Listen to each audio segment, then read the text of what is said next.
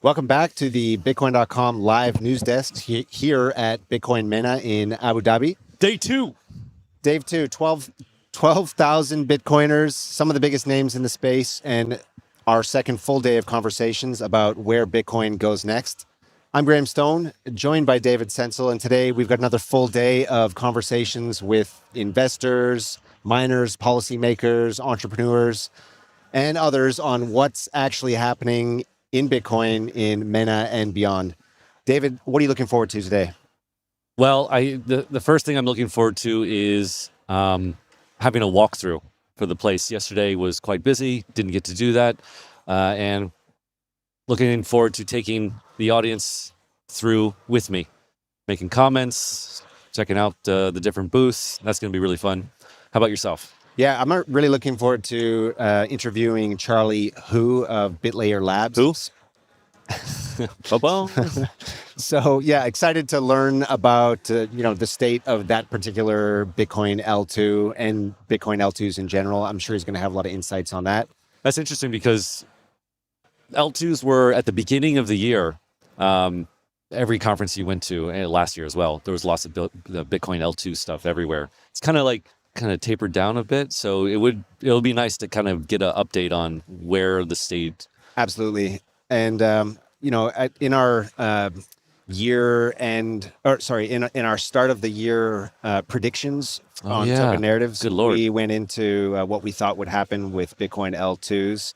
And we were wrong about everything. No, we were actually pretty right. We said we don't think they'll really get traction. Although, I mean, let's see what Charlie Hu has to say about it. I mean, I was doing some research on it, and it looks like BitLayer is getting decent traction, but still, it remains on the periphery. I would say, not that many people are talking about Bitcoin L2s. Not only that. I mean, maybe we can talk about this in token narratives, but just traction compared to what? Compared to volume on ETH or Solana? Yeah, exactly. Yeah. So, I mean, they have grown. 1%, they have grown, but compared to the other, like Bitcoin in general, it's still extremely niche as far as I know. But very excited to discuss with Charlie Hu to get into that really. So can I say one more? Yeah, go ahead. I am going to be interviewing a minister of crypto for Pakistan. That's going to be really, really exciting. Absolutely. I can't wait to talk to somebody in government. I mean, I briefly did that yesterday.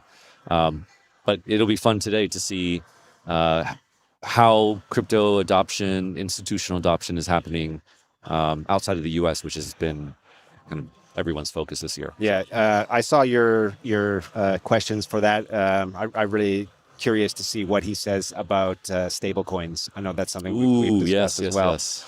A lot. So Absolutely. I'm also really looking forward to a panel that we're going to be doing on mining, Bitcoin mining with Mining Grid, some folks from Mining Grid. Yeah, excited to get into the weeds there.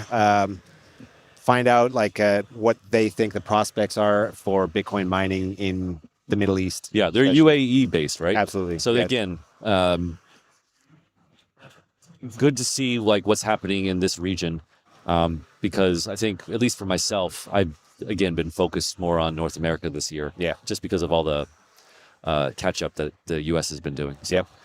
All right. So that's our preview. Don't forget that during the entire live stream today, we're going to be giving away Bitcoin. So how this works is you got to make sure you download the Bitcoin.com wallet. As you're watching the live stream, there's going to be QR codes popping up at random times, random locations on the screen. Get out your Bitcoin.com wallet. There's a little button, a little icon there for the QR code scanner. Whoever scans the QR code first is going to be able to claim that Bitcoin. First come, first serve. So make sure you're watching. Get on it. Yeah, it's cool tech, by the way. This is like self-custody Bitcoin. These are paper wallets. So the Bitcoin's not even ours. We don't. I mean, so it's there, and something about auto magic. It is. It's auto magic. The Bitcoin gets sent to your address. It's swept into your address, and boom, there you go. Oh, there's a QR code right now. Yeah, here it is. Bitcoin. All right. Okay. I think somebody got that one already. All right. So up next, we've got a special episode of Token Narratives. Corbin Fraser, CEO of Bitcoin.com, is going to be joining us. Oh, God. Oh, he's excited to get his insights and hot takes. So really looking forward to that. We'll be right back with an episode of Token Narratives. Can't wait. Much.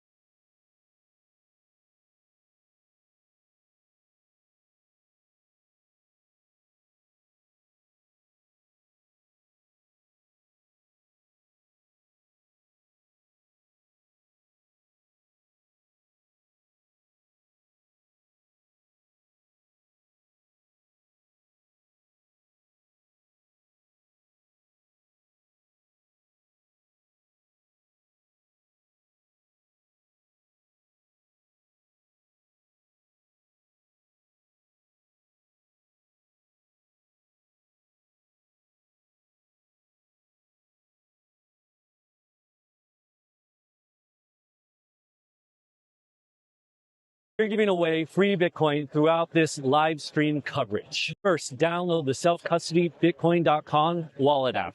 Throughout the coverage, we're going to show you golden tickets.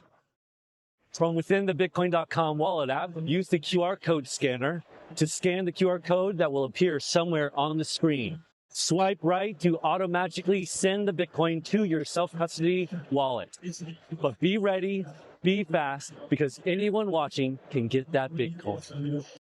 This is the Federal Reserve, a private banking institution that prints paper money and controls how much money is printed. Not backed by gold or silver, there's nothing stopping the Federal Reserve from printing as many dollars as they want. In fact, since the Federal Reserve began in 1913, they have printed so much money, a single dollar is worth less than 5% of what it was back then. In short, the dollar that you work so hard for today is worth less by the time you wake up tomorrow. This is inflation, and whether you realize it or not, you are getting poorer by the minute. If you want to escape, there is only one option.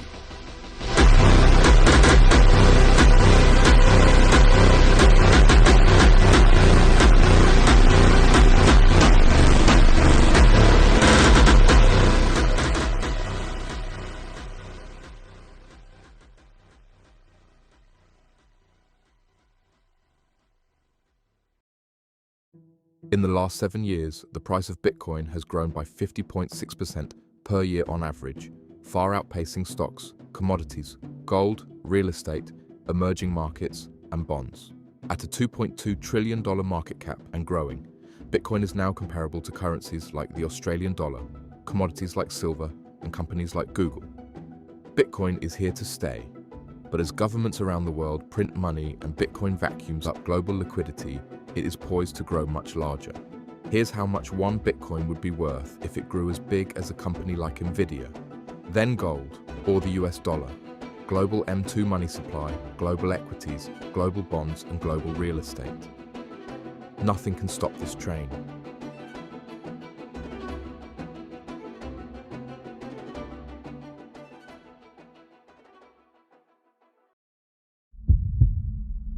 Did you make it, son? Yes, I'm here.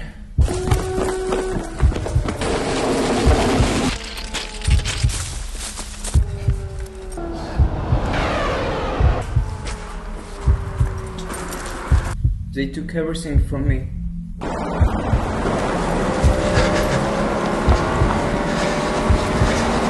My money, my passport, my phone.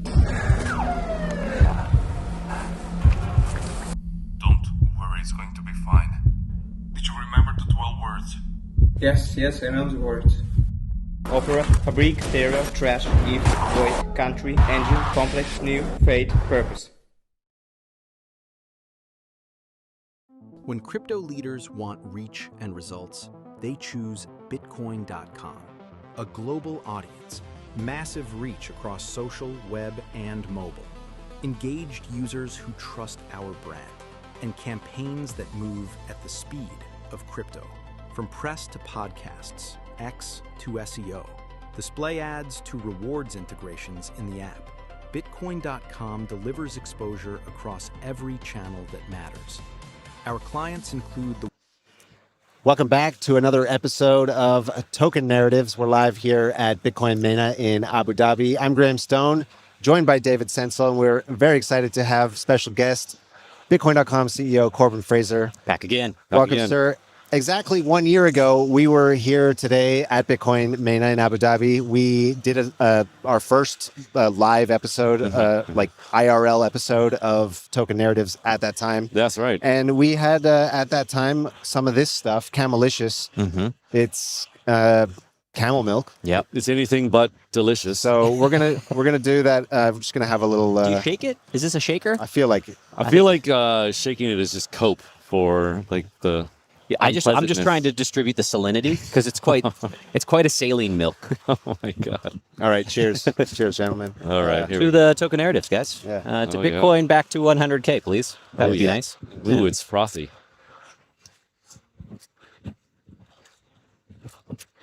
Yeah, Guys, I think it's better the second time. yeah. Oh yeah, this is way better. Maybe the one we had last time was a little bit like past expiration. I think maybe the last one we got was like low fat. Oh. This you can taste the fat in it. Yeah. Which actually helps. Dude, this is good. It's not bad. Camelicious. All right. If you want a sponsorship, reach out to us. We'll pump your camels. Put that right there for now. Corbin will pump your camels. Dude, I used to pump some milk. Did you really? Yeah. Oh wow. Farm boys. Yeah. Canadian farm boys. That's it. All right. Milking animals. All right. So, okay, we've done the camel milk bits. Now it's time to get Camel into milk bit. it's time to get into the weeds here.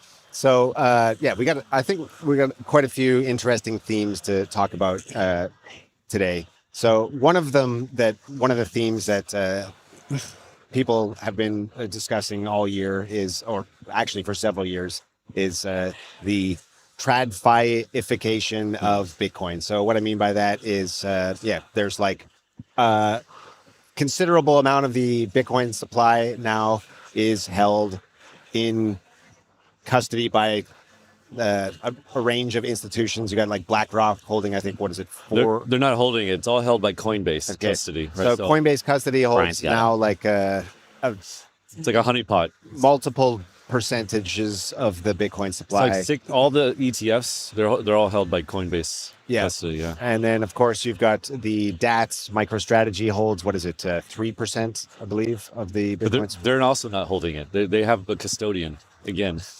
Okay, so, and, As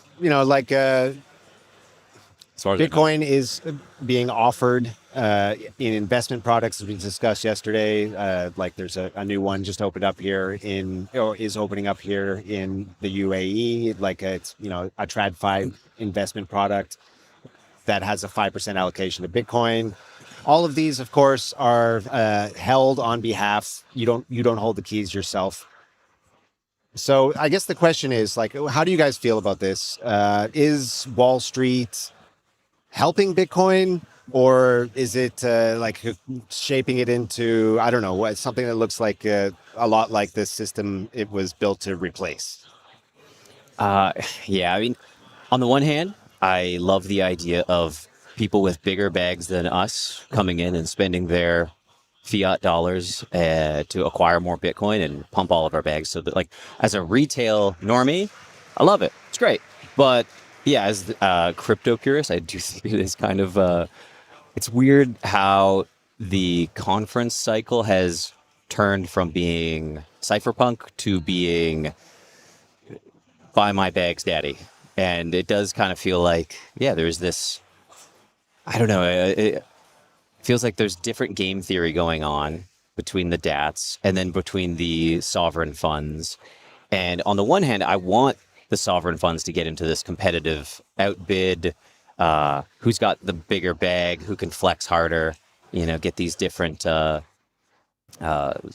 countries in the Middle East buying more, getting the U.S. hopefully to actually put some real money in and not just seizing people's Bitcoin and saying that's our treasury now.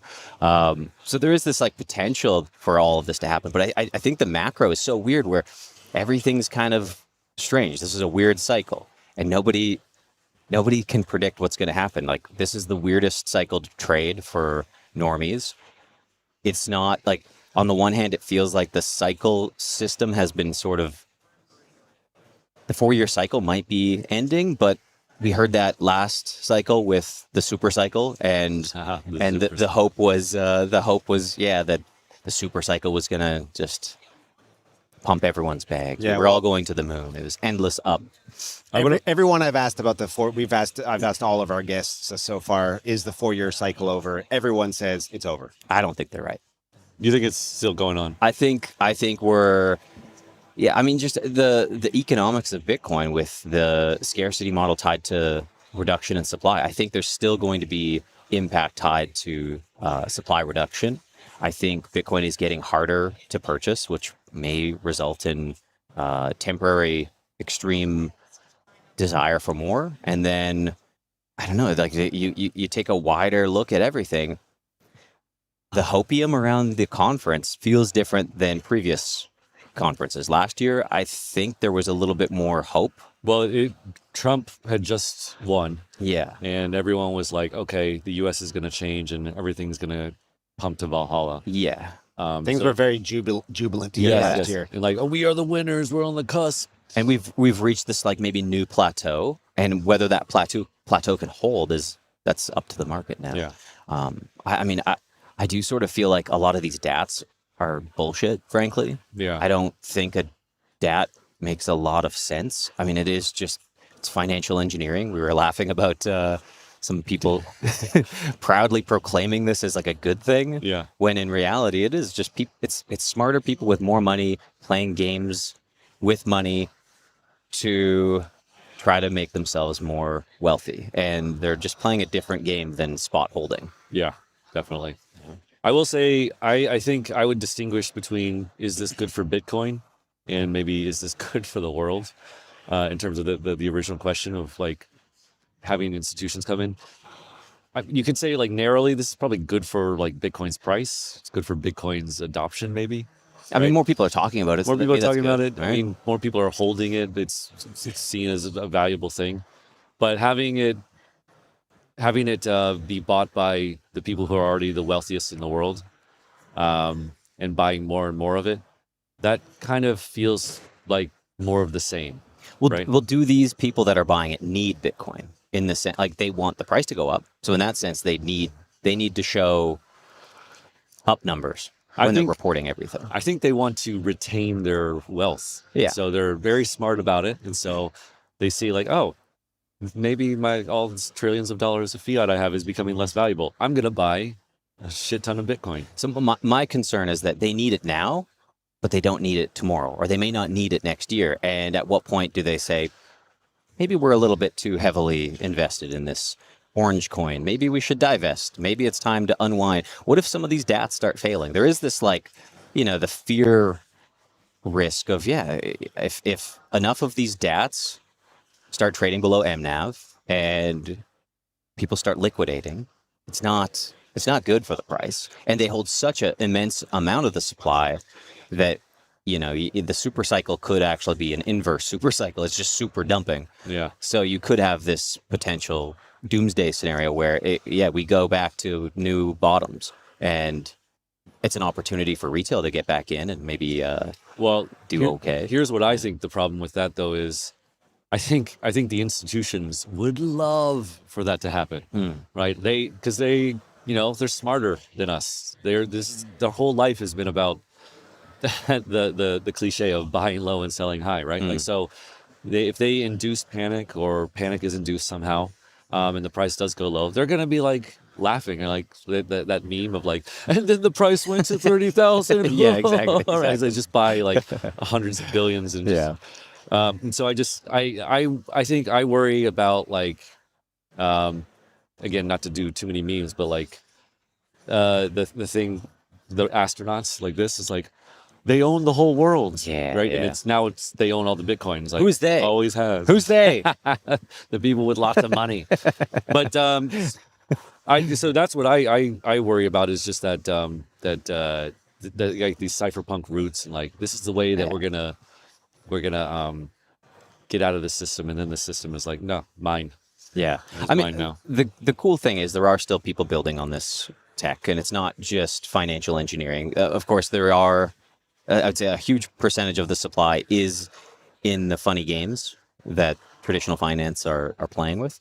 But there are still these core enthusiasts that are trying to build and make Bitcoin more useful and make crypto more useful. So I think it just depends on where you're focusing on the game. You know, if you're watching the guys doing slam dunks and going on CNBC, yeah, maybe they're having their fun, but you can watch the defensemen who are still kind of like, providing their support. Let me ask you a question, Corbett. Where, let's say 20 years from now, do you think institutions, like the custodians, are going to own a majority of the Bitcoin supply?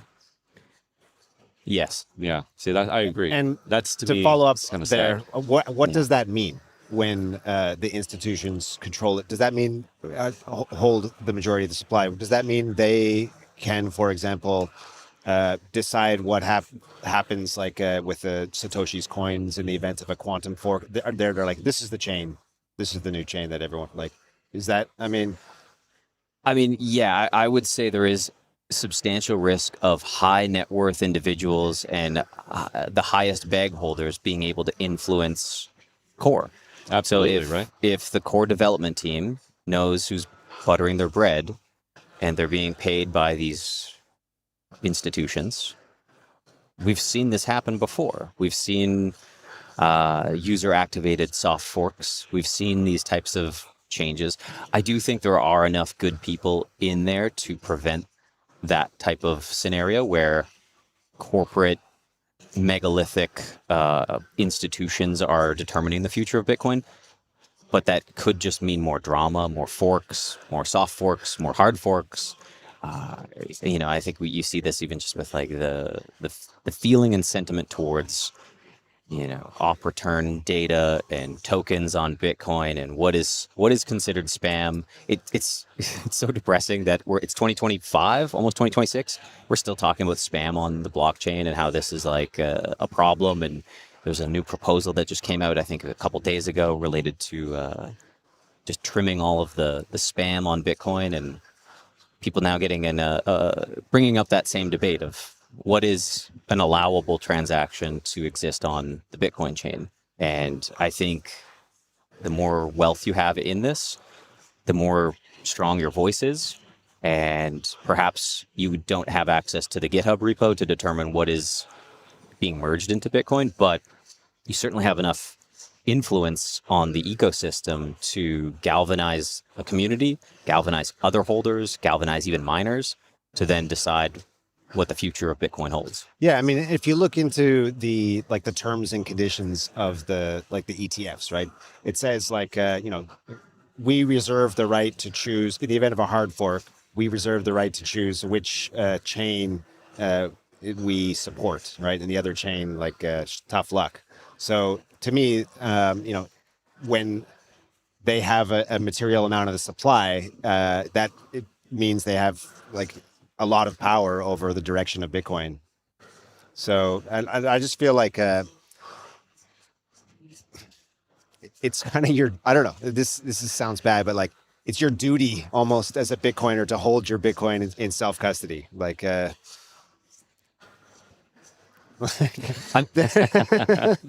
I don't know. I mean, I'm torn between this because you say that, but then like for my parents, I do not want them to do that. I just don't because they're so boomerish and they're I've somehow managed to get my dad on self-custody. Are It you- can be done. Yeah. I mean, you just Do you have lose to. sleep You at have night because he's like, oh, I No, lost you just my-" have to have a copy Okay, of his yeah, key. yeah. Because there's a chance he goes senile and he's like, I don't know what I did with it. So is it a multi-sig setup that you've done? There, No, or you I've just got a copy Okay, of his private key. And, That you know, works. he trusts me not to Right. liquidate him Yeah, I or, mean, or that's- dump his bags. I guess. That's kind of what you have to do in Yeah. that regard. I think, yeah.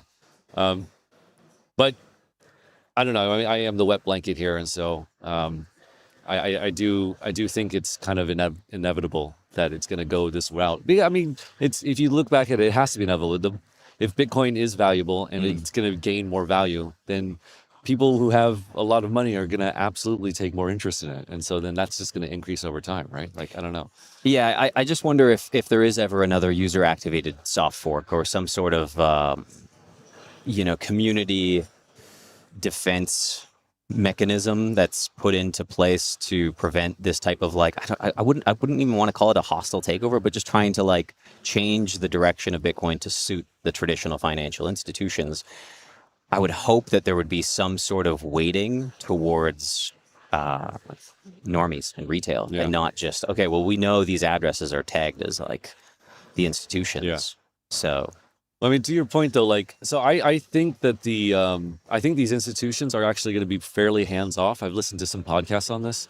Like they're TradFi people, right? They don't want wild volatility. They don't want like crazy forks and anything like that. So I think in terms of that, I think that's a very low risk because it's going to be their money too. Yeah. But on the other side though, like I know Vlad Kostia of the Bitcoin Takeover podcast. I love Vlad. He's great. And he's talked a lot about like his absolute disgust and frustration from within like the crypto native Bitcoiners and their inability to like you said, like they're still talking about these things that are like so old, and how haven't they moved on to way more important things to be talking about? Yeah.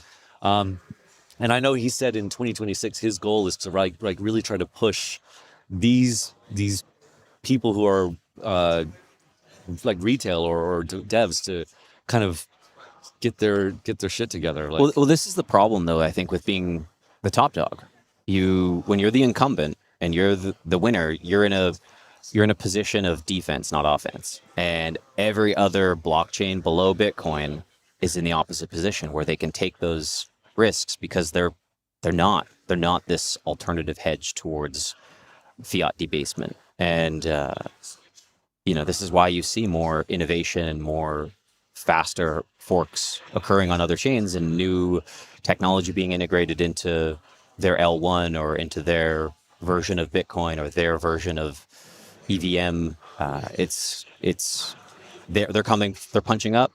And frankly, the Bitcoin community is sort of in this, they don't want to change it too much because they don't want to rock the boat because they're the number one. And if they make something too drastic or it creates too much risk or opens up a new security flaw, then what's that going to do to everyone's bags? And what's that going to do to the trust? And is that going to potentially shake the foundation of the status quo? And the status quo is Bitcoin is winning. And it right now appears that it'll continue to win. But perhaps if they go too aggressive on changes, that may not be the case because they could open up a vulnerability. But I mean, then on the opposing side of that, maybe they don't change quick enough and you have some sort of quantum risk, or you have excessive spam, or you have institutions playing some games that maybe the wider Bitcoin ethos doesn't necessarily agree with. But it does come down to this like consensus problem, and consensus on Bitcoin is frustratingly difficult. Yeah. I mean, two things to that. Like I think seeing Bitcoiners absolutely like dogpile Zcash to me is telling. Yeah. Right. It means that they know, they sense some weakness in Bitcoin. Yeah. Right. And they are just like, they just hate Zcash. And Zcash is like, what, dude, what's going on here? We're tiny. Totally. Why are you hating us so much? But also like to me, similar to how Ethereum. well, I hated was just Solana, saying, so the second thing is like, so you mentioned that, so Ethereum was kind of like, I would say, well, we've talked about it a lot, like absolute crap this entire, like last year and this year. But Solana pushed them hard. And I think now you're starting to finally see they're them getting their stuff together, Yep. right? And I personally believe next year you're going to see Ethereum rapidly iterate because they were actually feeling the heat from Solana, Yeah. right? And that's good because now you're starting to see Ethereum release faster, make bigger changes, and it's going to pay off, right? I suppose that's great from like a certain blockchains. I feel like are more progressive in their ability to experiment, and frankly, just there's a culture in Bitcoin to not experiment, to just maintain the digital gold narrative, which has won. Bitcoin is the digital gold, and everyone wants it that way. And anyone who's not wanting it that way is potentially seen as this hostile actor. Even though they may still believe in the digital gold narrative, but they also want some utility, their opinions are perhaps discredited as an attack because everything that's not the status quo could be an introduction to security vulnerabilities or community takeovers. And I think there's just this like legacy drama as well related to the 2017 hard fork and all the subsequent hard forks that were spawned following that has just made everyone excessively on guard. And there's just this risk profile that anyone introducing something new, the assumption is guilt before innocence. Do you think there's any path to Bitcoin ever becoming a peer-to-peer medium of exchange again? Can I just say one thing? Maybe the best thing that could happen to Bitcoin right now is to have like the flippening narrative come back. I mean, it doesn't have to be Ethereum, but anything to make them actually fearful, like Ethereum became around Solana. Like to really kind of put the fear of God in these Bitcoiners. So then they actually they're forced to do it because they're like, oh crap, this is not going to hold, or we feel threatened in some way. I mean, I don't think the traditional financial institutions that are making these big plays want that. Okay. And I think there's enough of the OGs that have decided that that's not the case. They don't want people using Bitcoin for coffee. They see the TradFi rails as perfectly fine. Dude, I mean, did you see, I think I mentioned this on Token Narratives, but for Pizza Day, Yeah. Sailor put out these tweets and he showed like, I don't know, 1,000 boxes of pizzas. And he said, paid for in fiat, hold your Bitcoin. And you're just like, oh, Yeah. good. I mean, what's you the walk message? you walk around this conference too, and message? nobody's using Bitcoin. They're selling shawarmas and I don't know, all sorts of weird meat out there, and nobody's camel humps and stuff like that. And there's nobody's using their Bitcoin out here. It's like, it's quite depressing. Yeah. So, I mean, there is something nice about when you go to these other crypto conferences where you see people actively trying to use this, even if it is for silly stuff like NFTs and, deposits into yield vaults and stuff like that. These are all cool, useful things that you can do, but nobody's really actively doing anything with their Bitcoin out here. They're just talking about it. Not to be sacrilegious, but you can go to another conference and you're like, oh, whatever, how much is that? Okay, USDC, bling, bling, bong. Yeah. And then boom, you're done, right? Yeah. It's trivial. Yeah. So I mean, I would hope that the community around Bitcoin would bring back some peer-to-peer cash narrative.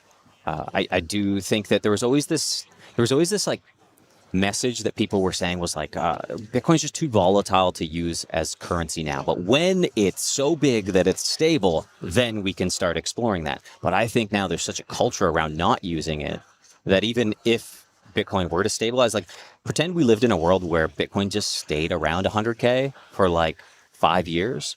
Is that stable enough for everyone to say like, okay, well, maybe we should actually use this as currency now? But I don't think that there's the appetite. I don't think there's the adoption for that. I don't think the developers feel motivated to contribute because the things that they're building that they want to ship on Bitcoin, they're just getting that pushback from like Opcat and What Knots. do they want to ship? I don't even know. Shipping is bad. Shipping is bad. You want to hear Just one hold hot steady. take? Yeah. So I was talking to Pavel from Zano, and we started talking about Monera's problem with the proof of work thing and how they got attacked earlier this year. And proof of stake came up, and he had this amazing hot take. I don't think you've heard this yet, which was he was like, I promise you, I guarantee you, at some point in the future, Bitcoin is going to have to move to proof of stake.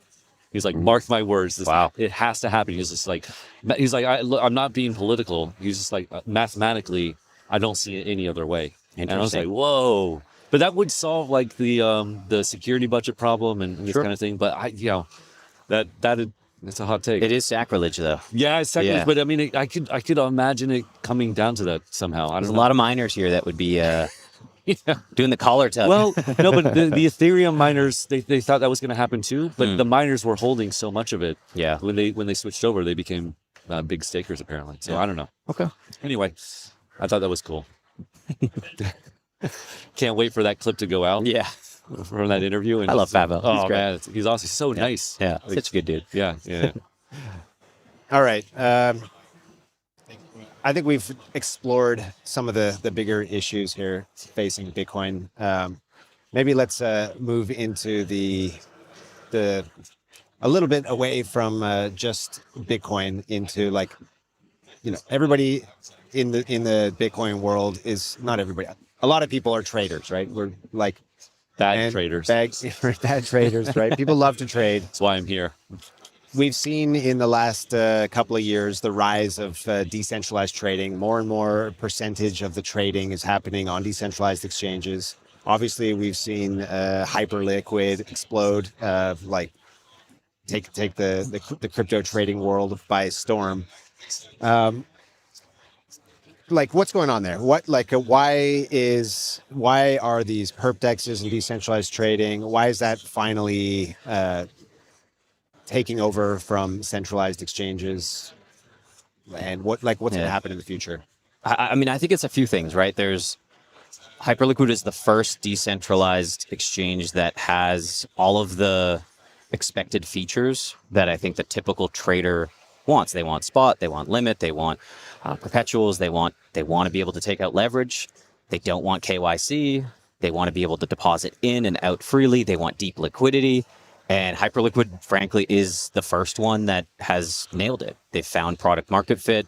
The tech is great. They've opened up builder codes to allow anyone to build on that, which is something that, I mean, I can be the first to maybe share that, but Bitcoin.com is building on Hyperliquid. We are looking at how we can launch our own Hyperliquid exchange using Bitcoin.com, introducing all of our users to the exciting opportunities that a decentralized exchange that matches the usability of a CEX without all of the excessive rules and regulations that are required to operate a brokerage in every region in the world. You can do that now on chain. You just can't do that on the Bitcoin chain. You can do that with Hyperliquid.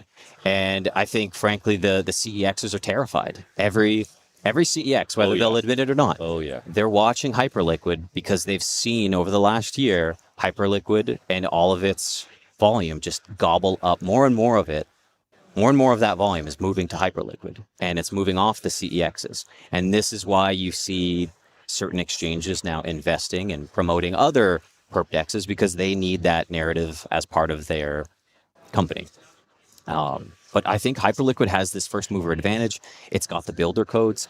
It has built both the token economics around Hype, as well as just the system around it that lets anyone build a full-featured exchange without having to go to every region, to every lawyer's office, to get all of the licenses, because frankly, it's all on-chain. You're just interacting with an on-chain protocol that lets you trade at the second level. And then I think the cool thing is they're bringing on the real-world assets, which is something that the CEXs have just been struggling to get quick enough.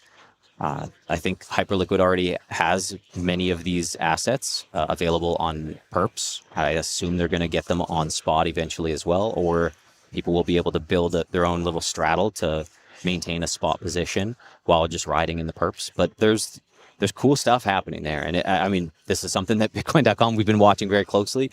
We love the idea of having a more full-featured exchange with fewer headaches, that you can operate at a lower cost, that you can give that same user experience that people get on Coinbase Pro, Kraken Pro, Binance, you name it. And being able to offer these like extremely low maker-taker fees where, as a trader, you can actually make money. You can make money trading. It's much more difficult to do that with higher fees. It's much more difficult to do that using just swaps. being able to set those limit orders, being able to set stink bids. If you're saying, okay, Bitcoin's at 91K today or something like that, all right, maybe I want to buy some when it hits 79. I'll just keep that stink bid on the order books. It's going to hit 40 Yeah. when BlackRock. Yeah. So yeah, we're about to announce that. I mean, I guess we're announcing it now. You can go check it out, right? We'll have that live before probably the end of the year. We'll have it in alpha, and then before January, maybe February, we'll have the first version out for everyone to start trading on. So it's going to be very exciting. Yeah. Yeah, I would add just or emphasize. I obviously the incentives of Hyperliquid, I think, was the missing ingredient, right? Like they really made sure that the devs, the market makers, and the users were all aligned through the hype token, right? So you didn't have any of this kind of weirdness that was happening. Uniswap finally has done that. Uni, like how many 5 years later, 6 years later. But so people are starting to do this. But Hyperliquid was the first to do that, and also the performance, right? To have enough decentralization, and it's fairly decentralized, but also have just like the performance that users demand. Is so exciting. And then also, like with Hyperliquid, the spot products, like you can get spot Bitcoin, right, spot Sol, and I've played with all this stuff. It's really cool. It's amazing. It's the first time I sent it back and forth from like Bitcoin to Hyperliquid and then Solana to, I was like, what? This is it's like magic. I mean, this is where the opportunity, I think, lies in the future, is just getting people into these decentralized exchanges where they don't even know they're on a decentralized. And this is like inside baseball, but the DeFi mullet, and this was talked about a couple years back, of like, can you have a operational company that looks like a CEX, that looks like your typical brokerage, but underneath the hood in the back is that DeFi mullet, and it's all just on chain. Exactly. You can't do that on many chains, but you can do that with Hyperliquid. So it's an opportunity, and it's totally like retail shouldn't have to care about this, but like people like us care about it. And then we are the ones who make it popular. And then, but then they get, retail gets all the benefits. Right? I could buy Bitcoin on Hyperliquid and then send it onto the Bitcoin chain. Wow, like that. To be on the lookout for Orange Rock. That's coming out very, very soon. You'll probably see that a little bit more on Bitcoin.com, but make sure to follow, and we'll be promoting that across our channels as soon as it starts releasing. If you want early access, come join our community. We've got a big community on Telegram. Come hop in there. We might be able to get you guys some early invite codes to start trading and have a little fun. But we're really excited to get that one out. Yeah, I think you can actually sign up for early access at markets.bitcoin.com. Yeah, there's a sign up form there. I'm excited for it. All right, let's get a bit deeper into beyond just crypto, beyond just Bitcoin, into crypto. And I think there's a post that went viral this week titled "I wasted 8 years of my life in crypto," and it's this guy lamenting, basically whining, some might say. Okay, well that's your take. That's interesting. Oh. But different verbs. Basically, the guy was in his post, right? He's in an article, actually, an X article. He says, he was inspired by the likes of Ayn Rand. He's like a really... Ayn Rand was really big on complaining and whinging. And came into the space highly idealistically, right? And, we're changing the world for the better. And then instead, what he came to realize is that he was just building a casino, right? And he says, quote, "Being in crypto for 8 years have completely fucked with my ability to identify what is a sustainable business. In crypto, you don't need a successful business or product to make money. Crypto as an industry has a long tail of high market cap coins, which have zero users. So this post, it got a lot of attention. You had several VCs come out and basically say what you're saying. This guy's a whiner. For example, Hunter Horsley wrote, "This feels like someone who started working on the internet in 1993, writing a farewell in 2003, condemning the web as never amounting to more than a bookstore, illicit content, and pirating." Pets.com. And then Hasib, friend of the pod. There have always been casinos in crypto. The first viral application on Bitcoin was Satoshi Dice, 2012. The first viral smart contract on Ethereum was King of the Ether Throne, 2015, which is basically a hot potato Ponzi scheme. He writes, once you have programmable money, the first thing people will do is gamble and play stupid games. It's human nature. And then he goes on to say, look, it just takes time for more meaningful use cases to come about. So stop whining, basically. That's what those guys said, right? Now, I agree, but I can even add more. But yes, fine. Look, there's also, so let me, before you guys give your takes, I just want to give one other take from one person who sort of agreed with this guy. And for what it's worth, this guy's a Milady profile. Fellow picture. Milady, Are you right? serious? I bet the Milady people are like, kill this. So yeah, I mean, this other guy, lowercase boot is his name. He says basically he's pointing out that the reason the post hits so hard is that actually people in crypto recognize the truth in it, right? That's why like these VCs are coming out and being like, no, they recognize that it's a existential thing. We better address this. And then he goes on and he says, like, if you zoom out, crypto mirrors the broader global and economic unwind. So he's talking about like this is kind of a result of just like financial nihilism. Like, of course, people are gonna like create these casinos because that's what you do in the global economy now. And so he says it behaves like systems in their final convulsions throughout history. Once the old order starts to come apart, behavior shifts in predictable ways. On and on. I just want to, just before I close, right? He closes off his post with what I think is a banger. The barbarians are literally at the gate, and the last Roman orgy is not decadence. It is people throwing their remaining coins at the golden bust of Caesar in the hope of buying passage on the final boat out of the city. Just one more TGE for the road. Can I just I can't stand this. You know what this sounds like? You see this all over the internet. This is like a half-baked regurgitation of a bunch of like concepts where I feel like the person doesn't really understand any of the slices of what they're kind of bringing together, right? Like you're like, you have the fourth turning, you have the casinification, nihilism, you're bringing in the Roman Empire, and it's just all in this like jumbled, whiny, the emo posts. I mean, I would just call this black pill, right? This is just pure black pill. Some people take the red pill and then they you can continue living on your day, but you go full black pill. You can go into this nihilistic depression of what is money, what is the macro today, what is Bitcoin, what is crypto. It's not the thing that maybe we originally thought it was going to be, but it's also like this guy probably came to understand the space in such a deep way that the information has kind of rotted his brain. And I don't want to say that as an insult to this guy. It's more like the more you know about something, the more you can analyze and pick apart problems in it. But the reality is, like, commodities have been traded like a casino since the 1930s. People were trading wheat prices, milk price. I'm sure camel milk was people were betting on camel milk back in the day. It's just that things were happening at such a slower pace. The user experience wasn't introduced to retail, and it's such a high frequency point of view that it was still occurring.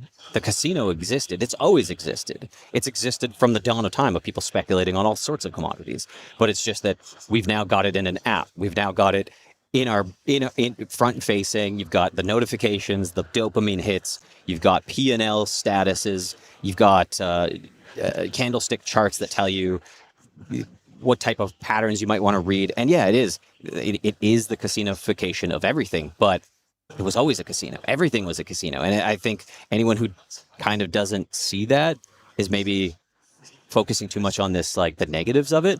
But the reality is, like, if you surround yourself with a community of people that still have the beliefs, you don't have to decay into the nihilistic point of view of this is all a casino. What am I doing? I'm wasting my time. There's opportunities to still build and improve people's lives using Bitcoin and crypto. But yeah, you can go down the doomsday scenarios of, we're all going to be addicted to our phones. We're all going to be addicted to trading.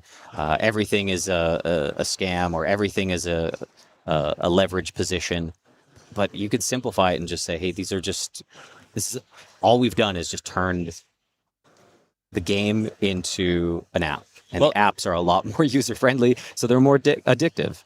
See, I agree with a lot of what you said, but I don't think this guy has mastered or understands deeply any of what he's talking about. That's my point. Is it's like a skin deep, mid curving take on like real difficult, hard things.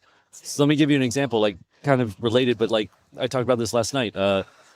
In the U.S. you have power markets, right?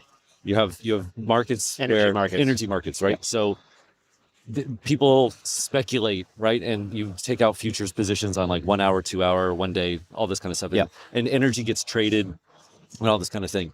Now you can look at it from a very, I would say, not deep perspective. It's like, this is wrong. Why are people profiting yeah, from energy? you're trading on energy. Like, Yeah. even energy now is a casino. But then you look at it and it's so good. It makes the market way more efficient than if you have a single Russian Soviet style top down. I control the power.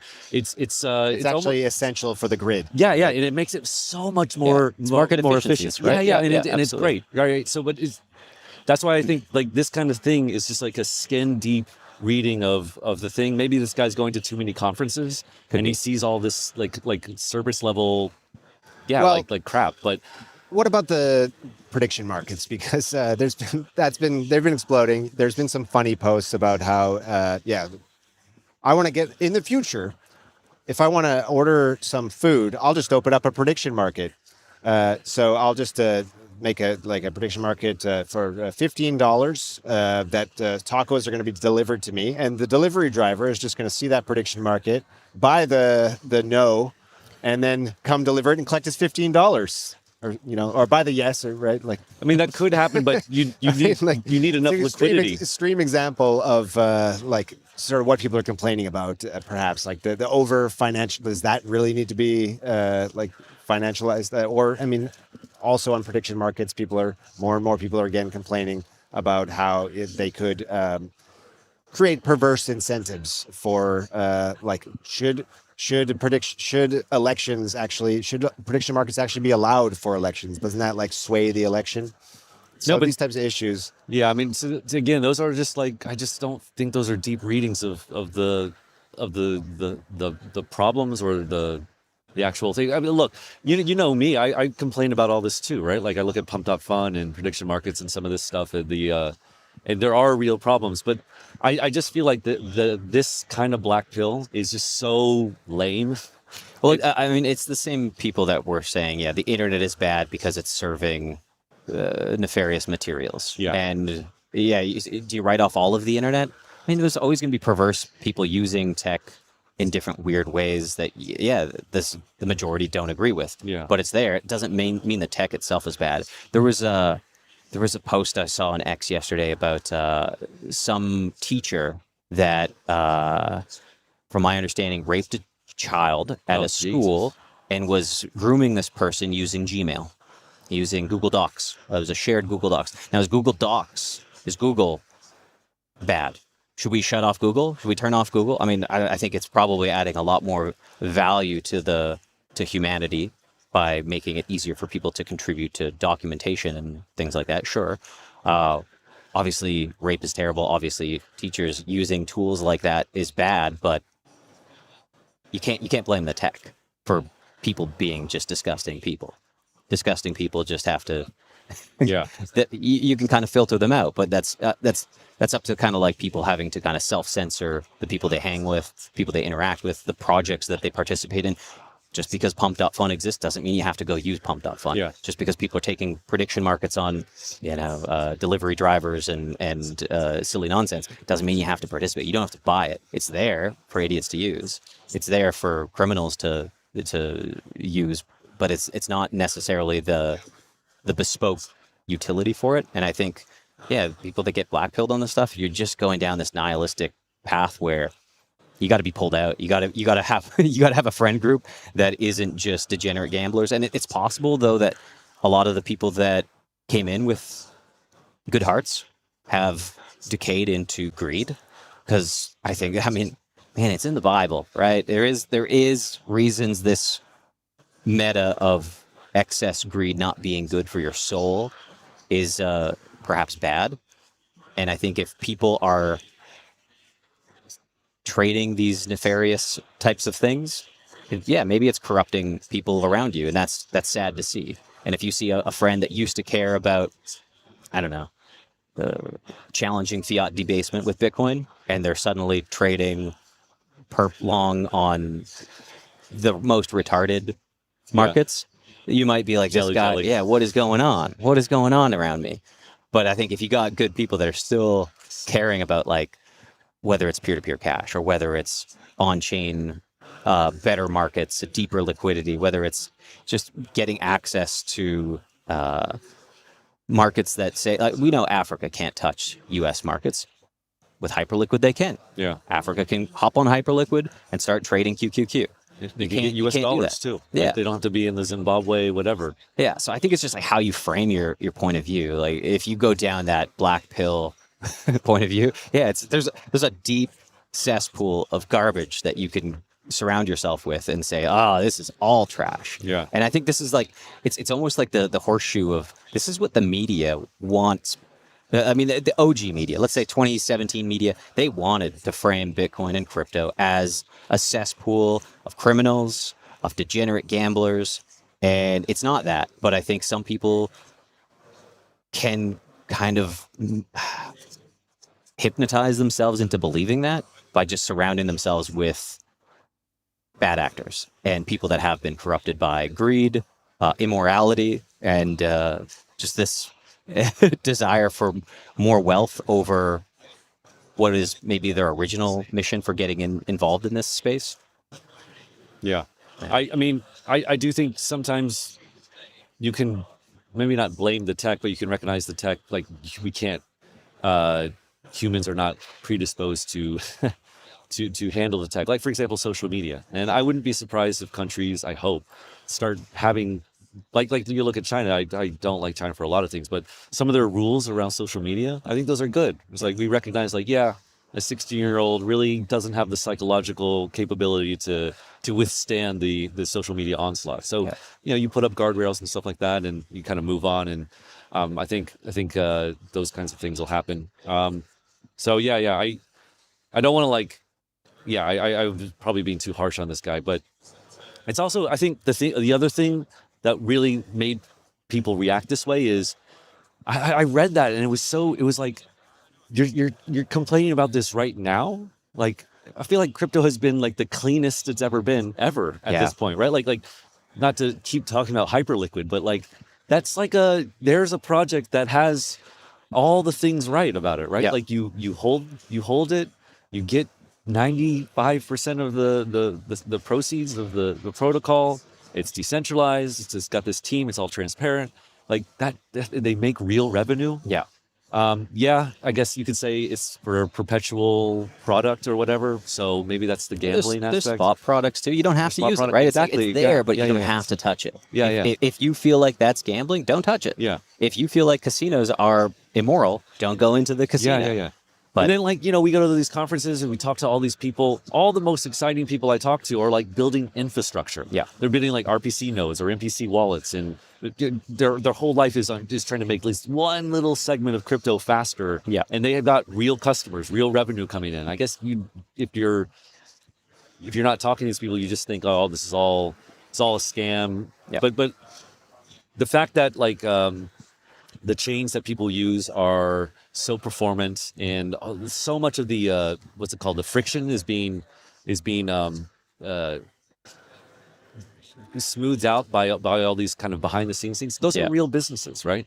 And so that it was just, I think it's just a weird thing that seems like a true bear market, bottom of the bear market post. Rage quit. Rage quit when it makes sense, but I feel like now it's like, really, you think crypto is bad now?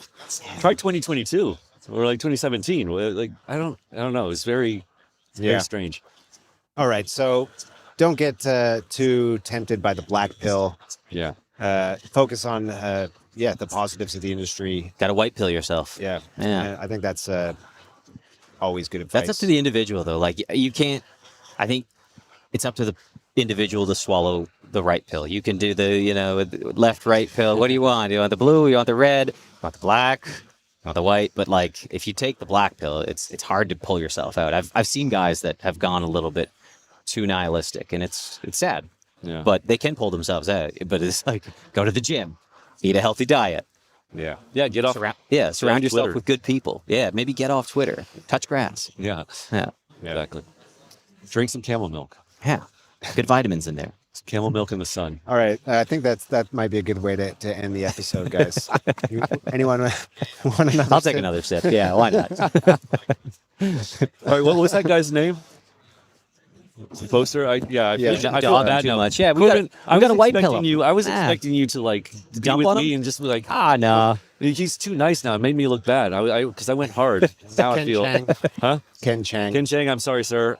Yeah, I mean, I hope you stay around, man. White pill, white camel milk. Yeah, don't feel too sorry for him. He does admit in the post that he made it. So Oh, did he? Yeah, so he's like a wealthy dude now. He's just checking I out. mean, there is that, man. There is that. There's like the rich guys that don't know how to be rich. They've never been rich before, and they're like, "What do I do with my money now? This is all kind of a silly game now." Yeah. I don't like the easy drop. for you to say, Well, rich guy. I'm not that rich, man. No, I'm not you.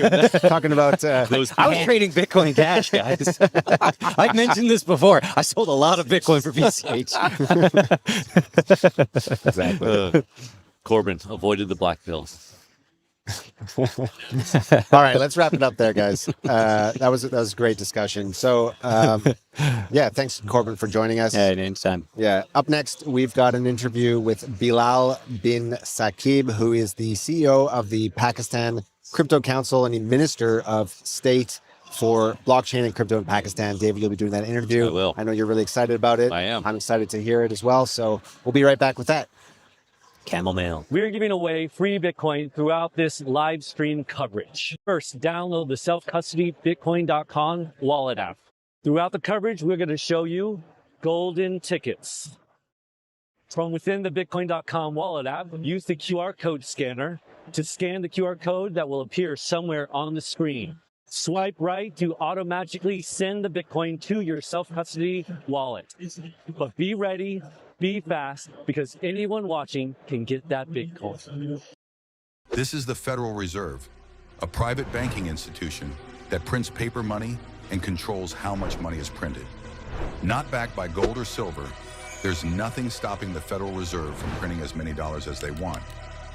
In fact, since the Federal Reserve began in 1913, they have printed so much money, a single dollar is worth less than 5% of what it was back then.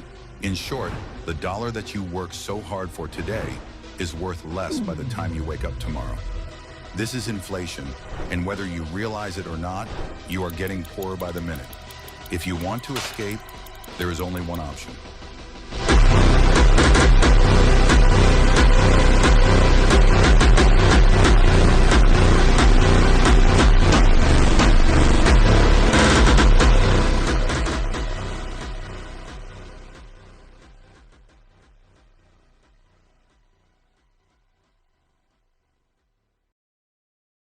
In the last 7 years, the price of Bitcoin has grown by 50.6% per year on average, far outpacing stocks, commodities, gold, real estate, emerging markets, and bonds.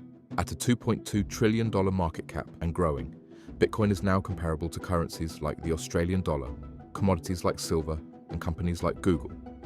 Bitcoin is here to stay, but as governments around the world print money and Bitcoin vacuums up global liquidity, it is poised to grow much larger. Here's how much one Bitcoin would be worth if it grew as big as a company like Nvidia. Then gold, or the US dollar, global M2 money supply, global equities, global bonds, and global real estate. Nothing can stop this train.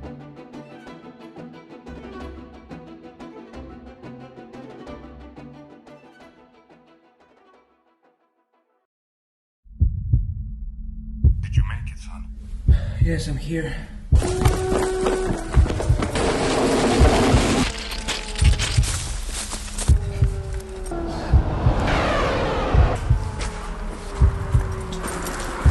They took everything from me.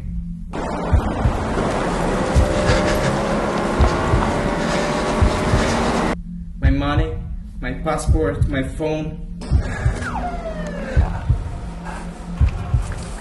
Don't worry, it's going to be fine. Did you remember the 12 words? Yes, I know the words. Opera, fabric, stereo, trash, if, void, country, engine, complex, new, fate, purpose. When crypto leaders want reach and results, they choose Bitcoin.com. A global audience, massive reach across social, web, and mobile, engaged users who trust our brand, and campaigns that move at the speed of crypto. From press to podcasts, X to SEO, display ads to rewards integrations in the app, Bitcoin.com delivers exposure across every channel that matters. Our clients include the world's leading exchanges, wallets, and gaming platforms. When they need impact, they trust Bitcoin.com.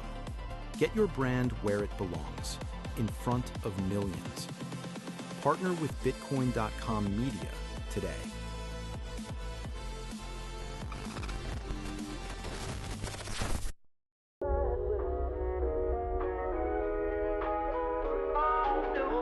So I got into crypto around 2017 during that cycle, that ICO boom. 2017, I was first introduced to Bitcoin. Actually, my first love of crypto was Monero. I got into crypto in 2017, mainly out of desperation. I started hearing about it and basically, I'm like, okay, this is my ticket. I got into crypto around 2017. Yeah, this seems quite classic at this point, but yeah, the big bull run basically. Got into mostly ETH at that point. Discovered Bitcoin in probably mid-2016. Read all I could about it. Got really super interested in it. Put in a little bit of my money, and then just started building things for it. I probably got into crypto around 2018-ish, and I knew about it for many years prior to that, but never really got into it. I started my journey in crypto in 2010. Back when I first installed the Qt miner exe.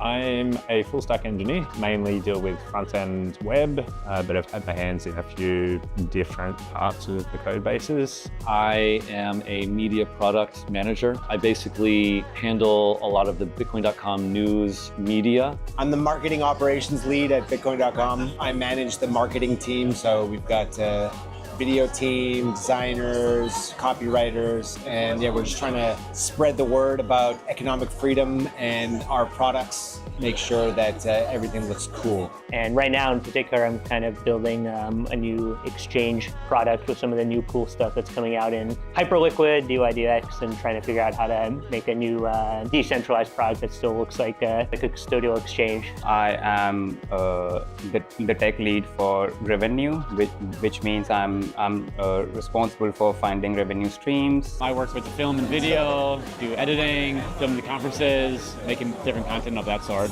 Yeah. So I'm basically leading up the engineering org, mostly managing all the engineering side of things at this point. Making sure we stay on track is basically what I'm doing, yeah.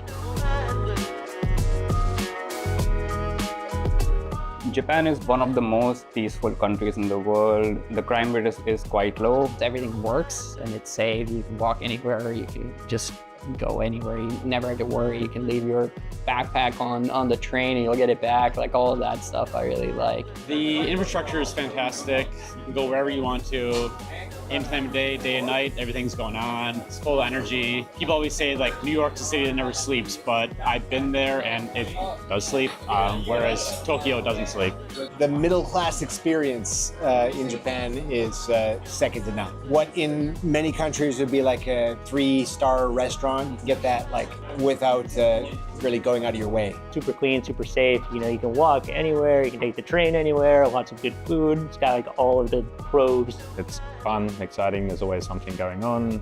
People are really kind and friendly. Food's amazing, and they've got amazing toilets. I can't think of any negatives about living in Japan. Maybe I think the language barrier is a bit tricky sometimes, and also the bureaucracy. It's kind of disconnected from the rest of the world, it's easy to sort of lose touch with reality, I guess, with what's happening in the rest of the world. They tend to misinterpret rules versus laws. That creates a lot of issues, especially for the crypto industry. You know, everything's Japanese, you gotta speak the language, and if you don't, you're kind of always gonna be an outsider, I guess. So it's hard to, I guess, like break into that culture. I think number one piece of advice I have about visiting Japan is read up on the local customs, for lack of a better word, or mannerisms. Be polite, don't be an asshole tourist. I personally think you shouldn't spend a lot of money on food. The ambient level of service and quality is so high that you can go to relatively inexpensive places and it'll blow you away. You're gonna have to take the subway, you're gonna have to take the JR, you're gonna have to take the Shinkansen. Now, yeah, you can stop every station, get your little ticket and do whatever, but just get a transit card. It can be an app on your phone, it can be like the physical card like I have. That way, you just put money on it, and then you can get in and out of the train. If you're buying individual tickets, it's not gonna make any sense to you at all. I guess if you're traveling to Japan, is to mostly just go out a little bit from Tokyo and enjoy. Because I really like you get 1 hour, 2 hours out of Tokyo, like Hakone or Izu or somewhere like that. Everything changes. It goes from being this big city to becoming, you know, nature. And if you go far enough, you'll be the only tourist, right? If you go off the beaten path, you get a car, then you can go to the real place. You can go anywhere and find something interesting to do. So I think like a lot of people just come and do the circuit of like Kyoto, Shibuya Scramble, maybe try and stay in an area that's a little bit off the beaten path and explore that area. There's lots of stuff. I would avoid temples in Kyoto. Just go to like any medium-sized city outside of Kyoto, Osaka, and Tokyo, and you're gonna have a much better experience. I think for sure you should spend some time to like scope out an area you like before like, I don't know, committing to like an apartment or something like that. Be ready for the bureaucracy, and everything is gonna be in Japanese. So either you gotta, you know, get your Google translation game going, or you gotta find someone to help. Yeah. Try to learn the language, try to learn the culture, but still be yourself. You're a different animal. Try to stay yourself. Just do a lot of research. If you have friends living in Japan, talk to them, get as much information as you can before just jumping into it. The things that make Japan great, like it's so clean, it's so safe, those are only possible because of the restrictions. Be prepared to be spending a lot of time sorting your trash, dealing with local regulations. It's not the same as your home country, so just roll with it. Makes it more fun. Don't expect it to be like your home. Don't judge the things that are different, just accept that that's how it is and go with it. So the best thing about crypto, I think, is everything changes and that you never really know where you're going. When I started, if someone told me about NFTs or meme coins, I would have been like, what are you talking about? What are you talking about? I think there's just always something new to learn, something new is happening in crypto. The trends come off often and go away just as often. So you gotta ride the waves. I get to see what's happening in this sort of new age of fintech and be ready to pounce on like these potential investment opportunities. It can be a little bit stressful at times, especially once you get into the groove of working on a project and needing to change it like straight away. But I think learning new things is great, and because it's like building up my skill base as well as like creating new things for the company and the crypto community in general. It's kind of a Wild West. You can kind of just play around with it, get it right, experiment. And because it moves fast, if it messes up, that's fine. Because everyone in crypto is used to things crashing and burning. Build it again, try different things, see what sticks.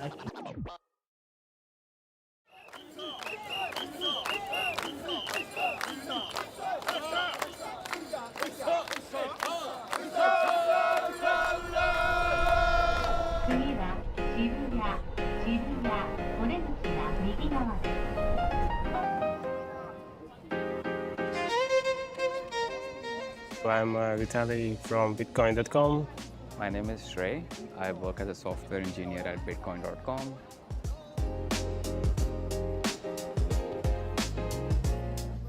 Here we are at ETH Tokyo 2025, and we're building compression tools for AI and integrating them with AI Bitcoin.com tools.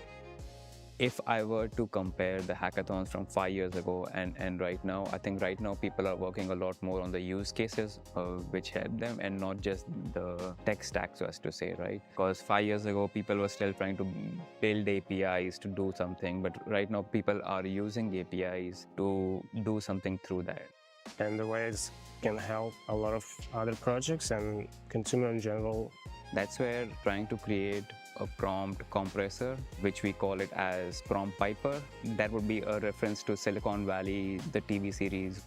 Prompt Piper helps to minimize your bills that you're paying for usage of AI. It's supposed to reduce the amount of tokens you're sending to these black boxes, and it can also be integrated in other projects to compress your prompts. And this also expands the context window because now you can fit more into your original prompt.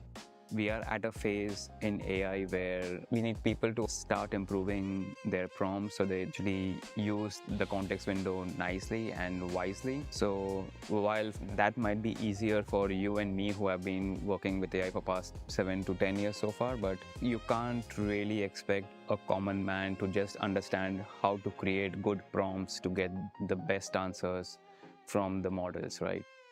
Yeah, I'm really excited to see if this can be used and integrate in your daily life how we interact with AI.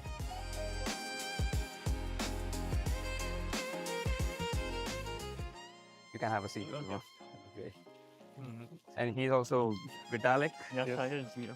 Oh, you're also Vitalik. Yes. Okay. We have built like an AI prompt compressor, which uses two things: a rule-based engine on IPFS, and it also has a model-based engine on the IPFS. Okay. So that would actually help you reduce the number of tokens.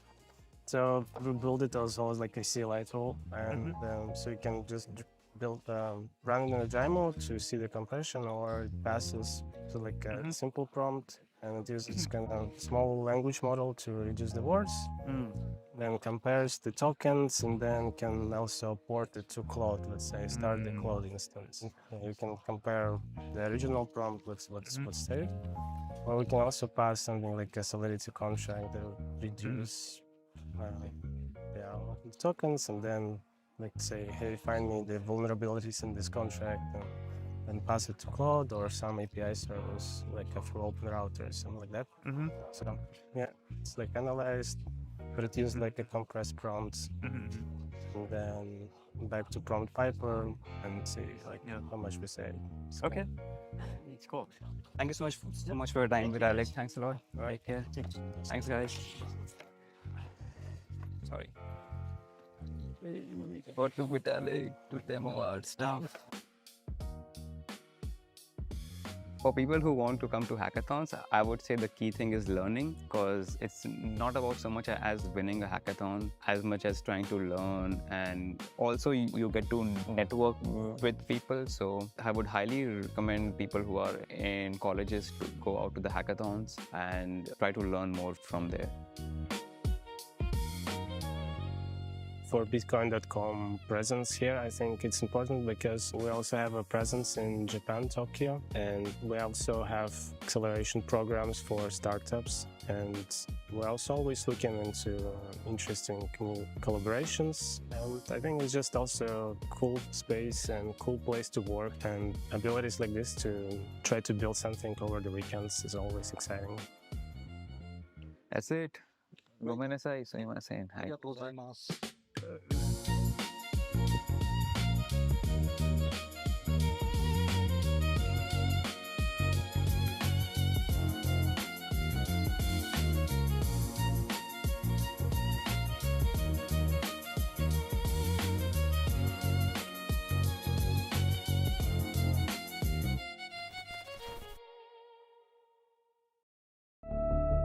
Stable, but exposed.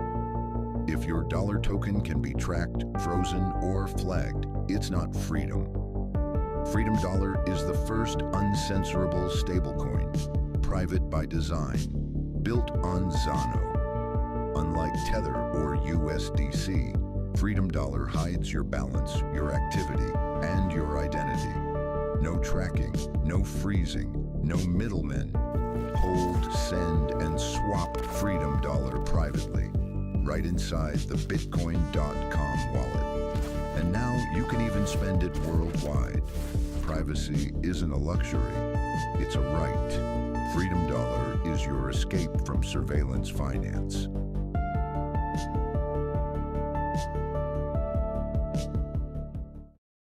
We are giving away Bitcoin. How do you get it? Well, as you're watching this live stream, just wait for the QR codes to show up on the screen. They look a little bit like this. Get out your Bitcoin.com wallet, scan the QR code, and swipe it to claim that Bitcoin. The safest and easiest to use Bitcoin wallet. Send and receive Bitcoin and crypto to anyone, anywhere in the world without permission. Now the best Bitcoin wallet for all your favorite assets. Buy as little as $50 of Bitcoin or anything else. Earn Bitcoin by staking. Access Web3 and DeFi. And now introducing in-app rewards, letting you earn free crypto just for using the app. Join the millions who are already in. Install now for free.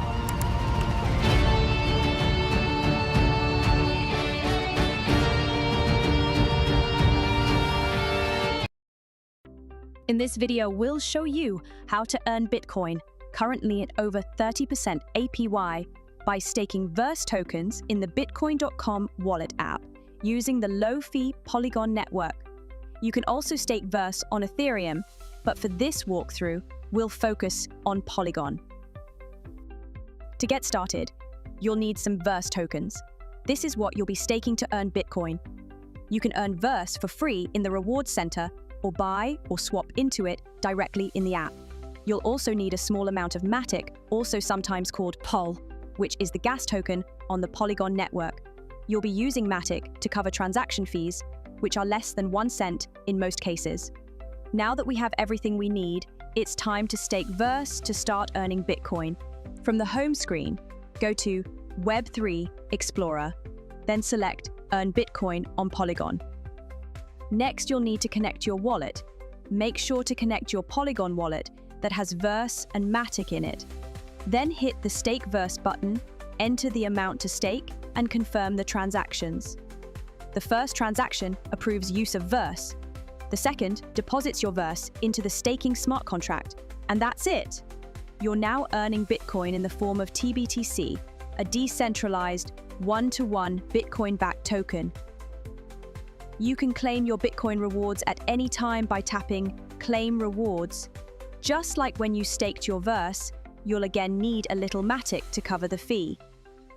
Your rewards come in TBTC, a decentralized version of Bitcoin that's usable in Web3 apps and faster to transact than mainnet Bitcoin.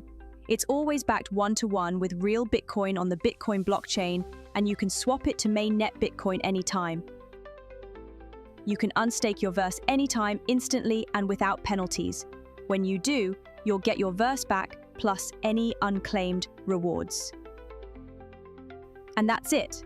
Stake your Verse tokens in the Bitcoin.com wallet app to start earning Bitcoin today, fast, simple, and self-custodial. Try it now. Until now, fiat balances only lived on centralized exchanges and fintech apps. Not anymore. Bitcoin.com Balance brings fiat balances to the decentralized world. That means you can buy and sell with ease, but you always keep complete control of your crypto. Once you've funded your Bitcoin.com balance, you can buy Bitcoin and 50 plus cryptos in seconds. No more failed transactions, lower fees, and you can sell back into your Bitcoin.com balance anytime. Need Bitcoin fast? Just tap, confirm, and boom, crypto in your wallet. No waiting, no friction. Bitcoin.com balance. The power and security of decentralization, the ease of a centralized exchange.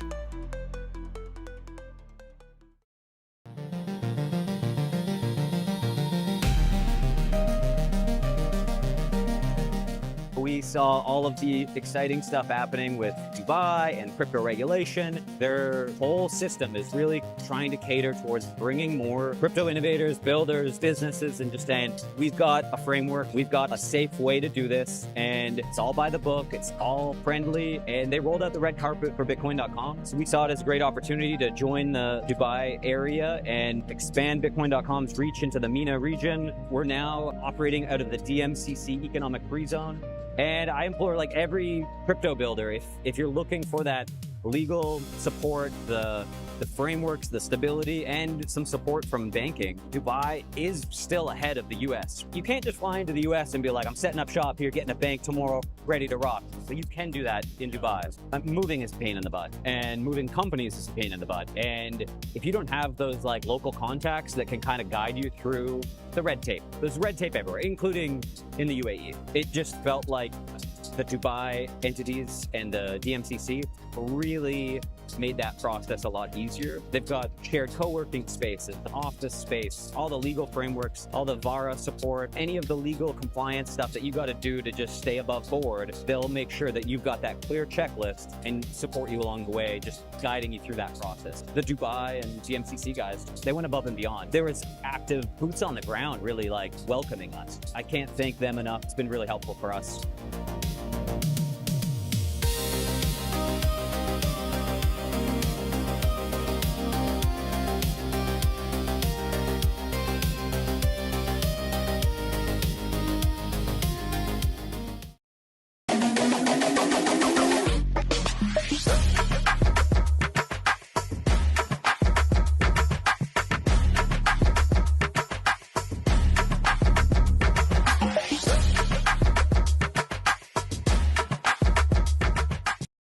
What if you got pages for exploring crypto?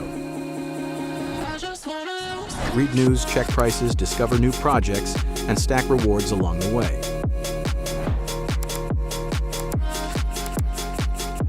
Over $1 million in rewards paid out so far, and we're just getting started. Download the Bitcoin.com wallet today. The wallet that pays you.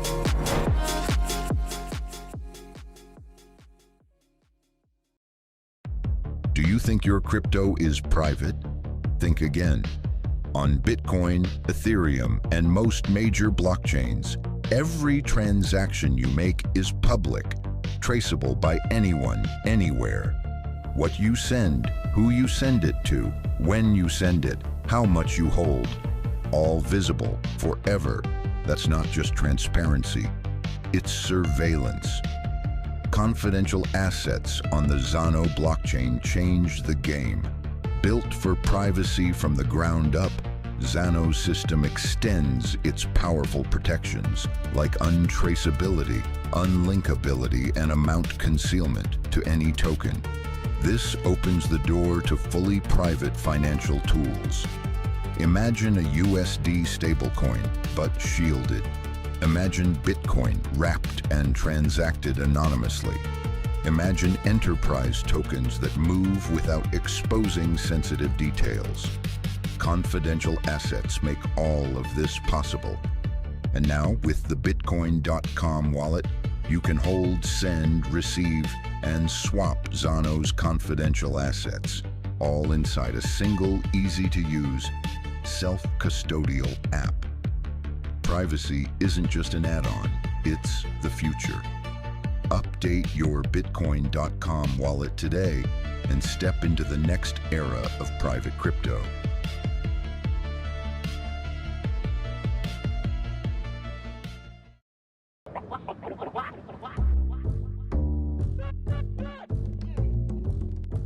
I got into crypto last year when I joined Bitcoin.com. It seems like it was the right time because when I joined the company, everyone is into crypto, and I guess it influenced on me. And then I started to get into crypto, and then I started to buy, and then now I'm like a little bit of a DJ now. So I got into crypto sometime in 2014 or 2016, I can't remember. But I was farming Ethereum. I had like 2,000 plus Ethereum at one point. But it was when it was worth nothing. It's like 1 to 2 USD each. So I sold it off. I made a good profit, but 7 years later, I could have become like retired. So the only reason we're having this conversation right now is because I should have helped. No, when I first heard about crypto, it was from my ex-colleague. And it was about year 2017. I was totally new and I don't know what about this. And then come to year 2019, at end of 2019, I was invited by a friend for a seminar. And that was the first time I know what is cryptocurrency and what is Bitcoin. I found that it's very interesting into the technology and the blockchain kind of technology. Then I tried to, firstly into future trading and spot trading, and more into knowing about different exchanges, the wallets, and then into meme coins. So I then become so degen into playing or trading memes. I went into crypto space at about year 2019, where I was working for an angel investor that is having a portfolio company in crypto space, which interests me quite a bit. So I decided to venture into this field. I got into crypto while I was working with agencies on finance-related clients. And I always felt like crypto was this interest that I could never really speak to my colleagues about. So it's really interesting entering a crypto company where my interests in crypto become part and parcel of daily life. So at Bitcoin.com, I'm the FP&A manager. I translate accounting data for the management because, it's just complicated. So the management wants to get insights, right? So I provide the insights from the data. So I'm kind of like a translator, so to speak. A financial translator, if you will. Yeah. I'm the growth lead, and what that means is leading initiatives that lead to growth, whether on partnerships fronts or within our internal departments. I'm the compliance officer for Bitcoin.com. Basically, I make sure that we stay regulated in certain countries, and then we follow the rules and regulations that's being set off. I'm finance director of Bitcoin.com, so oversee the accounting tax function as well as treasury. I'm actually working in the finance department, oversees a 2 cost center, plus in charge of the revenue-related data transaction.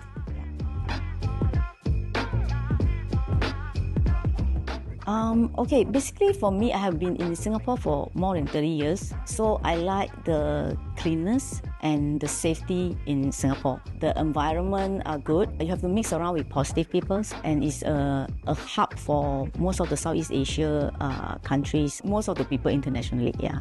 I like living in Singapore because it is safe, it's clean, and there's lots of food because I'm a foodie. I would say because it's my home, I'm obliged to like it. Like, you can't really beat the safety and the cleanliness we have here with some of the things we take for granted, like the MRT system. I think the weather is very predictable, which is good. So a lot of people complain that, Singapore is only rain or shine, but that's good, right? Because if you go to other countries, suddenly you have a typhoon, a super typhoon at your doorstep. Do you want that? And also Singapore is also free from natural disasters. So yeah, that's something we take for granted. I'm sure a lot of Singaporeans have never been in a situation when the ground was quaking below you and you're just fearing for your life. It's really nice to live in a kind of a hub where you have easy access to different neighboring countries. And in that sense, Singapore is situated similarly to a city in Europe, I would dare say, where if you wanted to access Malaysia, Vietnam, Bangkok, you're less than 2 hours flight away. My colleagues often say things like they like the food and they like that it's safe. I have no quarrels there. I've lived abroad. I've realized that, safety is something that you can't really take for granted. Efficiency is also another thing that I will rate quite highly on that list, because when you live in Singapore, things just work.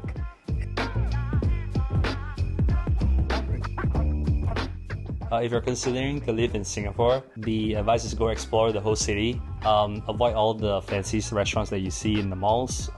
Visit the local coffee shops. Visit the local hawkers.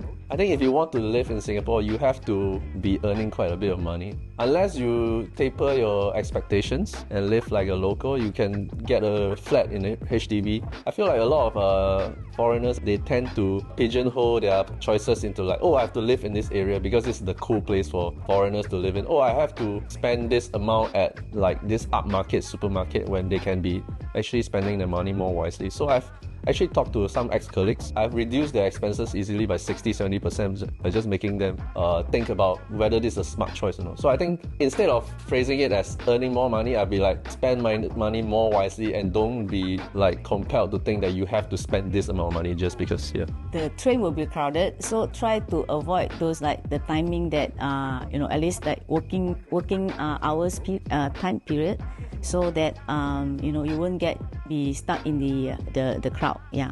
The first thing to consider is find a suitable accommodation because the rental expense is quite high. The rest of the stuff are relatively cheap and manageable. Probably they can also take a chance to travel around because Singapore is quite near to all the neighboring countries where you come in. On a hot day, go try a sugarcane juice. Make sure there's a lot of ice in it. On a rainy day, maybe go for a bak kut teh. That's like a pork rib soup. It's really tasty. But TLDR, food in Singapore is really good. Please feel free to explore.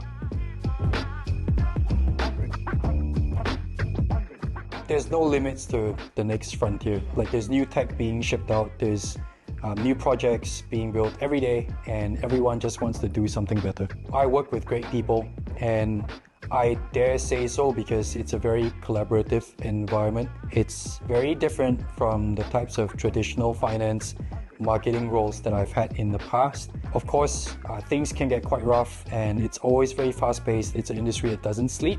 Like even people don't really know the industry, it's quite easy to go into this space, so you get to know different kinds of people from different fields. So it's quite interesting to know different people. Because I love crypto, so I was trying to look for an opportunity into crypto industry. In my previous job, I will not allow or say so kind of a bit sensitive to talk about crypto in such a topics.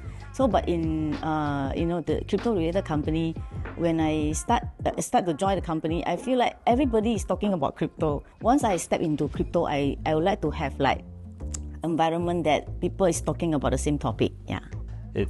I guess it's the people, because in crypto it's all about all these, I guess we're all younger and it's just more energetic.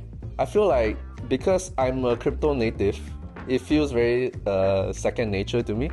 So it's something I do on a daily basis. So I also have the knowledge to help people who want to get into crypto. In fact, Humphrey got into crypto through my recommendation because I was insisting, no, you should onboard SJSX. It's like, no, it's so troublesome. I'm like, no, it's not troublesome. So one good thing about working in crypto is, you can expose your friends to crypto, but of course what they do is their own choice. So that's another thing. But empowering is better than being ignorant, right? So that's my point of view. Yeah.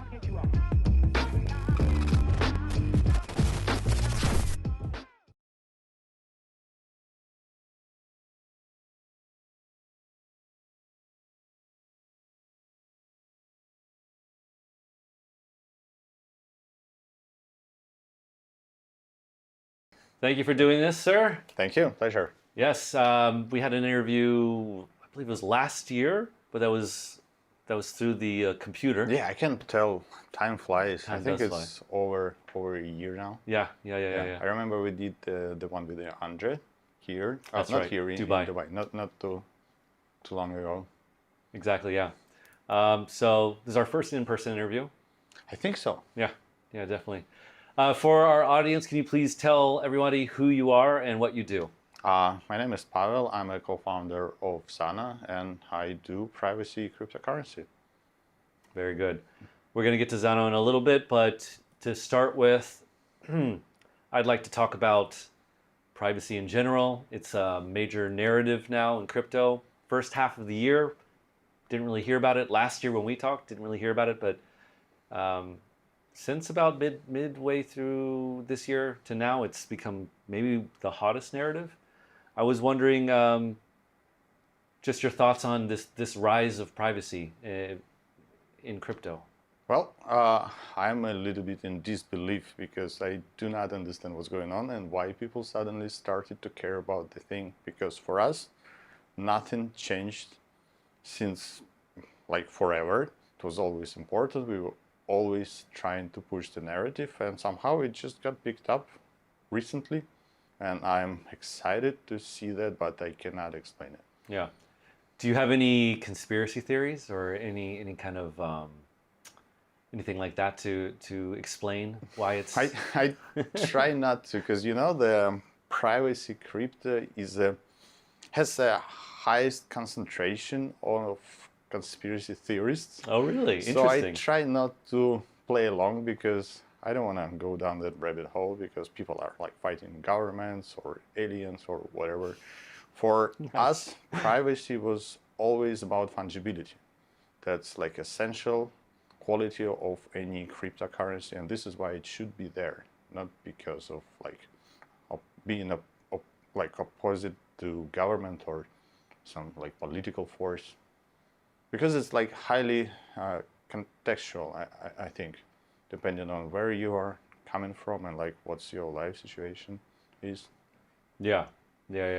I agree with that. I'm also confused, I guess, why privacy is suddenly important now. Can't complain though. No, you can't complain. Although, I mean, if you're conspiracy minded, you could maybe see shadows that you think are monsters and stuff. Like why now, or why are the governments allowing privacy now? That kind of thing. But I am happy that it's something that people are talking about. I remember when we had our conversation during that time, nobody was talking about privacy. No one. Yeah, and I remember we both were like, yeah, I hope someday. Yeah, it's happening now. Someday maybe privacy will become a thing. We got what we wished for, but seriously, somewhere in the back of my mind, the quickness with which it has become important kind of makes me pause a little bit personally. Well, the thing is, I don't think we got where we need to be. Privacy is a narrative now, but people still treat it as a play, like an investment play. They still keep the majority of their cryptocurrency on the exchanges, and they are just happy about the price going high. Yeah. It's not like privacy is a mainstream way of doing crypto. So I think the narrative helps, but there's still a long way to go. Mm-hmm. Yeah. I think there's a couple things here. Let me just throw them off of you, and you can tell me what you think, or you can decline to to reply. But I think part of the reason that privacy has become important is a lot of like OG Bitcoiners, a lot of like cypherpunk people who got into crypto for these cypherpunk reasons. You mentioned fungibility. This is kind of one of these aspects. They've realized that Bitcoin is not, it lacks this fundamental thing, this privacy thing that kind of prevents it from achieving maybe what it was intended to do. And so I feel like some of these folks are now really taking a harder look at privacy again. I could be a little bit biased, but the old school Bitcoiners that I know and had experience with, they already knew. So they've been supporting privacy for a while now. I don't know what's going on now, and it took them a while, but it's better now than never, I guess. Yeah. Okay, so here, you mentioned fungibility, which I think is really important. And again, you can always decline to answer, but I don't want to open up a hornet's nest. Oh my God. But like, so for me personally, let me just say this is from me, so come attack me. When I look at privacy, like the privacy projects that are very popular now, I feel like if you have a privacy project that has the option of transparency, then you fundamentally lose that fungibility aspect. So if it's not privacy by default, then fungibility is compromised. For example, to make it very perfectly clear, I've heard rumors that if you shield Zcash and then unshield it, some exchanges refuse to allow those deposits, which means that there is some aspect of fungibility. And so, okay, yeah, I see what you're saying. You see what I'm saying? And so I think, anyway, sorry. Yeah, that's partially true. I don't think it's a project fault, it's an exchange policy. So there's nothing fundamentally wrong with that, and it could be fixed. But yeah, I see what you're saying. This is the exchange policy that makes it non-fungible in a way. Right? Yeah, because like fungibility is inability to distinguish from one asset to another. If you can do it, it's not fungible. Exactly.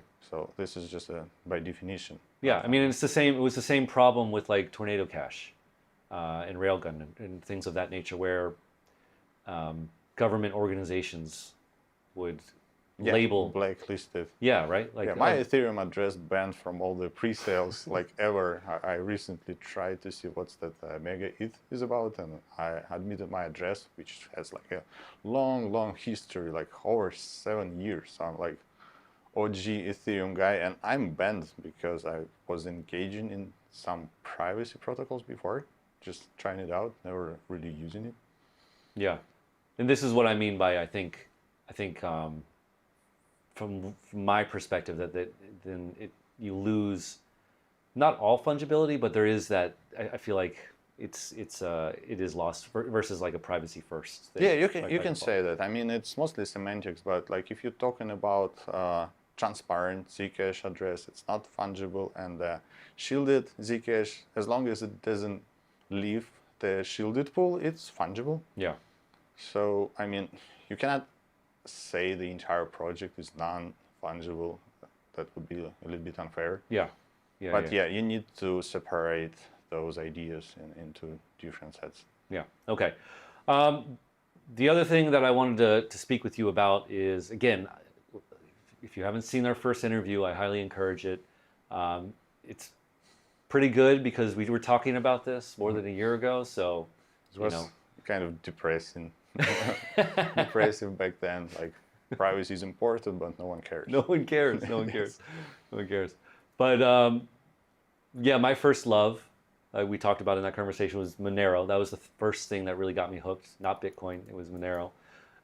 It had a bit of a rough year. It had this kind of this attack on the network, and I was wondering if you have any thoughts on that and the situation that kind of happened there. It's not specifically Monero's fault. It's a proof of work issue. Bitcoin has the same issue. It's just Bitcoin is overpaying for security much more. This is why it's harder to attack Bitcoin, but it could happen to any proof of work project. And this is what happened to Monero, because like in order to make an attack, you just need to pay more than like 10 blocks reward, and that would be enough to just buy up the miners to mine your own chain. The only reason it's not happening more often because people don't care, and also Amazon does not allow you to mine cryptos on their servers, because if they would be, it's like one-click solution. You can do it. Right. Yeah. Exactly. So the way I understand the Monero attack was kind of a new spin on an idea, right? Like they were able to get a bunch of people in a bunch of organizations or whatever, I guess people, groups, individuals to all devote their hash to. Yeah, exactly. And you can do it with any proof of work currency. So I wouldn't say specifically this is the Monero fault. It's a flaw of the protocol, and like Monero developers, they are aware and they're taking the steps to fix it. Yeah. Now, we even tried to like get them to support our idea. As you know, we have a hybrid proof of work. Could you please explain that to the audience again?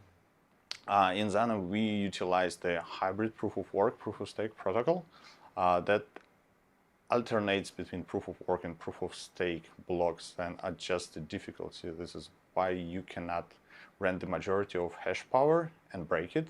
This is what happened with the Monero. Some project just paid miners more or used their own mining power, and they just got a big chunk of proof of work network.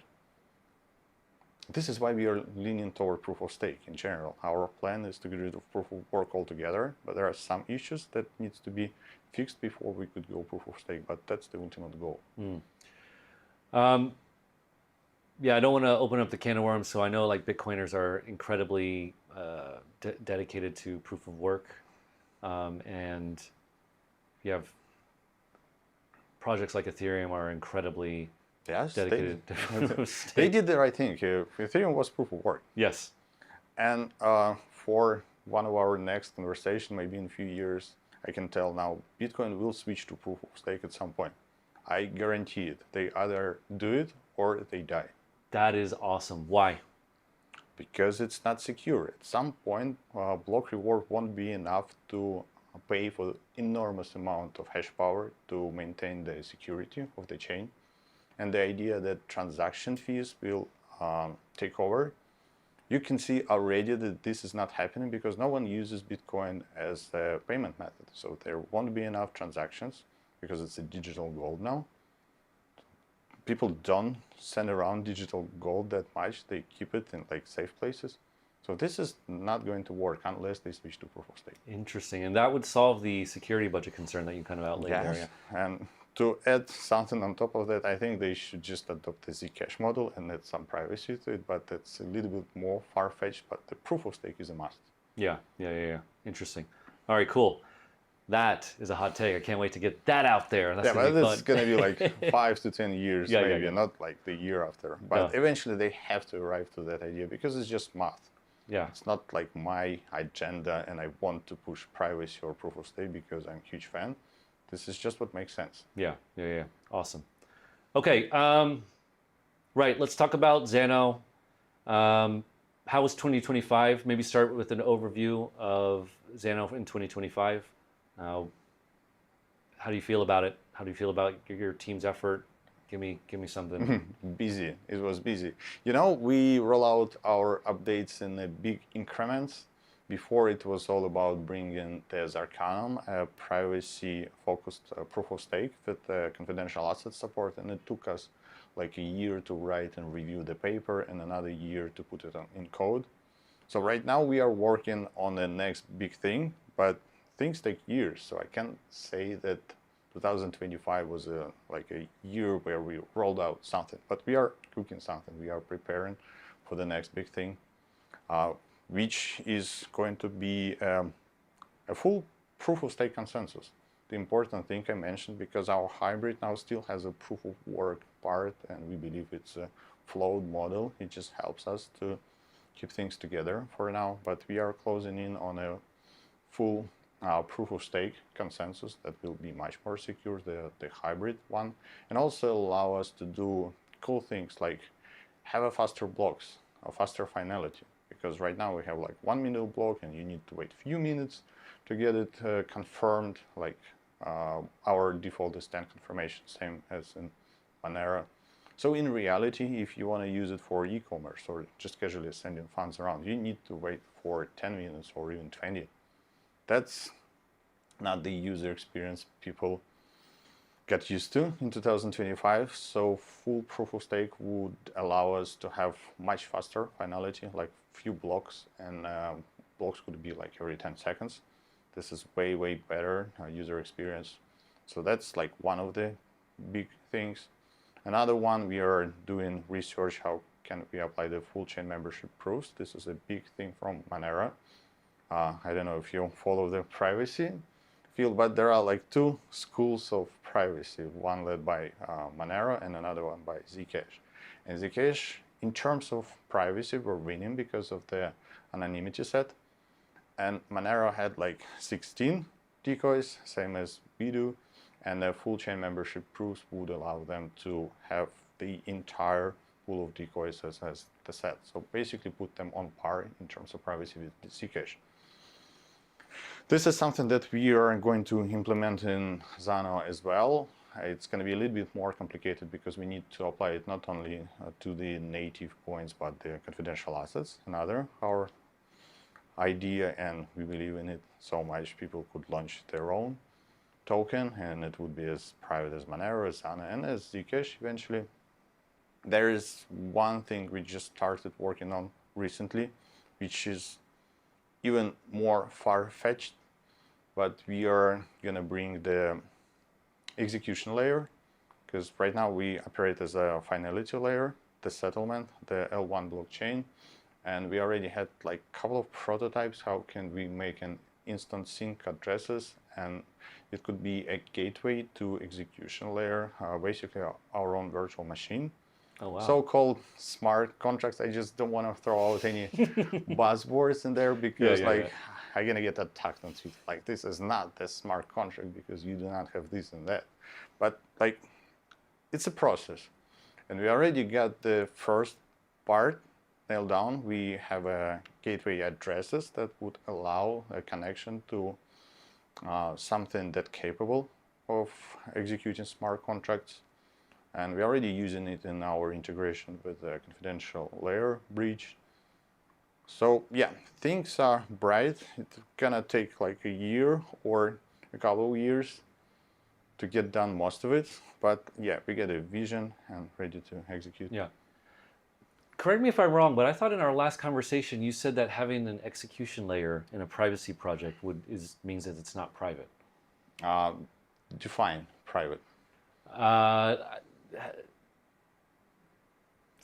Yeah, I'm out of my depth. If you mean the amounts, like the balance addresses that we get right now, it's not private because you could see the addresses. Yes, but it's not been reviewed, but we have an idea how to make it with the amounts concealed.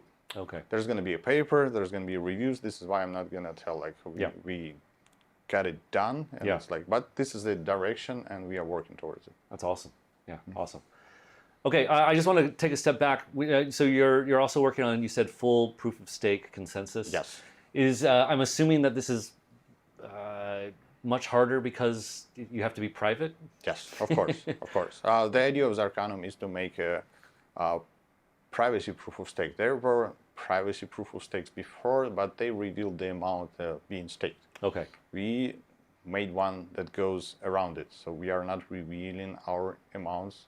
You can make some like estimations maybe based on the amounts of block produced, but they're not. But this is more of a network privacy issue, and if you care about that, you need to conceal your IP address. There are ways to do it, but yeah, protocol itself does not reveal the amounts, and this is like a big thing for us. But there were still some long-range attacks that could be applied to proof of stake the way we did it before, so we had to have the proof of work part as a crutch. But right now there is a, well, we think, because you know, we build things, then we review it, and reviewers discover the issues, so it's like it's a process. But I could say that right now we are getting pretty close. They could still discover some issues, some vulnerabilities, but like we are closer than ever to the pure proof of stake consensus. Very, very cool. That's awesome.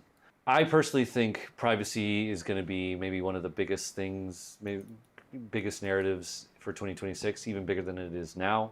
I see people who are not really in crypto, or they kind of have one foot in crypto or most of their body out of crypto, and then maybe put a hand in crypto now and again.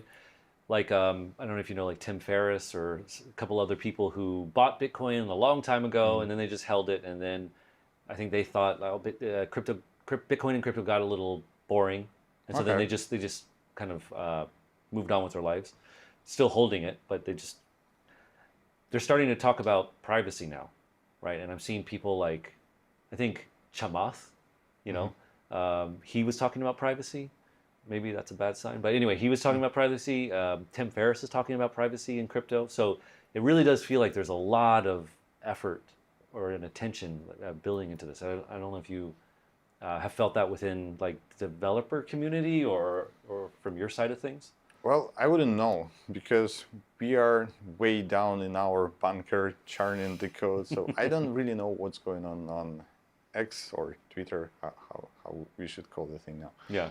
So yeah, I could just judge by amount of new users that aren't familiar with our thing and crypto in general, that come to privacy first, because like one of our ambassadors, they work with the libertarian communities, and those guys weren't into DeFi craze or Ethereum or meme coins. They started with privacy. So there's some exposure to the privacy from people who weren't into cryptocurrency at all.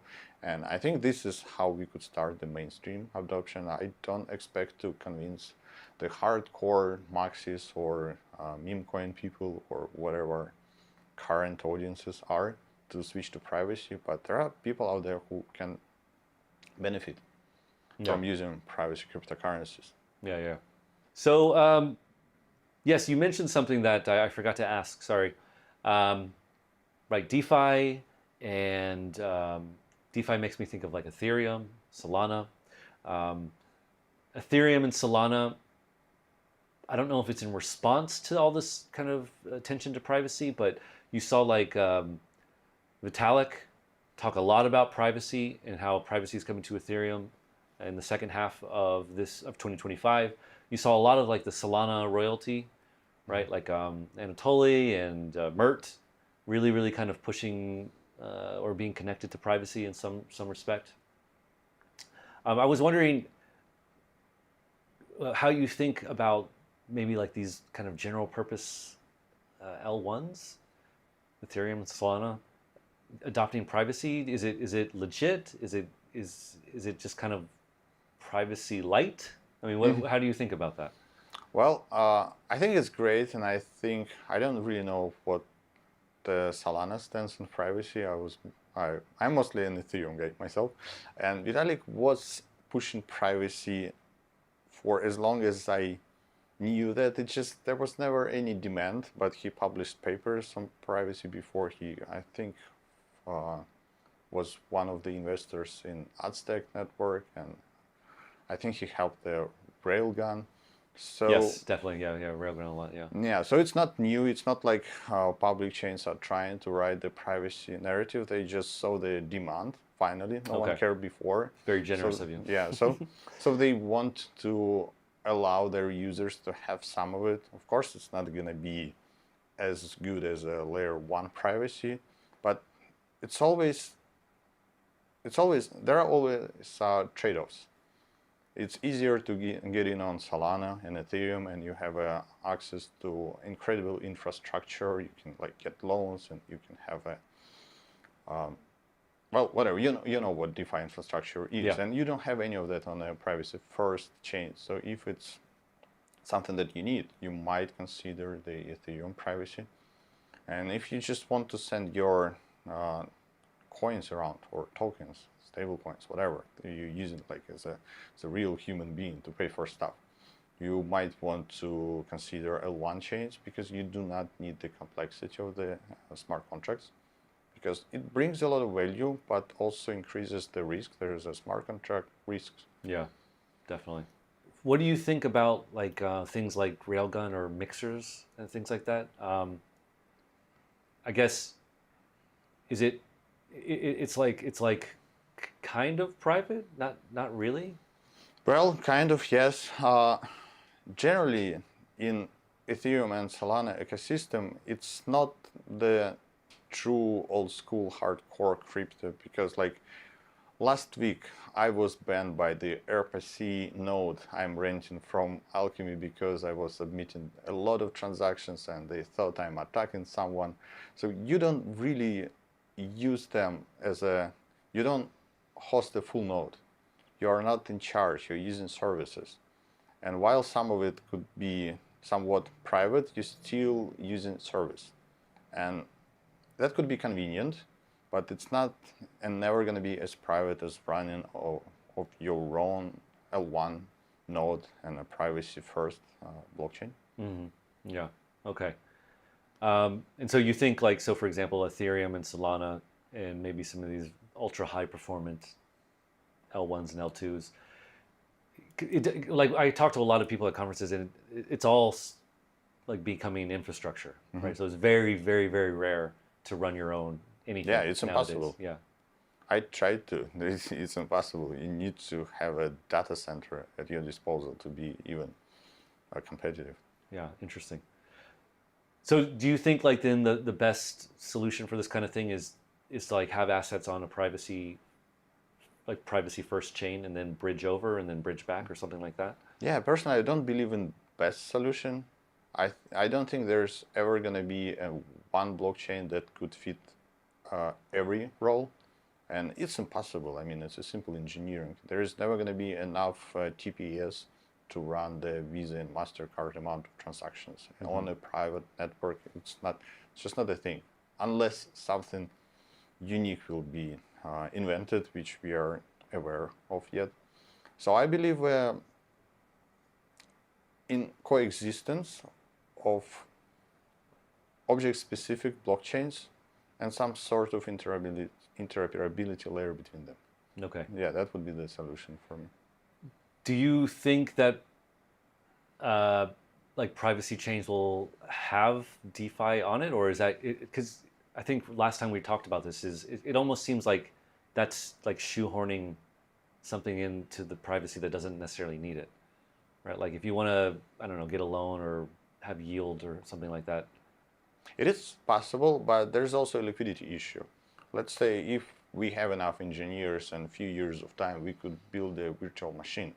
But we're not going to replace the amount of projects that are already built and the amount of engineers that are working on Ethereum right now. And they built out incredible solutions already, and there's tons and tons of liquidity. So if you want to take a loan and you don't want to get liquidated because like some other guy pulled out, you want to go to the chain which has the most liquidity. So some things possible, but it doesn't make sense. And I think you can combine them. Yeah. Because I mean, this is the approach that we are taking. We want to have a bridging solution. We want to have some sort of execution layer for things that are not require that much liquidity, but you need to be connected to the cryptocurrency as a whole. Yeah. So what can you give me an example of what would be a good use case for the execution layer that you're looking at building? Use case. Yeah, like what kind of thing would I? Like bridges, escrow contracts. Okay. Maybe distribution contracts, the complex logic of token distribution, like airdrops, lockups. I see. Something that would still require some logic, but you don't connect it to the larger liquidity pools because there are none on privacy, and you shouldn't expect really that you have better liquidity than major CEXs and DEXs. Yeah, that reminds me of something Nick Carter said. It kind of not exactly the same, but it does kind of fit with what you're saying, which is if you had, let's imagine that you have like I don't know, something like Aave on a privacy chain, it would be really, really hard to audit it. Next like impossible. Right. Like, yeah, so, you want to know that you still have a liquidity in the pool. Yeah, and it's like there's been no problems and things like that, and the privacy itself makes it pretty difficult. In fact, you just know. Yeah, that was always my major issue with the smart contract. You want to be able to make sure that it functions as it intended. And it shouldn't be that complicated that you need to have an advanced math degrees to do that. Yeah. But also, though, I mean, you look at like this year, I don't know if you follow like, I don't know, news in general, but there have been some pretty high profile smart contract bugs. Right? And like from OG. Like Balancer? Yeah, Balancer, right? Yeah, that thing was out there forever. Yeah. And so, I mean, that you look at that and you're like, well, that's fully transparent. I mean, yeah, at good least Lord. People knew. Yeah. That's like the main advantage. Yeah, exactly. Okay, when we talked last time, one thing I believe I mentioned, I think we did, I talked about governments. Okay. Right, like I personally am pretty pessimistic. This is the one thing that I think I'm pessimistic about privacy, is that will governments allow this? Right, I think we talked a little bit about this. And I wonder if you've updated your views on this. Like now that privacy is really starting to get attention, I'm honestly just waiting for governments to kind of step in and start to have strong opinions and or regulations or something about that. And governments and regulators are usually a little slow, and so it hasn't happened yet. But I personally think in 2026 you're going to start to see governments really kind of step in and be like, I don't know if we're okay with this kind of thing. And I don't know if you have any views on that, updated views on that. Well, how bad that could be? I think it's already banned in majority of European and Asian countries. Like, I think it's sort of okay in United States as long as you don't profit from money laundering. I think if you just write the code, this is the only thing that could shield you from the potential lawsuit. Well, I mean, yeah. If you profit from it somehow. This is, by the way, why we are not doing any like fee cuts from any of the bridging or transaction operations, because that would put us in a position of profit. Like Samurai wallets or the Tornado like Cash. what folks. we do, we write the open source code, and like we don't take anything. This is for you guys. If you want, run it. If you don't, okay. But we are just like, we are not profiting. So I don't know how much worse it could be. Like, they can't ban cryptography in general because it's the same technology that is also applied to bank accounts and like stock exchanges. Everything runs on cryptography. So you can ban the protocol. You can, I don't think you can ban a specific use of the protocol, because I don't think you can even like word it properly in law that you are not allowed to apply that math to whatever it is you do. That would be weird. So they could only ban profiting from it, which is sort of fine for us. But again, we don't have a like a legal department. We just few guys doing development. So I wouldn't know. I would just watch and see what happens to the big guys like Zcash, Monero. Because they are much more visible. So if anything going to happen, we'll just wait and see. Yeah. I mean, I understand what you're saying. I think what you often see with governments is like, oh yeah, it's banned here, but they don't really care, right? It's just like a law that kind of just collects dust. It doesn't really. But then if they start actually doing something around this law or something that they like, that's when I'm but that's up to people. I mean, it's people's rights. If they are okay with that rights being stripped away, like who am I to tell them like you should not allow that to happen? We make tools, and if people want to give up their rights to have financial privacy, it's up to them. But like, I don't see a lot of people posting their banking statements online. That's not something people normally do. So they want it to remain private. So I think there's going to be some pushback. Yeah. Well, I mean, I mean, was it like a month ago or 2 months ago? There was a privacy chain that came out that has basically it has a built-in backdoor for authorities. Okay, but that's not a privacy. Well, chain. but it's similar to how like fiat works, right? Like, so if when I send money or Venmo or any of this kind of stuff, the normal people can't see anything, right? It's all. But then the government can come in and look like any time they want. I think that's so they've built this solution. This is what I'm afraid of. This is the. Yeah, but that's a product. If you don't use the product, just don't. And I don't see a big difference between that and Amazon database. Amazon database even faster.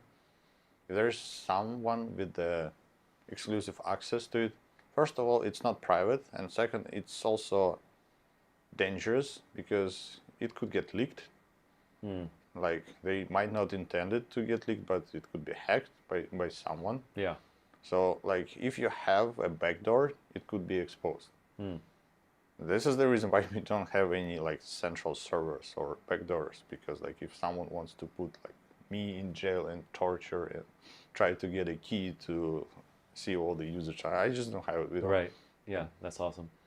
Okay, I think I asked you something approximating this last time, but are you still optimistic, like in general, not just about privacy, but just? Well, you got to be optimistic, because I would give up like years ago with 1P, because we suffered through terrible bear markets and no one cared about privacy. So I'm as optimistic as ever, because right now, at least some people care. So it's better, definitely. Yeah. I'm trying to be optimistic. I'm so happy that privacy is kind of in the spotlight. I hope it remains that way. And honestly, I can't wait to see what you and your team do in 2026, because yeah, I mean, it is really, really important. Yeah, I hope we could stick to 2026. Well, 2026, 2027, whenever it is, whenever it is. The consensus is happening in 2026, but the other things that might take a little more time. Yeah, that's right. Also, for the audience listening, I had a great conversation with what was it? In Dubai. Andre. Yep. Much more technical. It kind of went over my head a little bit, but it was really, really cool. You kind of got, I think if you watch that interview, you kind of see just like the level of sophistication and rigor that has to happen to create these privacy protocols. It's very, very cool stuff. So again, I recommend that. Do you have anything else to say, sir? I think I'm good. I think I said more than I wanted to. Well, yeah, I don't want to be grilled on Twitter for my outdated takes because I don't really follow the narrative that much. I envy you. I have all the bad takes. All right, thank you very much, sir. Thank you. Appreciate it. We're giving away free Bitcoin throughout this live stream coverage. First, download the self-custody Bitcoin.com wallet app. Throughout the coverage, we're going to show you golden tickets. From within the Bitcoin.com wallet app, use the QR code scanner to scan the QR code that will appear somewhere on the screen. Swipe right to automatically send the Bitcoin to your self-custody wallet. But be ready, be fast, because anyone watching can get that Bitcoin. This is the Federal Reserve, a private banking institution that prints paper money and controls how much money is printed. Not backed by gold or silver, there's nothing stopping the Federal Reserve from printing as many dollars as they want. In fact, since the Federal Reserve began in 1913, they have printed so much money, a single dollar is worth less than 5% of what it was back then. In short, the dollar that you work so hard for today is worth less by the time you wake up tomorrow.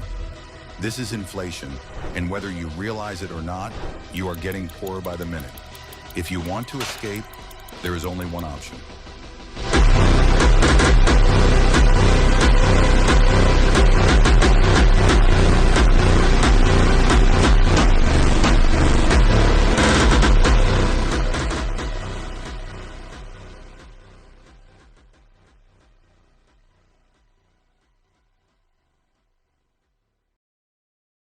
In the last 7 years, the price of Bitcoin has grown by 50.6% per year on average, far outpacing stocks, commodities, gold, real estate, emerging markets, and bonds.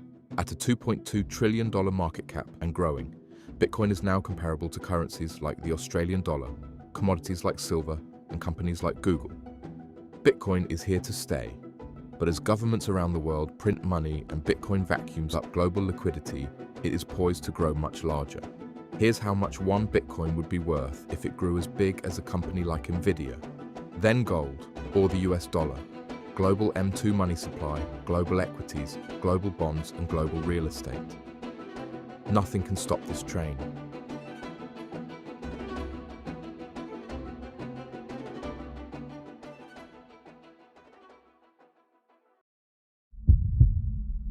Did you make it, son?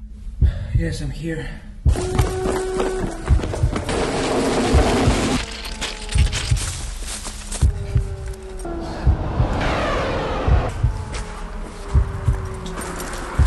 They took everything from me.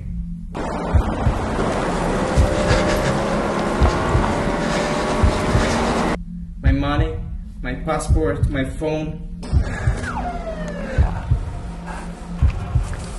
Don't worry, it's going to be fine. Did you remember the 12 words? Yes, I know the words. Opera, fabric, stereo, trash, if, void, country, engine, complex, new, fate, purpose. When crypto leaders want reach and results, they choose Bitcoin.com. A global audience, massive reach across social, web, and mobile, engaged users who trust our brand, and campaigns that move at the speed of crypto. From press to podcasts, X to SEO, display ads to rewards integrations in the app, Bitcoin.com delivers exposure across every channel that matters. Our clients include the world's leading exchanges, wallets, and gaming platforms. When they need impact, they trust Bitcoin.com. Get your brand where it belongs, in front of millions.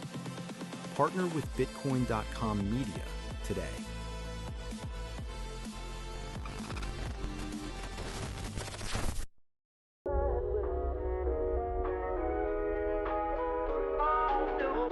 So I got into crypto around 2017 during that cycle, that ICO boom. 2017, I was first introduced to Bitcoin. Actually, my first love of crypto was Monero.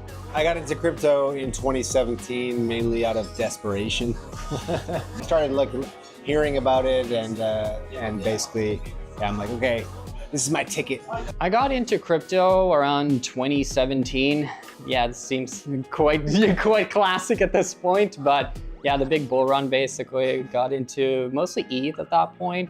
Discovered Bitcoin in probably mid-2016. Read all I could about it. Got really super interested in it. Put in a little bit of my money, and then yeah, just started building things for it. I probably got into crypto around 2018-ish, and I knew about it for many years prior to that, but never really got into it. I started my journey in crypto in 2010. Back when I first installed the Qt miner exe.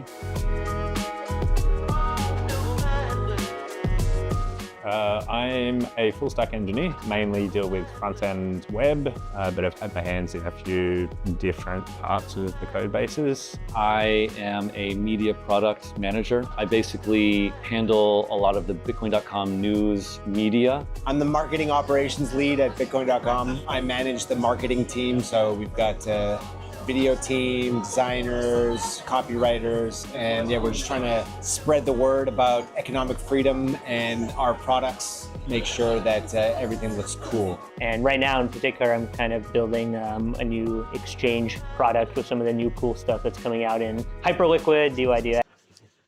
All right, and I am about to sit down with someone who has quietly become one of the most consistent and insightful voices in the Bitcoin ecosystem.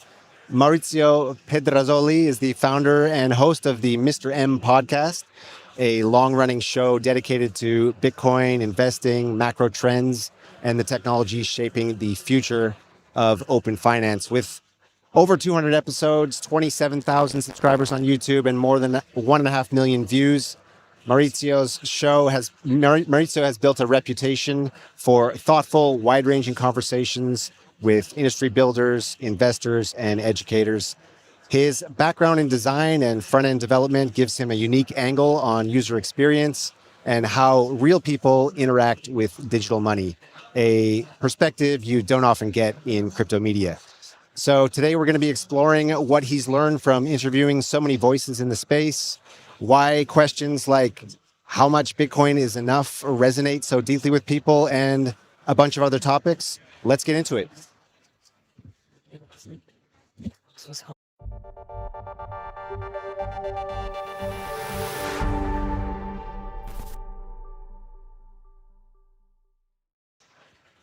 All right, Maurizio, thank you for joining us. It's a pleasure. Thank you for having me. Yeah, how are you doing today? Doing great. Love to meet you in person. Nice. Me likewise. So, yeah, Maurizio, let's get into your origin story to start off. Why did you start the Mr. M podcast? Wonderful question. Why? So I had a bit of a crazy life experience. I got to work super early days. I grew up in Lake Como, the northern side of Italy, and my mom was a single mother, so I had to go to work, right? And then my brother, which shaped a bunch of different things about my life, got me a computer, and hence why all the front-end career started. And I got to a point where in 2013, I invested in Bitcoin, but I didn't know what I was doing. I was in for the money, right? I thought money was fiat. There was a journey, right? Like anything. So then in 2013, I invested in Bitcoin and got scammed a bunch of times because I didn't have the ownership of the asset. And then towards the end of 2020, when the pandemic was about to begin, I moved to Dubai. And the idea was just go to Dubai and that's it. I'm 50 years old. I've been working since I could barely remember. The idea was to do nothing. I lasted 3 days, maybe. My time started rolling because I didn't know what to do with my life. So I started networking. Dubai is an interesting place. There is a lot of crypto, bad word, crypto people. I started helping them with their own production, with building shows, building my name in the industry. I have a design background, so I was helping with cameras and sounds of things. But then I realized that I wanted to do something mine, which I deeply believed in. And Bitcoin is literally the only thing I could talk forever. So I started my journey about a year and a bit ago, and it's been the best decision of my life. First of all, because I'm learning every single day. Like, speaking to so many interesting people, I have the option to learn from a different lens and talk about something I'm truly passionate about. So the reason being is probably a bunch of different things. So passion for Bitcoin itself, passion to people, and finding something to give myself a meaning. Okay. So just going back a bit, you said when you first bought Bitcoin, you got scammed? 2013, yeah. What happened there? So 2013 was an interesting time. We actually invested into a company in the UK, which I shall not name. And it was supposed to be like a mining situation where you send British pounds and they will give you Bitcoin as a reward every week. So you would send some British pound and then you could see your balance. But the login was a traditional email kind of password thing. And I didn't know about custody and seed phrases. And so we just invested quite some interesting amount. And we were seeing Bitcoin in the account going up. So it's like, oh, this thing is working. So let's send more money. Yeah, And then classic scam. Exactly. And we let it compound. And then when we wanted to cash out our initial investment, then problem in paradise, because we couldn't actually take the money out, the Bitcoin out. So then, of course, I was fuming on Bitcoin, saying my brother, hey, Bitcoin is a scam because we can't. He was like, no, you don't understand. We messed up because we don't have custody. I was like, I don't know what custody is, but we lost a lot of money. So then I kind of waited a little bit, maybe like a year, and in 2014-ish, 15, we gone back into it with proper custody. And this is when my journey began. Okay, interesting. So actually, it's funny you say that like you were angry at Bitcoin. Bitcoin. We're Bitcoin.com. We get a lot of people in our like the review platforms complaining about what's wrong with you guys? You scammed us. They got scammed by something you're describing about, and they think Bitcoin.com is somehow the involved. issue. Right? So it's you're not the first. You won't be the last, sadly. All right, focusing a little bit more on the podcast. So I think you described the show as exploring Bitcoin, blockchain, and the future of digital assets. What's the mission of the Mr. M podcast today?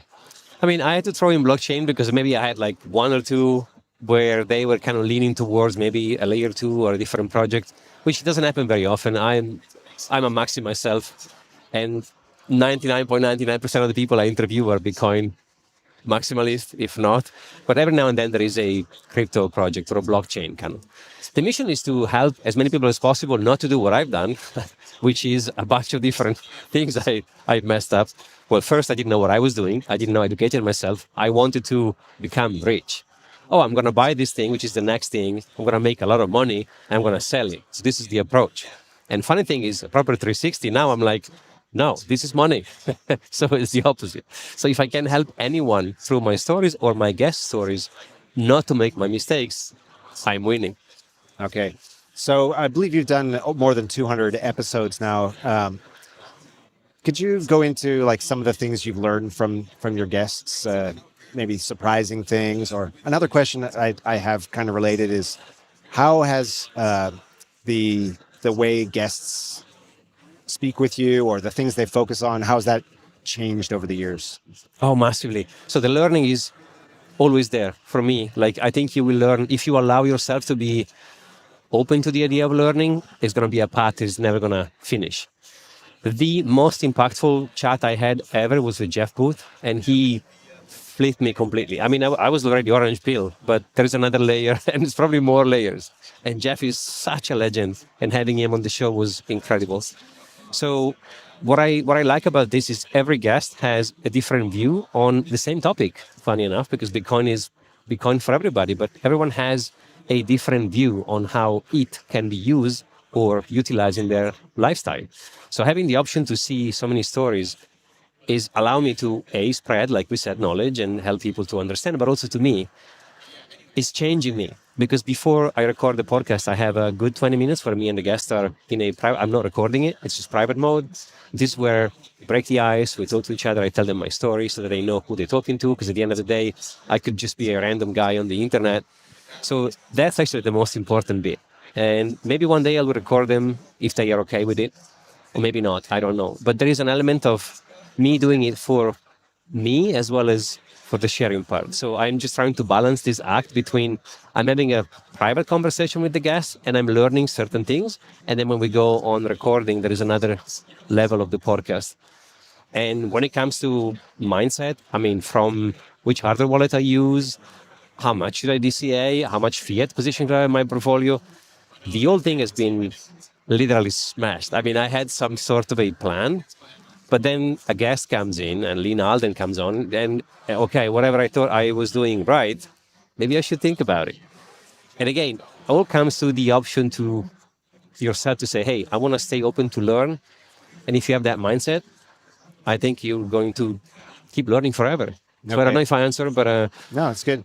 So yesterday I spoke with Stefan Livera and Robin Sayer, although also podcasters, and we were getting into the weeds a bit about how they see their role as podcasters. Wondering if you could comment on that as well. So, I mean, you could say that like Bitcoin education, right? You as a like a content creator in the space, you're trying to educate people about Bitcoin, but on the other hand, it's more about like trying to build conviction for people who already hold Bitcoin. So I don't like, do you see yourself as like a Bitcoin advocate, a cheerleader?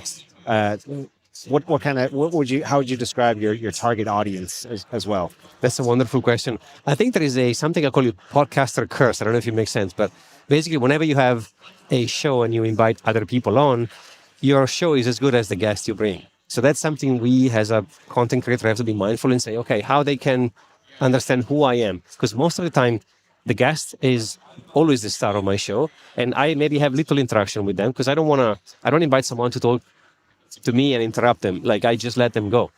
So sometimes we have to be mindful that when we do this, we are telling a little bit about ourselves. So how to compensate that. So I see myself as a enabler.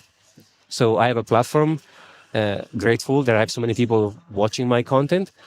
But then I'm just opening the door and say, okay, today we have Stefan Livera, a good friend of mine, and he's going to tell us something about ABCD.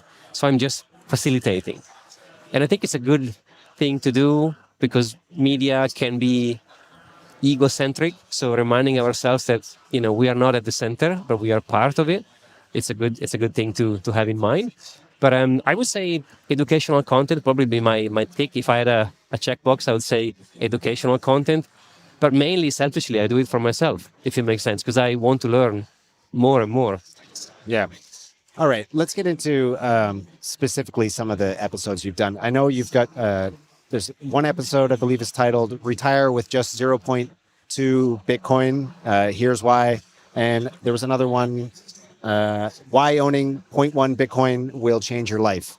So, like, why do those, how much is enough? And these are some of your more popular episodes, I believe. Like, why do these, how much is enough Bitcoin episodes or themes, why do you think they resonate with people? That's a wonderful question. I think naming and planning a show is something I am still learning deeply, right? Because how you phrase the cover of the book is going to impact the sales. So most of the titles, they're actually coming from the conversation I had with the guest. But sometimes I pre-plan the show based on what I read or what I've seen somewhere else.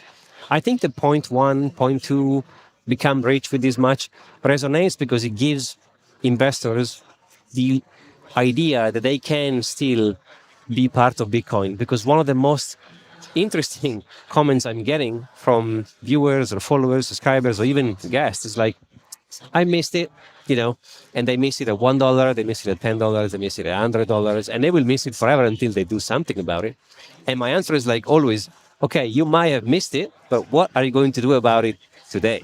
So hence why that kind of point something is going to encourage them to say, hey, I don't need the whole thing. I can buy some Satoshis, and over time, they might help me becoming more wealthy. So it's an interesting conversation. Sometimes there is friction from the viewers saying, oh, this is never going to happen, or I don't care. And sometimes there is something resonates. Oh, well, you know what? Maybe point one is I can't do $100,000 depending on the price, but I can do maybe 10,000. So it's an encouragement if it makes sense. Yeah. So for someone, okay, actually, I want to ask you this. Do you think about like trying to time the market, sell at the top, buy it back at the bottom? Or are you more focused on just always like a DCA, always like stacking sats? That's a wonderful question. I say time in the market beats timing the market, which means I don't try to catch knives or, oh, I'm going to buy at 80 and resell it. I don't do none of this stuff. Most of my net worth is in Bitcoin. It's 99.99 of everything I have is in Bitcoin. And whenever I need something, I just sell it. I don't even think about it.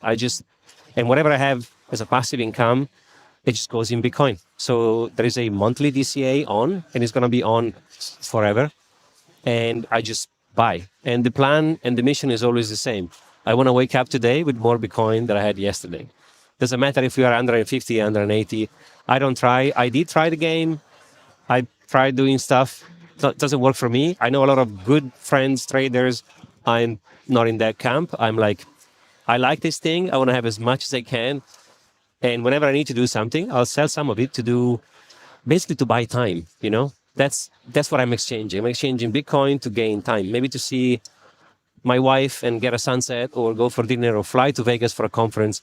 I'm exchanging two assets, very limited assets, which is time and Bitcoin, to do what I want to do and to do my podcast, for example. My podcast is a product of me wanting to DCA out into this thing because I want to do something else. So there's always a trade-off, if it makes sense, but not in that kind of buying and selling. Yeah. It's more like using Bitcoin to free whatever I want to do. Okay.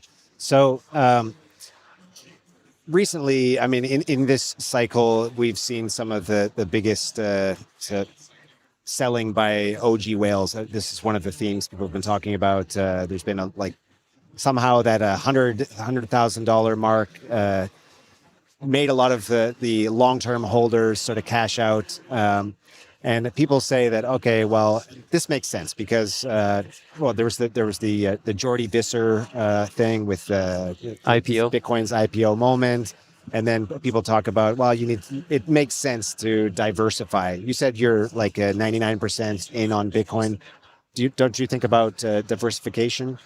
I don't think so. And Jordi was one of my guests, and we had a good pre-chat. And we said something interesting. Well, probably whoever doesn't sell Bitcoin is because they don't have enough, which is a funny joke, but in selling that, there is the truth. If I had 100,000 Bitcoin, you can probably stay sure I would have sold some at 10,000, depending on when I gone in. So I think it makes sense for some people whenever your portfolio becomes a certain amount or you reach a certain target you gave yourself, it makes sense to say, how do I think about this? And it's very personal. I'm boring and old and I like DCA into Bitcoin. But maybe 10 years from now, something else is going to pop up and I'm like, okay, maybe by then my portfolio is going to be worth hopefully more. And I can say, oh, maybe I can take a little bit of this and do that. Never say never, but I think it's going to be extremely difficult for me to sell because I'll have to sell Bitcoin in order to acquire something else. So I don't want to sell unless I'm buying time, right? I don't see anything else. I wouldn't invest in the S&P or in gold, or that's not for me. But I understand that some people might feel the hitch of saying, hey, I have done this much. Imagine going in Bitcoin at 10 cents or even $1. And you buy 1,000 of those and we get to $100,000, I don't blame someone for selling. I think they have the right to do whatever they want. Actually, there is a good karmatic element, I believe. Whenever you are selling your Bitcoin, you are allowing someone else to participate. So there is actually a good thing in saying, I've done this much and I want to give you the opportunity to jump in so that in 10, 20, 30 years, you can also free yourself. But I know that some people, some of the guests I had, very controversial. You don't sell your Bitcoin. I disagree entirely. I think you should do whatever makes you happy. And if you have the idea of selling an asset to buy another one, like time, I think you should totally do it. Now, different story is if you have a fiat job and you're using Bitcoin as a saving vehicle, yeah, of course, which is probably what Michael Silver refers to. You don't want to sell Bitcoin. But if you are all in, literally, what options do you have? You have to sell it, right? Otherwise, how can you sustain your life or live? So I think it all depends on perspective. But I don't blame the OGs for selling. Actually, it's a good opportunity for whoever is watching to accumulate, because they are giving you, they're enabling you to join the network. Okay. Let's switch gears to mining. I know you've done a lot of episodes on mining. You've interviewed people in the mining industry. Later in our live stream, I'm going to be doing a panel with some local mining people from the mining industry in the Middle East. Amazing. Yeah, wondering if you have just general thoughts on how the mining industry has evolved. Some people are saying like it's become too centralized. Love to hear your insights there. What I love about the mining, and I don't go deep down in details a lot, but I have a general understanding. What I love about mining is going to be the option to enable decentralizing energy, if you know what I mean. Because when someone or a company mines Bitcoin, they can produce energy which goes over what they need. Some people I've seen smoking bacon, some people are making beer, some people are doing a spa. So it's going to allow places they have maybe access to cheap energy to produce not only Bitcoin, which is awesome, but to allow them to have a diversification or a business built on top. When it comes to the controlling part, I heard it a lot that there are 2 or 3 key players kind of controlling the whole thing. But again, decentralization is a spectrum. Nothing is ever really fully decentralized. It's a spectrum that goes from 0 to infinite.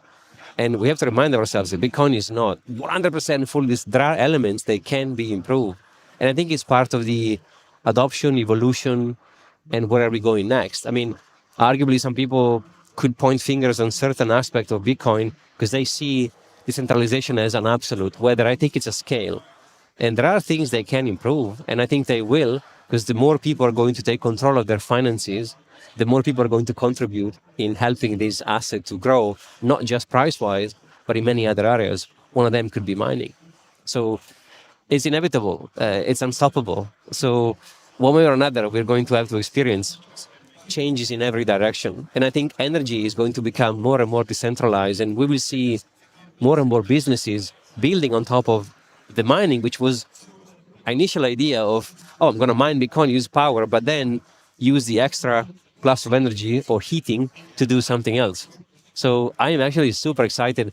And I think I like to believe, at least, and this is why I'm super focused on Bitcoin, because I can't find a fault per se into this network. I like to believe that there's going to be like a natural law that if or when something will go a little bit off the spectrum, there's going to be a system within the network to just find a way to distribute it again, if it makes sense.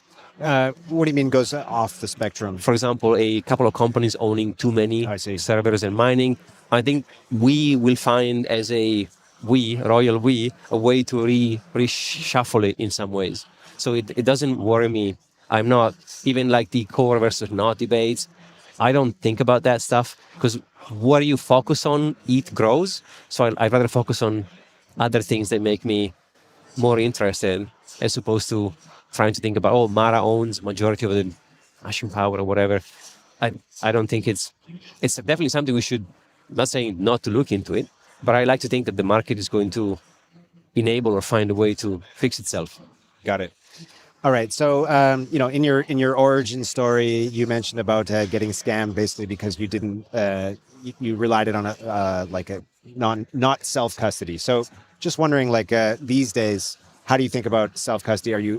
You think self custody is like a must?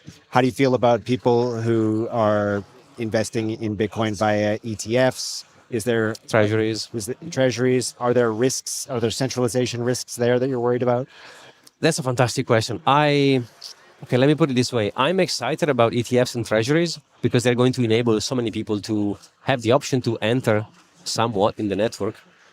But I don't think it's the best form, and that's my opinion. Like, I have many friends, they actually sold their cold storage Bitcoin to purchase BlackRock ETF, IBIT, for example, because they felt, when I travel, I don't feel secure. People attack me. I'm a popular person. I'd rather have an ETF so that if they come with a hammer, the branch attack, like $2, I don't have anything. Okay, if this is what you want to do, that's on you. I like the idea of Jeff Booth vision. Bitcoin is my enemy's money. So if I say Bitcoin is free, decentralized, permissionless, but you can't do that, well then, am I really open for permissionless, borderless, decentralized? So, and I think it's inevitable. Many of those people, they will invest or they will start off with an ETF or a treasury company. Inevitably, they will have some sort of a portion at least in self-custody, because that's the ultimate goal, I think, if you are a degenerate Bitcoiner like I am. But I also respect the idea or the option for someone to say, that's not for me. I don't want the blame. I don't want the responsibility. I rather say, you have my Bitcoin, you messed up, you owe me. I owe you, bro, in dollars. It wouldn't be my recommendation, but I also understand it from someone. I started off, like, besides this scam, I started off with something that was not in my hand from day one. Like, I had to build it through time, experience, reading, podcasting. So I think it's a journey. And again, it's another spectrum. I would say if the option would be no Bitcoin or a treasury company or IBIT position, I mean, better than zero is anything. Yeah. But the ideal recommendation would be maybe start off with that, but at the same time open up a parallel and start learning why Bitcoin is important, how self-custody could, and inevitably, I think they are all Bitcoiner maxis, they just don't know yet. Okay. Okay. So at a personal level, it might make sense for people to, at some point in their journey, go the custodial route with their Bitcoin.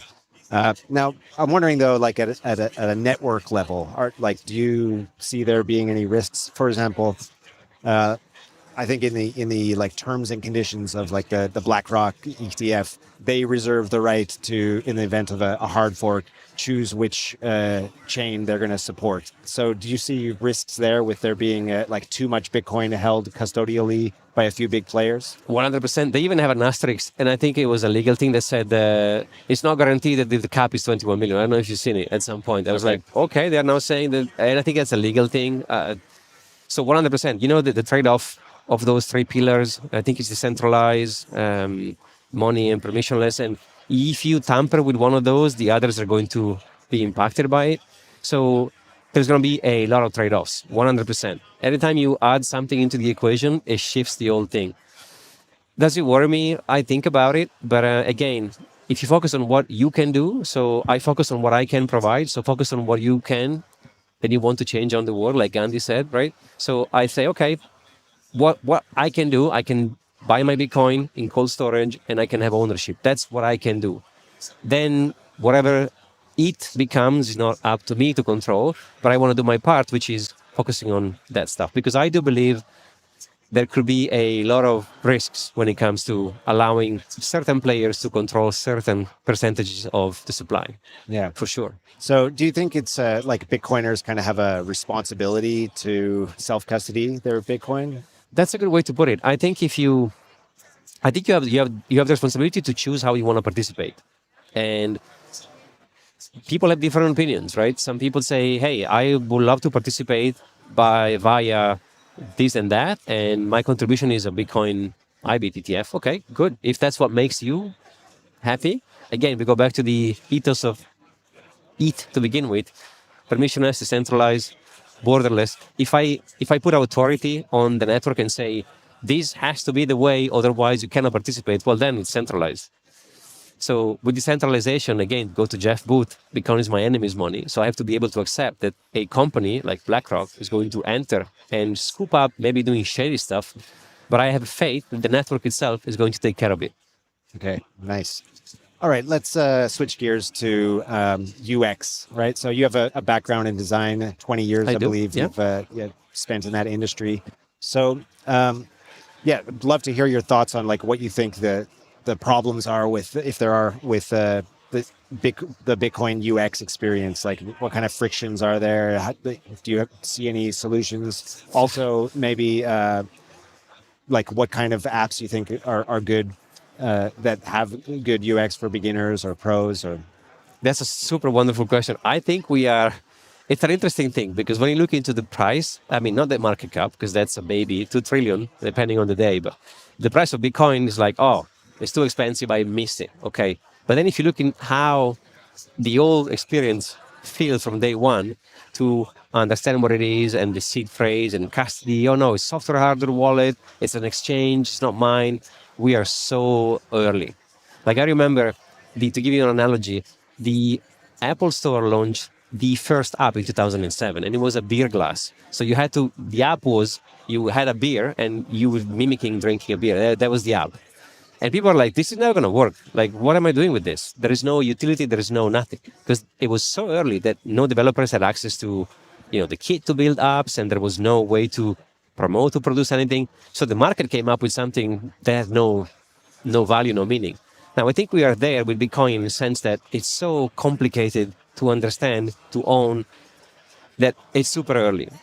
And people are judging the price action of one coin, which is not even divisible by Satoshis in their minds, like over 100,000, that's it, I lost it. So there is a lot we can build.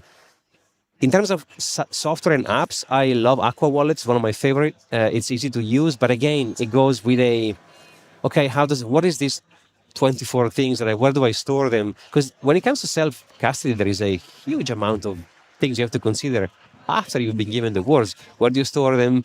How do you keep them? Do you do a backup? Do you split them in parts, which I think is a mistake. But some people recommend different techniques. Oh, 3 over there, which I would never recommend to split your seed phrase. But again, could you explain why?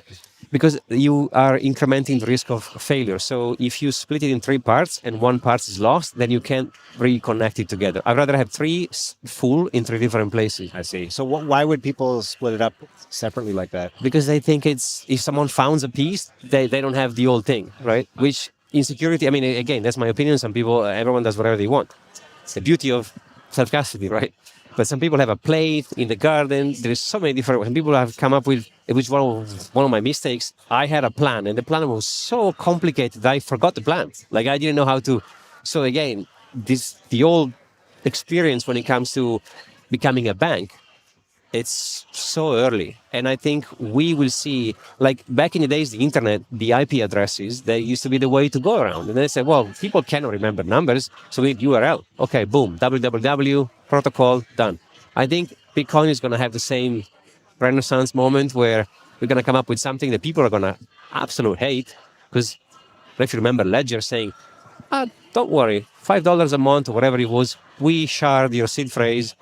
No, like what? I'd rather have money in the bank at that point. So I think the market is going to try and find a solution and not hammering on Ledger by any means. But what I'm saying is that was fundamentally, if you ask me, wrong. Because the last thing I want is 3 parties owned by a central authority. I have my seed phrase. What am I Bitcoining for? Then I buy ETF.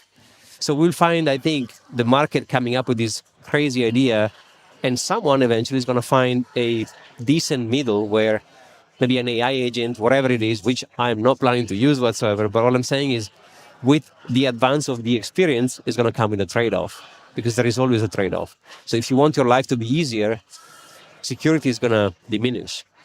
So it's going to be interesting to see what will happen with the AI coming in and shaping the next 10, 20 years. But what I still believe, there is the old, boring self-custody, cold storage, DCA, I think is going to outperform everything. Okay, so on the UX question, it seems like you're saying the biggest problem is just like how to actually deal with interface with it, self-custody, and also buy it. Like, which I mean, I have a lot of friends in my network and all over the world because I lived in many different places before finding myself in Dubai. For now, nothing is forever, but they just message me, "Hey, I don't know how to buy it. Like, my bank doesn't allow me, and I've seen this like OTC, but I need to go and trust the guy and give the cash, and then I'll get how do I do it?" And it's becoming more and more difficult for people that have a normal life with a KYC, and they're asking so many questions. I've seen the other day, a friend of mine sent me a screenshot of an exchange, which I shall not name, and they wanted to know. So he managed to purchase some Bitcoin from an exchange, big exchange, and when he wanted to send it out to himself, to a cold storage, they said, "Who's the owner of the wallet? I want to know name, surname, is it you? Is it non-custodial?" And I'm like, whoa. So those things are not becoming it's becoming more friction. If you think about it, someone who doesn't know anything about Bitcoin, they have to go through a KYC and addresses and double-checking addresses and figuring out, oh, is it mine? Is it self-custody? I don't even know what self-custody is. I just want to buy some Bitcoin. So I think banks are gonna become exchanges and vice versa. There's gonna be like a weird tango there where they'll say, you know what, don't worry about it. You just buy Bitcoin through us. You don't have it, but it's like your money, not yours, not in the bank, but who cares? You have a number on a screen and we have it for you, nothing to worry about. We'll keep it. And this is where things could become a little bit complicated because then the ethos of the asset, self-custody, self-sovereign, is not going to match with what a corporation or a bank is going to say, but I need to help my users. Because again, having done so many years of user experience, whenever you're trying to make the journey less difficult, you have to take away things and compromise. And sometimes a compromise could be self-custody doesn't really work for my users, so don't worry about it. And there's a couple of banks in the UAE now, I shall not name again, that they have this thing where you can buy Bitcoin, you can exchange dirham, which is the currency we have in the UAE, to purchase Bitcoin. But what you have is a very locked mechanism where you can't transfer out, you just see a number, you can only sell it back to dirham. So that's but it's really easy. Tap, you have Bitcoin. So again, another compromise, if it makes sense. So I think we are early days and we will see a rainbow of different crazy products coming in. And some people will pick some because they resonate and others are going to go more aggressively on the ownership. Okay. All right. Maybe last question on the UX and then one more and we'll wrap it up. How about the movement to switch to Satoshis rather than decimals of Bitcoin? Would that be a UX and improvement that you'd support, or do you think that just complicates things? It will be amazing. My only concern will be that who wants to own 0.0007 or something? Psychologically speaking, is like depressing. It's I don't even have the old thing. Ugh. So until we can say I have 1,000 Satoshis or 10,000 Satoshis, which will be eventually the case, but I think Bitcoin is not mature enough to be there because of the value of one single unit. And sometimes people don't even know. They can, oh, what do you mean? I can't buy pieces, but I don't want a piece. I want one. Okay, but everyone wants one, but it's expensive now. So you can decompose it in Satoshis. So I think that would be good. Some wallets allow you to see the balance in Satoshis, which is a nice feature. And that could be definitely something that we could use to increase adoption. But I think we'll have to see a much more expensive Bitcoin before that. Okay. All right. Last question. So you've got your podcast. If you had to recommend one episode of your more than 200 that you've done for someone to get the best introduction to your show, which one would it be? Wonderful question. I would say on a personal level, I would say Jeff Booth, because it's the one who changed me the most. It was also one of the oldest I've done. I should actually call him back. It's been over a year. Because that one was like, I finished the call. I called my brother saying, dude, we need to talk. Like, this is like, I'm not the same person as I was before. Jeff has this power. But I've been so blessed to have so many good guests. I enjoy Lynn Alden massively. I did try with a couple of debates, Peter Schiff versus gold and Bitcoin. But I think most people, they come and see the debates. They want the drama per se, so they don't focus on information per se.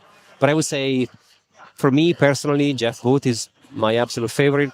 And for maybe the audience, the first chat with Adam Back I had in Amsterdam, because I love Adam. I think he's one of the most humble and amazing people I've met. And he's an absolute legend. He's the first person to have an email from Satoshi himself. And he's just like the easiest man alive to talk to. And he's such a kind. So these two are probably my two favorite. But I would say if there was one, it would be Jeff Booth. All right. I'm looking forward to checking that out myself. I haven't seen that one. So, yeah, Maurizio, thank you so much for your time. Up next, we've got Charlie Hu, who is the CEO of BitLayer Labs. So looking forward to that. We'll be right back.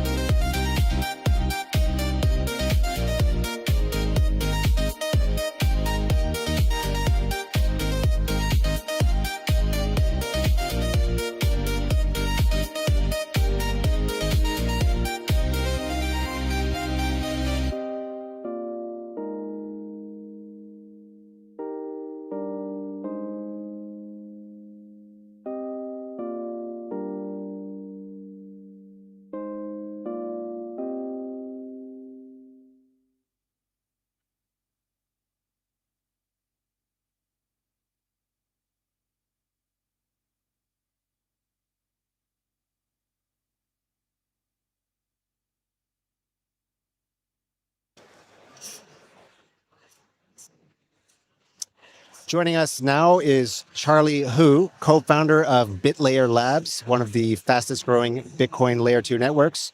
Charlie has been in the crypto space for over a decade, previously working across major ecosystems like Polkadot and Polygon, before turning his focus to unlocking smart contract functionality and scalable applications on Bitcoin. BitLayer launched last year and quickly attracted developers, users, and institutional backing with its vision of bringing Ethereum-level programmability to Bitcoin while keeping Bitcoin security at the core.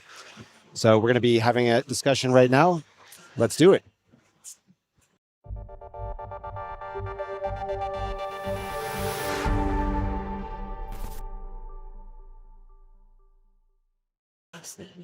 All right, here we go. So Charlie, thank you so much for joining us. Thanks for having me.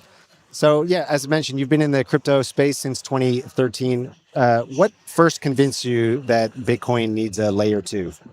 Yeah, so it's been a long journey, right? I bought my first Bitcoin. I got to know Bitcoin mining since 2013.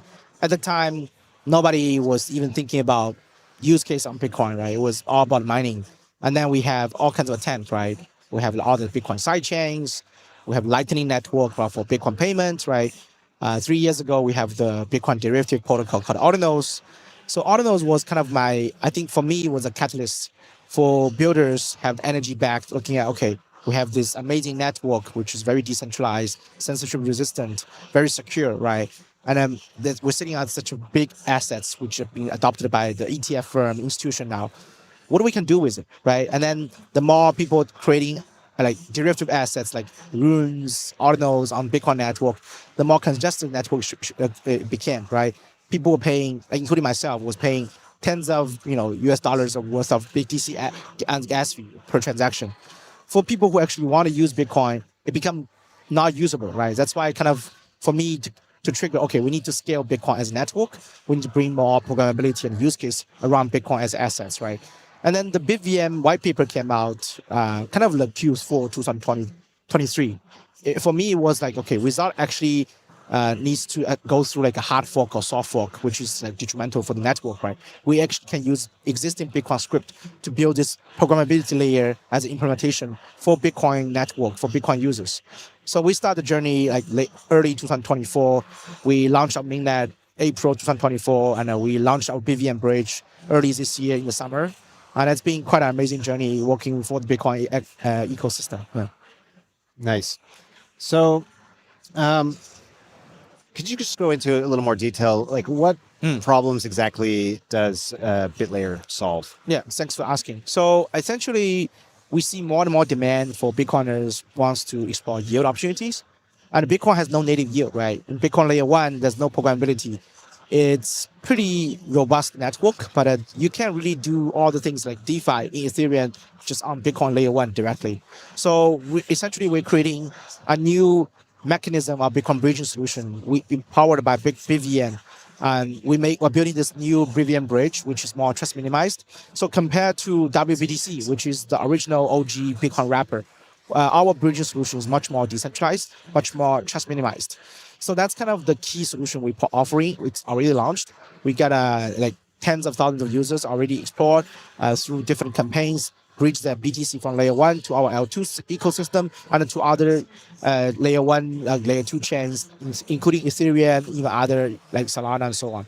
So the YBTC is kind of our Bitcoin wrapper product, right? We are offering to Bitcoin holders to one-to-one pact with the BTC, native BTC. And we're offering yield. We're getting yield from all the DeFi protocols across DEXs, lending, and so on. So the problem we're essentially solving is Bitcoin have no native yield. We want offering a sustainable, reasonable yield without taking too much crazy risks for the Bitcoiners through our BVM bridge and the Bitcoin wrapper. Yeah. Where does the yield come from? The yield come from essentially providing liquidity on all these like on-chain DEXs right now, the blue chip DeFi protocols. So we're talking about the intrinsic on-chain DeFi yield. So currently right now, if we talk about hard figures, it's around 2% to 6% across different protocols, sometimes through different campaigns, right? We're getting additional incentive from the like foundations and so on. Obviously, that's kind of more event-based. We're looking at like trying to hit the equilibrium, right? It's not too low yield, which nobody actually bothered to do all the things. And it's not like too high yield, which take a lot of risks, right? And then people actually were losing some of the principal. So that's kind of equilibrium we're hitting around like 2 to 6%. Okay, so someone just going through the user journey here, someone would bridge their Bitcoin over to your layer, to your network. Yes.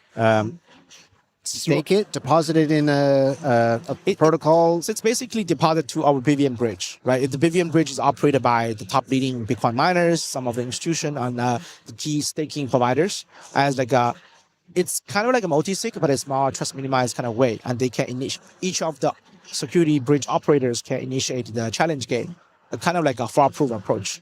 So once the UTXO Bitcoin is being bridged over to their kind of in the BVM bridge vault, it stays there, right? It's on-chain verifiable, it's proof reserve.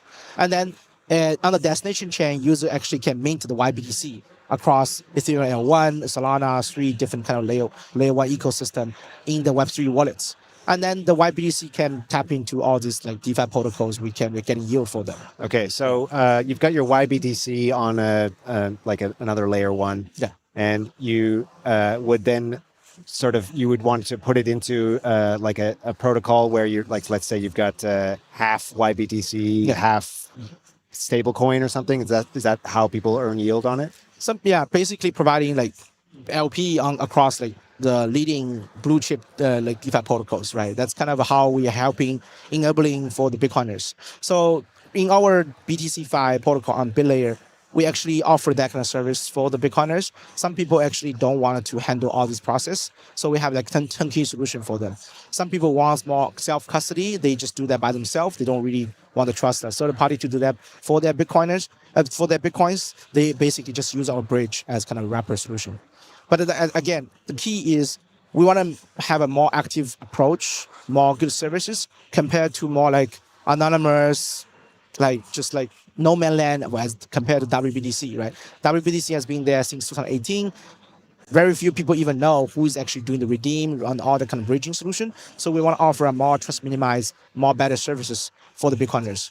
Okay, so yeah, a lot of people complain about WBTC being like centralized. There's a BitGo, a single custodian, I believe. Yeah. So in your solution, it's a trust minimized bridge. Yeah. So does this mean could you? Let me elaborate, right? To expand the situation. So WBTC, for the people who heard about it, right? It's one of the OG Bitcoin wrapper since 2018. It started founded by a few key members in the Bitcoin space, including BitGo, right? They are one of the initiator together with Genesis Safe, Kyber Network, and a few others.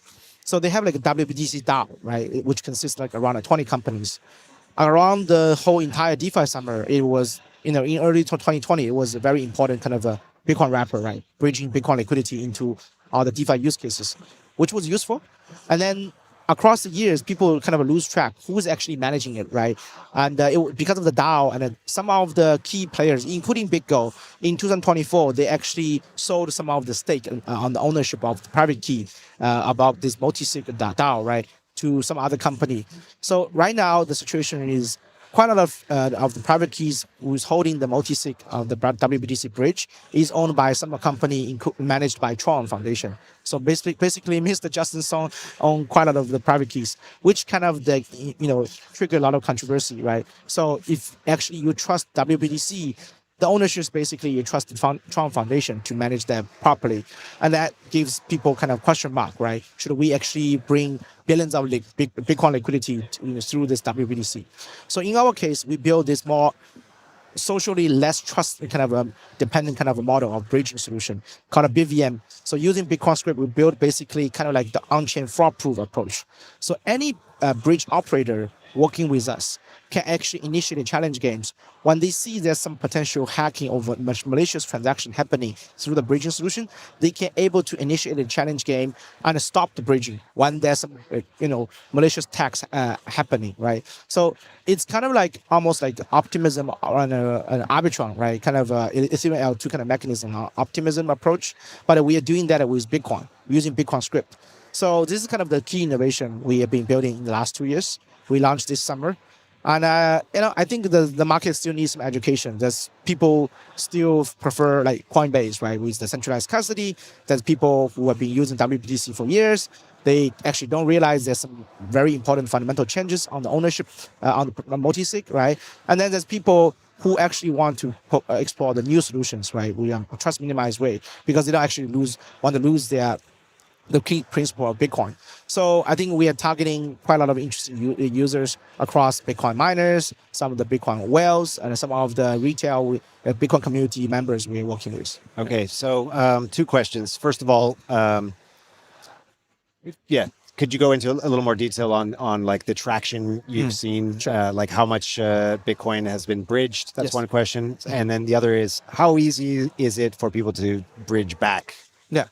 So so second question first. We are 24/7 redeemable. It's pretty liquid, and it's using decentralized wallet as a self-custody approach, right? So anybody who already bridged over from BTC to YBTC, you are able to redeem back to Bitcoin and back to get your native Bitcoin back in your Bitcoin wallet anytime you want. So we are kind of maintaining that across this BVM bridge kind of committee. And the first question. So currently, we already built a bridge over 7,000 YBTC, right? And we're helping tens of thousands of Bitcoiners to getting yield across different protocols. As I said, an APY around 2% to 6%. It varies compared to different protocols. And I think the numbers kind of diverse kind of bit, right? We see sometimes Bitcoiners want to redeem, or they see some other kind of opportunity to borrow against it, natively. And we, throughout some of the season, we did with OKX and Binance Wallet, which we attract quite a lot of Bitcoiners and to participate on certain kind of a staking program or yield program. So we had a peak time, it was like 12,000 BTC. So like it fluctuated quite a bit, right? Recently, I think the market has been not doing so well. We have some redeem. But I think at the end of the day, we want to offer this like more permissionless trust minimizer as a solution for Bitcoiner community. Okay. Let's say a much larger amount of Bitcoin got bridged to solutions like yours and others. Yeah. Would there be any risks to Bitcoin mainnet? Like, for example, maybe there would be like a less transactions on chain, therefore less miner revenue or something? Well, at the end of the day, I think what are we trying to do across the L2, right? The L2 with our Bitcoin verifier, we want to bring some fees eventually shared to the Bitcoin miners, right? Our bridge, I think at the end of the day, Bitcoin layer 1 has no native yield, right? We need to empower the Bitcoin productivity for the Bitcoiners. So the YBDC is kind of the solution for that.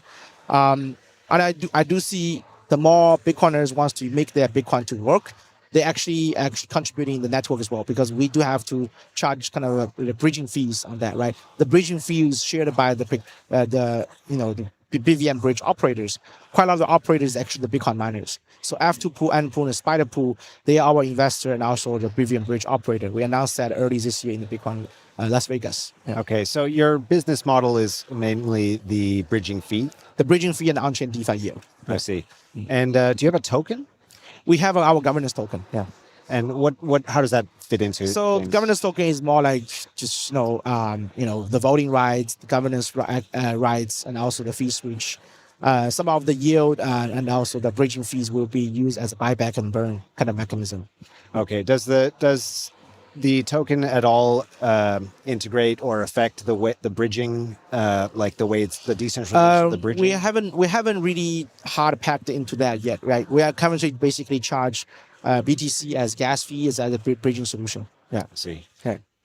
All right. Yeah, Charlie, thanks for going into all those details. Thanks. Before we close it up here, I'd love to just get your thoughts on Bitcoin in general, where we're at here, if you don't mind. So one question I've been asking everyone of our guests on this live stream is, 4-year cycle, dead or alive? I think there's still some OGs think the 4-year cycle psychologically is following that trading pattern. So I think it's not completely dead, but we are engaging a lot of institutions, right? We're backed by Franklin Templeton, actually talking to institutions like 21 Shares and so on. For these kind of institution partners, they don't believe that, right? They are engaging this crazy, big, fast-growing asset class. They're very long-term bullish. And I think we are engaging new different type of users, which actually never come into the space 4 years ago, right? I remember vividly, a lot of people will kind of try to time it top late 2021. At the DAI cycle, it was very retail driven, right? This cycle, we could fairly confident to say it's driven by institution, by the ETF, by a lot of the now recent some of the digital asset treasury company and so on.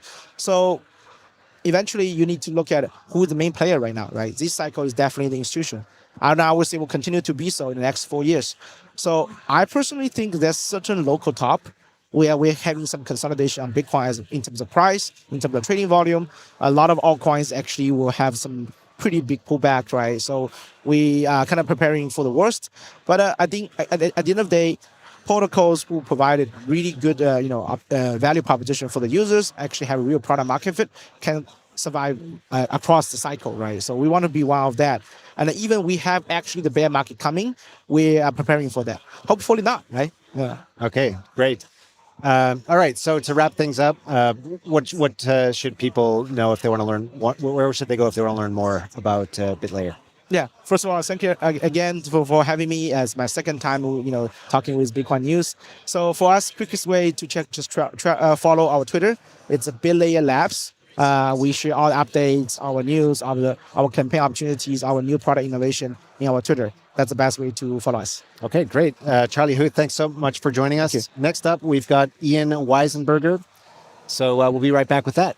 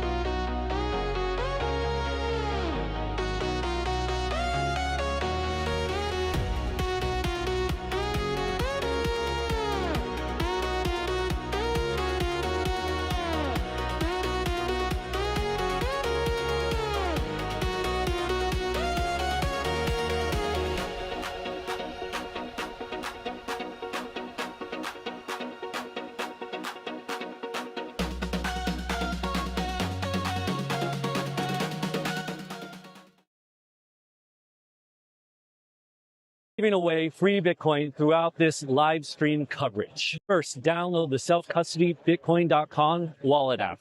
Throughout the coverage, we're going to show you golden tickets. From within the Bitcoin.com wallet app, use the QR code scanner to scan the QR code that will appear somewhere on the screen. Swipe right to automatically send the Bitcoin to your self-custody wallet. But be ready, be fast, because anyone watching can get that Bitcoin. This is the Federal Reserve, a private banking institution that prints paper money and controls how much money is printed. Not backed by gold or silver, there's nothing stopping the Federal Reserve from printing as many dollars as they want. In fact, since the Federal Reserve began in 1913, they have printed so much money, a single dollar is worth less than 5% of what it was back then. In short, the dollar that you work so hard for today is worth less by the time you wake up tomorrow. This is inflation, and whether you realize it or not, you are getting poorer by the minute. If you want to escape, there is only one option.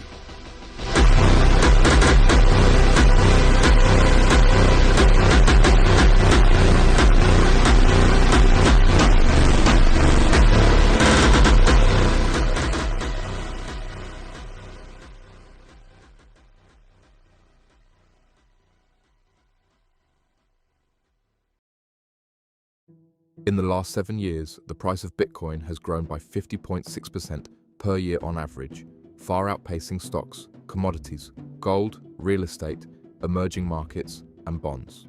At a $2.2 trillion market cap and growing, Bitcoin is now comparable to currencies like the Australian dollar, commodities like silver, and companies like Google. Bitcoin is here to stay, but as governments around the world print money and Bitcoin vacuums up global liquidity, it is poised to grow much larger.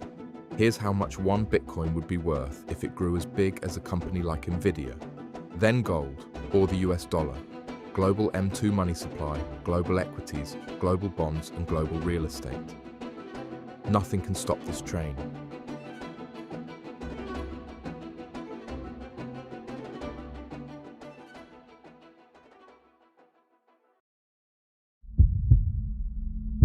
make it, son. Yes, I'm here.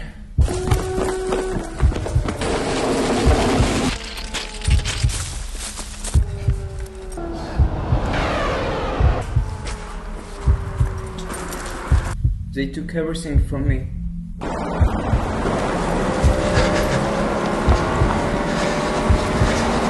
My money, my passport, my phone.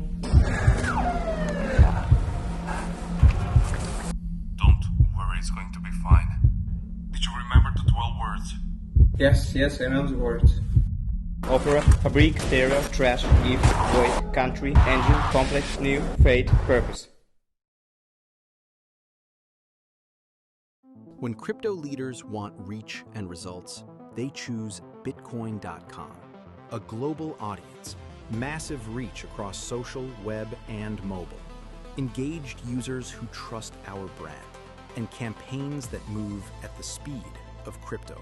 From press to podcasts, X to SEO, display ads to rewards integrations in the app, Bitcoin.com delivers exposure across every channel that matters. Our clients include the world's leading exchanges, wallets, and gaming platforms. When they need impact, they trust Bitcoin.com. Get your brand where it belongs, in front of millions. Partner with Bitcoin.com Media today.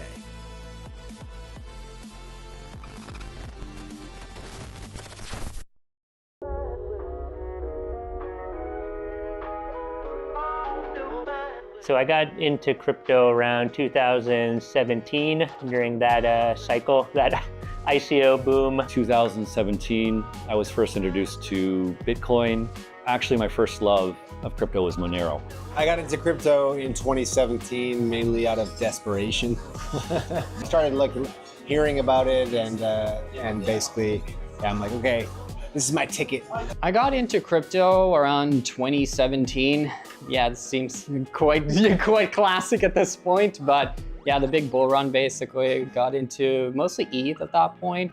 Discovered Bitcoin in probably mid-2016. Read all I could about it, got really super interested in it, put in a little bit of my money, and then yeah, just started building things for it. I probably got into crypto around 2018-ish, and I knew about it for many years prior to that, but never really got into it. I started my journey in crypto in 2010. Back when I first installed the Qt miner exe.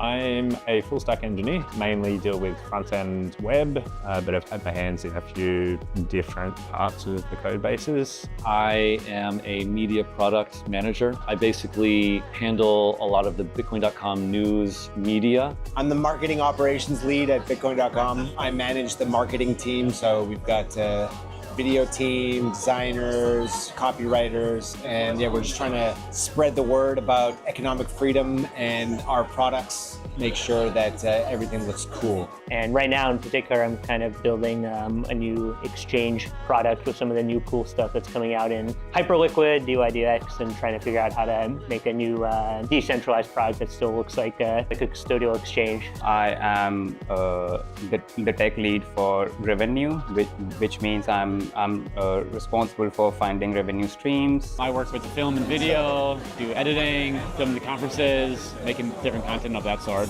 Yeah. So I'm basically leading up the engineering org, mostly managing all the engineering side of things at this point. Making sure we stay on track is basically what I'm doing, yeah.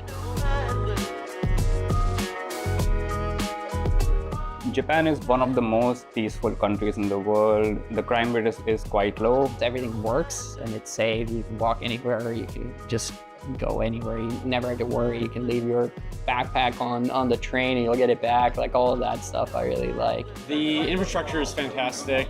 You can go wherever you want to. Any time of day, day and night, everything's going on. It's full of energy. People always say like New York's a city that never sleeps, but I've been there and it does sleep, whereas Tokyo doesn't sleep. The middle class experience in Japan is second to none. What in many countries would be like a 3-star restaurant, you can get that like without really going out of your way. Super clean, super safe. You know, you can walk anywhere, you can take the train anywhere, lots of good food. It's got like all of the pros. It's fun, exciting. There's always something going on. People are really kind and friendly. Food's amazing, and they've got amazing toilets.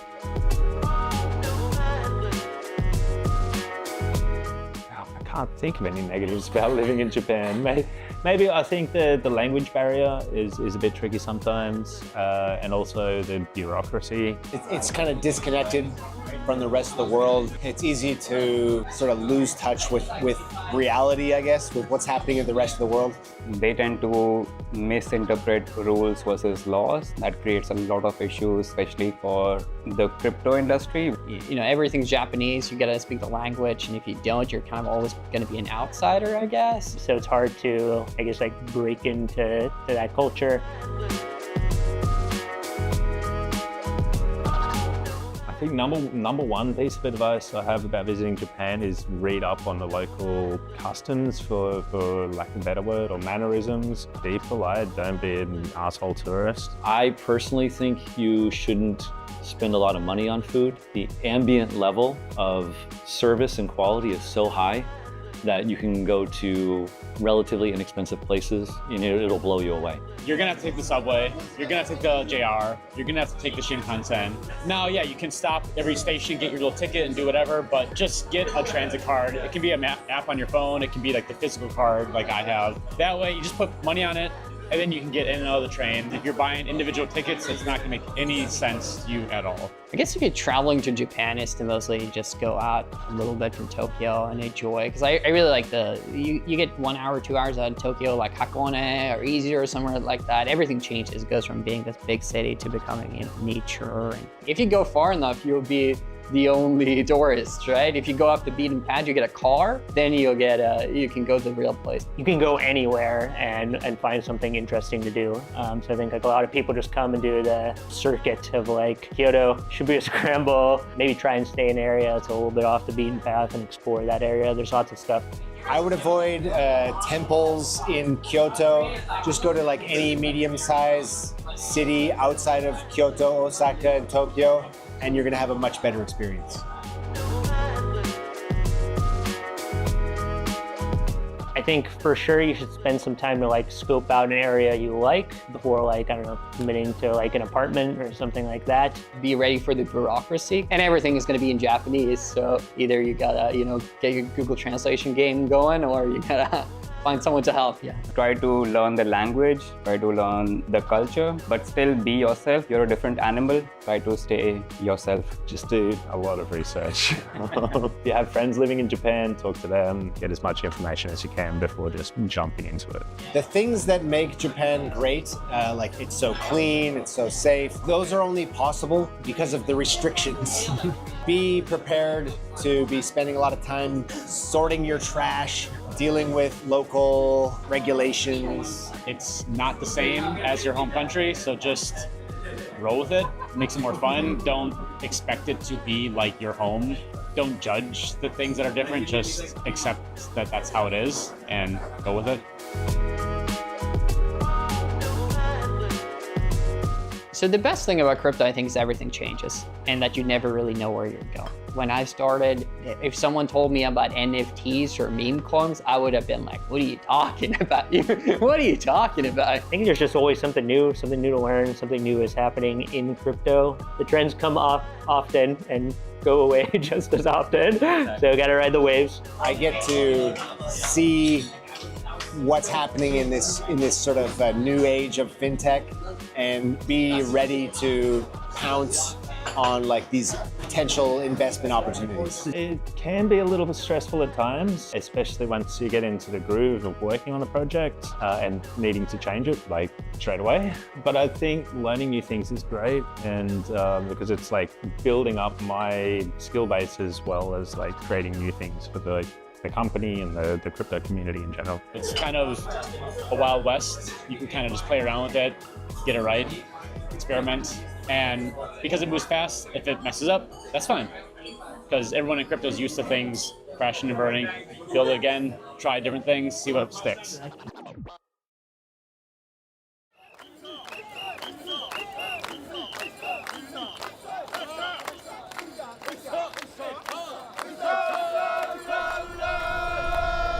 次は渋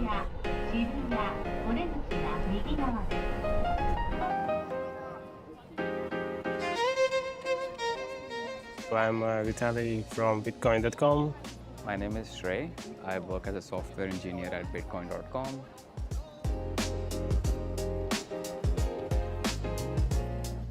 Here we are at ETH Tokyo 2025, and we're building compression tools for AI and integrating them with AI Bitcoin.com tools.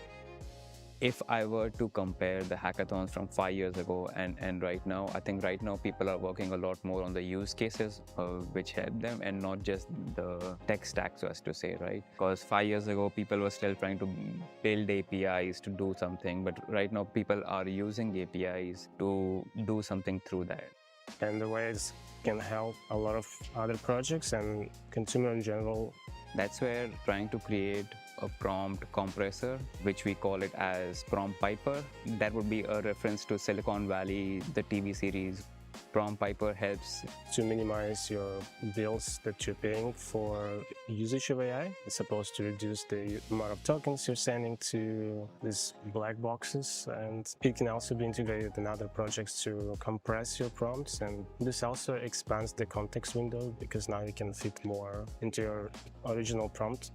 We are at a phase in AI where we need people to start improving their prompts so they actually use the context window nicely and wisely. So while that might be easier for you and me who have been working with AI for past 7 to 10 years so far, but you can't really expect a common man to just understand how to create good prompts to get the best answers from the models, right? Yeah, I'm really excited to see this can be used and integrate in your daily life how we interact with AI.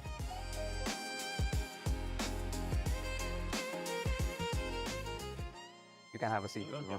Okay. And he's also Vitalik. Yes, I didn't see you.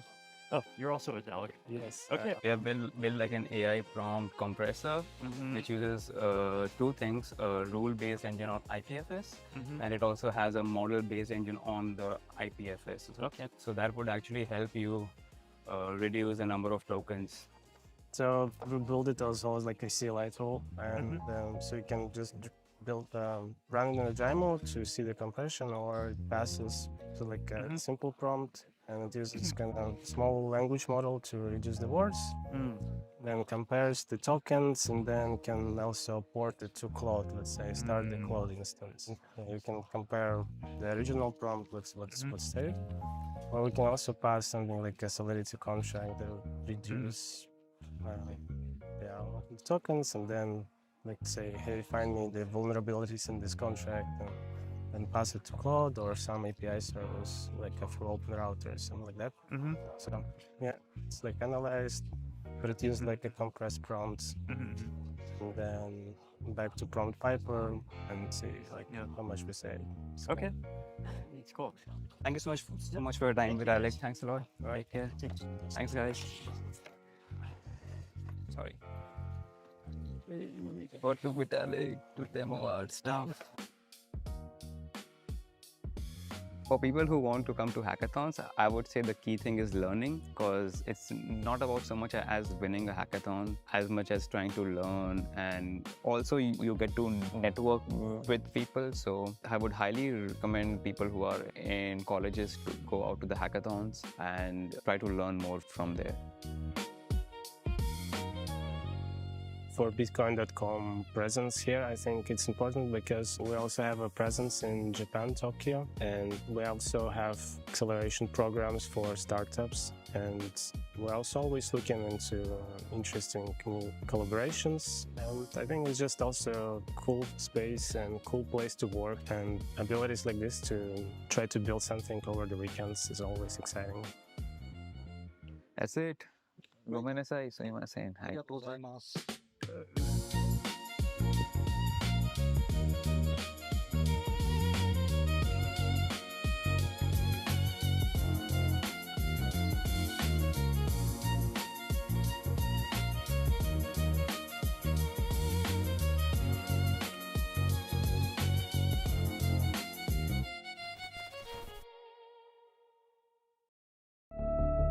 Stable, but exposed. If your dollar token can be tracked, frozen, or flagged, it's not freedom. Freedom Dollar is the first uncensorable stablecoin, private by design, built on Zano. Unlike Tether or USDC, Freedom Dollar hides your balance, your activity, and your identity. No tracking, no freezing, no middlemen.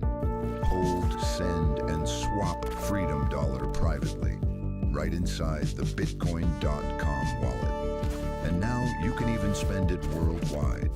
Privacy isn't a luxury, it's a right. Freedom Dollar is your escape from surveillance finance.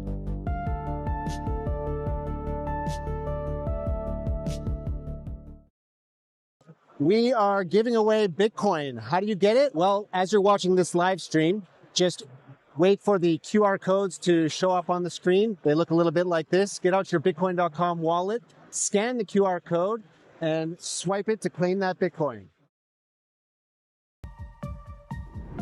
The safest and easiest to use Bitcoin wallet. Send and receive Bitcoin and crypto to anyone, anywhere in the world without permission. Now the best Bitcoin wallet for all your favorite assets. Buy as little as $50 of Bitcoin or anything else. Earn Bitcoin by staking. Access Web3 and DeFi. And now introducing in-app rewards, letting you earn free crypto just for using the app. Join the millions who are already in. Install now for free.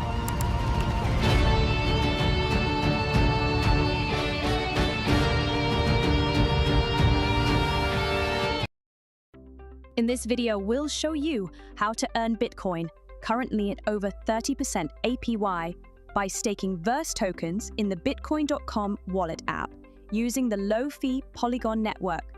You can also stake Verse on Ethereum, but for this walkthrough, we'll focus on Polygon. To get started, you'll need some Verse tokens. This is what you'll be staking to earn Bitcoin. You can earn Verse for free in the Rewards Center or buy or swap into it directly in the app. You'll also need a small amount of Matic, also sometimes called POL, which is the gas token on the Polygon network. You'll be using Matic to cover transaction fees, which are less than 1 cent in most cases. Now that we have everything we need, it's time to stake Verse to start earning Bitcoin. From the home screen, go to Web3 Explorer, then select Earn Bitcoin on Polygon. Next, you'll need to connect your wallet. Make sure to connect your Polygon wallet that has Verse and Matic in it. Then hit the Stake Verse button, enter the amount to stake, and confirm the transactions. The first transaction approves use of Verse. The second deposits your Verse into the staking smart contract. And that's it!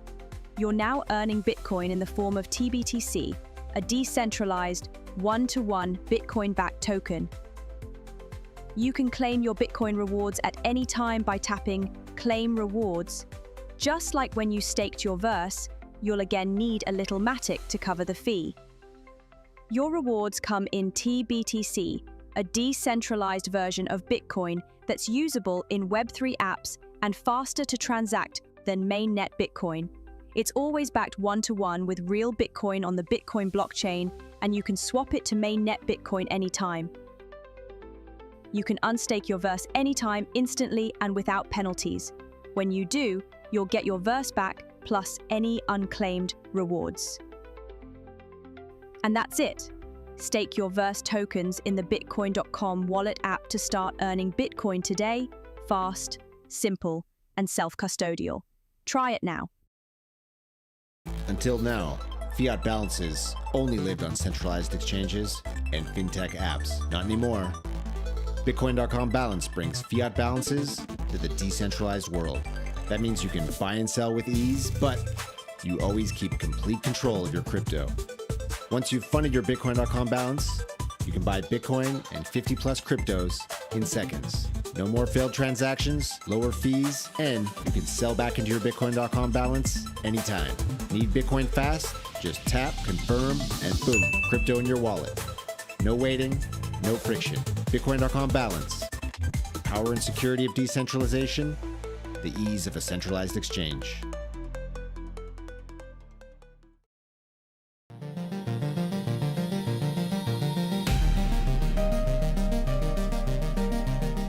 We saw all of the exciting stuff happening with Dubai and crypto regulation. Their whole system is really trying to cater towards bringing more crypto innovators, builders, businesses, and just saying, we've got a framework, we've got a safe way to do this, and it's all by the book, it's all friendly, and they rolled out the red carpet for Bitcoin.com. So we saw it as a great opportunity to join the Dubai area and expand Bitcoin.com's reach into the MENA region. We're now operating out of the DMCC economic free zone. And I implore like every crypto builder, if you're looking for that legal support, the frameworks, the stability, and some support from banking, Dubai is still ahead of the US. You can't just fly into the US and be like, I'm setting up shop here, getting a bank tomorrow, ready to rock. So you can do that in Dubai. Moving is a pain in the butt, and moving companies is a pain in the butt. And if you don't have those like local contacts that can kind of guide you through the red tape, there's red tape everywhere, including in the UAE. It just felt like the Dubai entities and the DMCC really made that process a lot easier. They've got shared co-working spaces, office space, all the legal frameworks, all the VARA support, any of the legal compliance stuff that you got to do to just stay above board. They'll make sure that you've got that clear checklist and support you along the way, just guiding you through that process. The Dubai and DMCC guys, they went above and beyond. There was active boots on the ground really like welcoming us. I can't thank them enough. It's been really helpful for us.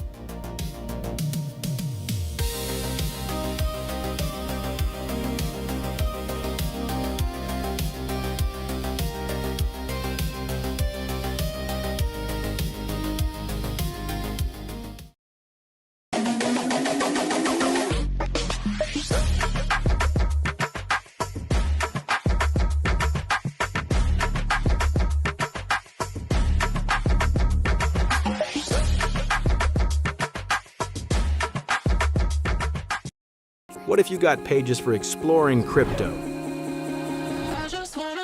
Read news, check prices, discover new projects, and stack rewards along the way.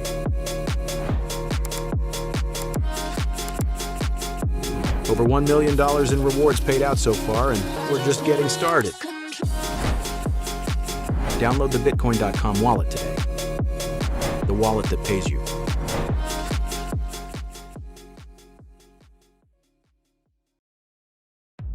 Do you think your crypto is private? Think again. On Bitcoin, Ethereum, and most major blockchains, every transaction you make is... Okay, I'm interviewing Ian Weisberger, the CEO and co-founder of CoinRoutes. Ian is a technical wizard from the sophisticated world of Wall Street. He is now in crypto, bringing TradFi tech and expertise to the crypto space. I'm sure Mr. Weisberger has shaken his head in shock and disbelief at how badly crypto protocols do things. I'm looking forward to asking Mr. Weisberger questions about the plumbing of crypto markets and the differences between TradFi and crypto market structure and other dizzyingly complex topics. I apologize in advance, sir, for being a backwater pleb. And now, time for the interview.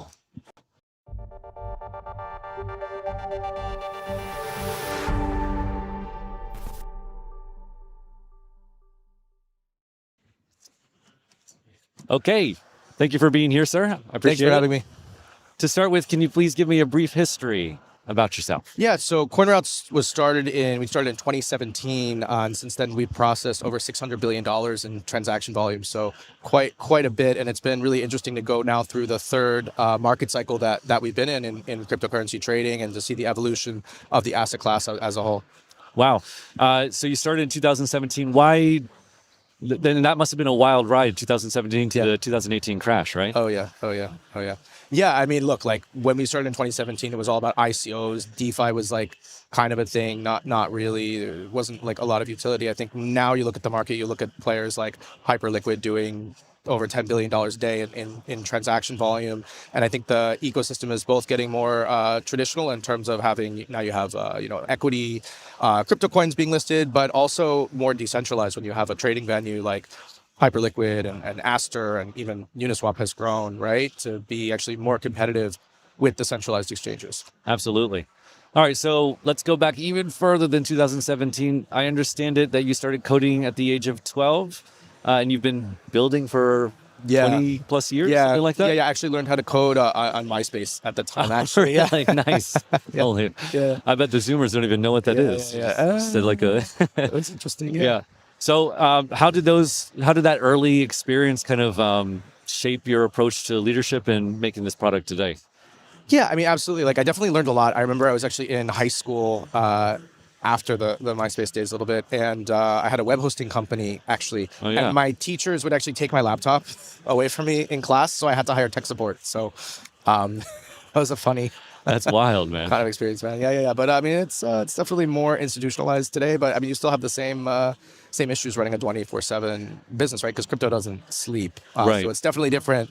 You know, when we hire people from TradFi and they're like, okay, the market's closed, I'm going home. And you're like, actually, no, like now it's the Asia session or whatever. So it's a bit different.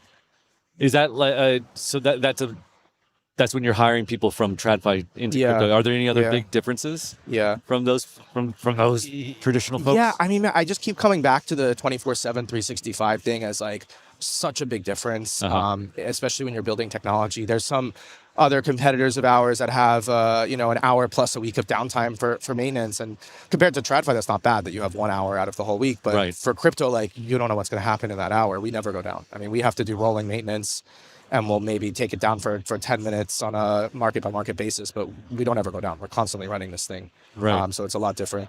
And as you say, I mean, that also affects like who you hire, how you hire them, like make sure that you're covering all different time zones, 24/7, 365. Yeah, so we have an office in Miami, London, Dubai, Singapore, and Zurich. Wow. So nice. Okay. Yeah. All right. So in your view, is it essential for a CEO, especially in this space, to have like technical expertise, to have domain knowledge of the products that they're actually building, not just as like a manager, but kind of like deep technical expertise? Yeah, I mean, look, I think it helps because we're building programmable money, right? Like we're building financial instruments, money, everything, and it's all programmable. It's a little bit different from TradFi, where a lot of this stuff is digitized paper ledgers, right? Like it's very different. It's much more advanced, and I think that it's definitely been an advantage of ours to be tech first, building in this industry. And I think a lot of the successful companies, they've been founded by very technical leaders. Do you think that in crypto, non-technical leaders can make it? Not going to make it? Can make it? I mean, it's interesting because even like 5 years ago, if people would choose a degree, a lot of times they would choose an engineering degree. And I think to some extent with AI, that has now changed. Oh, interesting. And so it has definitely lowered the bar, but at least understanding how to fit this stuff together has been helpful. I mean, all of our engineers obviously use AI assistants, as does every firm. That you should, right? But it's not the best thing. It's going to make mistakes, and you have to be able to call it out. But I do think we've seen a shift in the labor market for junior, like entry-level engineering. It's going to be a lot harder to get hired. I would say now, instead of hiring like super entry-level engineers, we're fine to hire more senior and have them use AI assistants. Oh, interesting. Yeah, so I think the labor market is shifting, and there's been statistics to that effect as well. So really, if you're trying to get a job in technology, definitely projects are super important. You have to have something to stand out, because if you just got a CS degree, chances are we're not going to hire you without some sort of experience, whether it's work or projects. Right. Yeah, that makes a lot of sense. When did you start using AI to help, like, or as a company and whatnot? When did you? So we bought our corporate subscriptions for ChatGPT, Claude, Cursor, like all the enterprise stuff for sure. Like, pretty early. So yeah. I mean, just from my experience, I remember when it appeared on our radar like a year or two ago. Oh yeah. I mean, if from a content creation, writing perspective, research and all that, and it definitely does change. Yeah. It augments, right? It's not like, as far as I can tell, it's not like a coming apocalypse. It's not replacing anyone anytime soon. You still need like a human behind the machine. Yeah, we do too. I mean, definitely. We have AI trading algorithms too, but you definitely need humans to correct it, especially when you're dealing with a lot of money. It needs to be safeguarded, because a lot of times it just makes stuff up, right? Yes. You can't have that in finance. No. Yes. No, you can't. Absolutely not. No.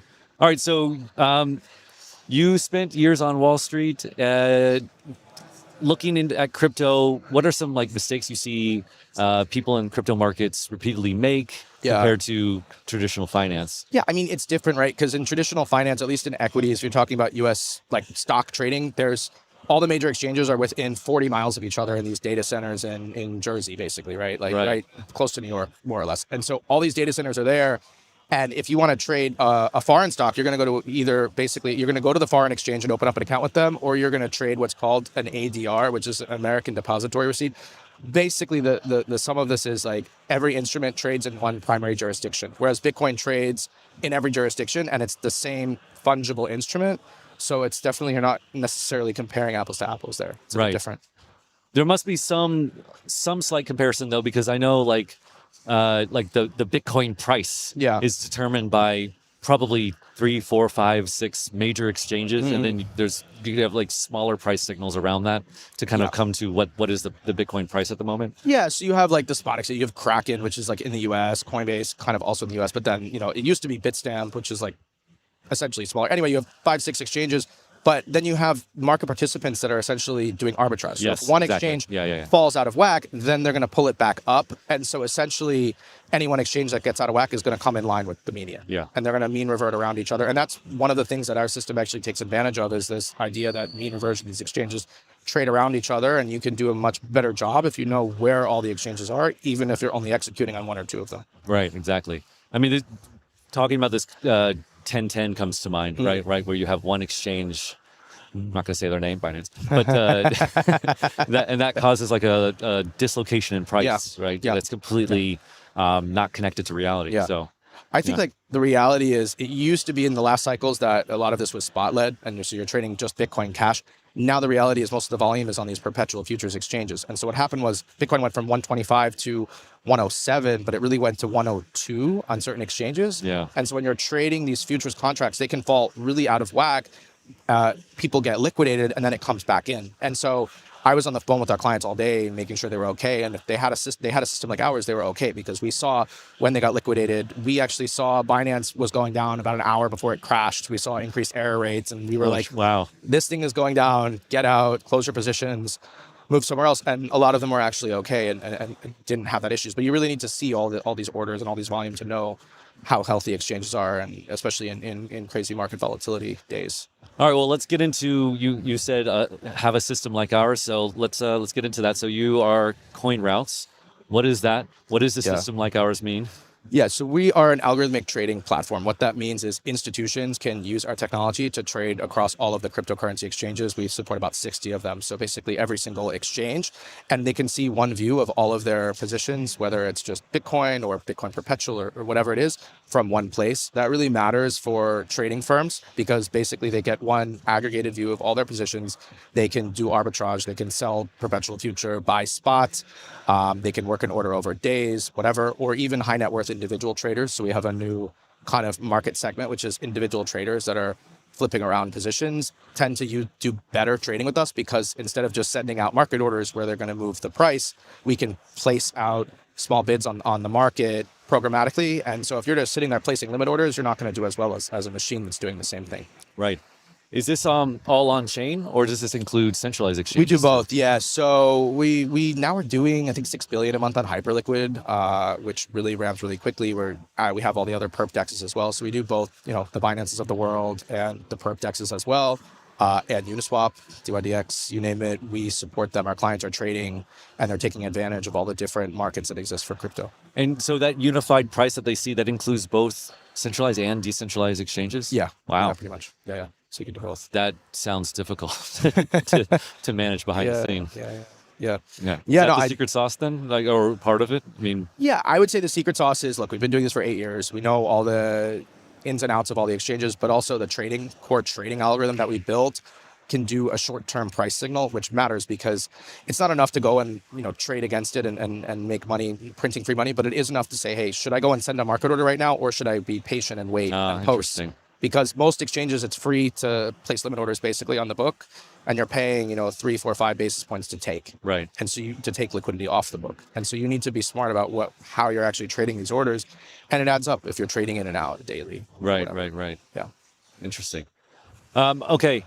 And so you've said that you can't scale what you don't understand. So for coin routes, does this mean that having technical expertise allows you to kind of stress test coin routes to, I don't know, do really well in what's it called, Black Swan events like 1010, Yeah, things like that. yeah, absolutely. Real world events. Yeah, and it also takes like being in business in this market for a long time. I see a lot of new entrants, especially traditional financial institutions, and the reason why a lot of the top financial institutions trust us with their trading book is because we've been doing this and we've been proven to be stable in crazy market events that we know we're doing. We have a very competent team behind us, and we've been doing volume and size for over 7 years now in this industry.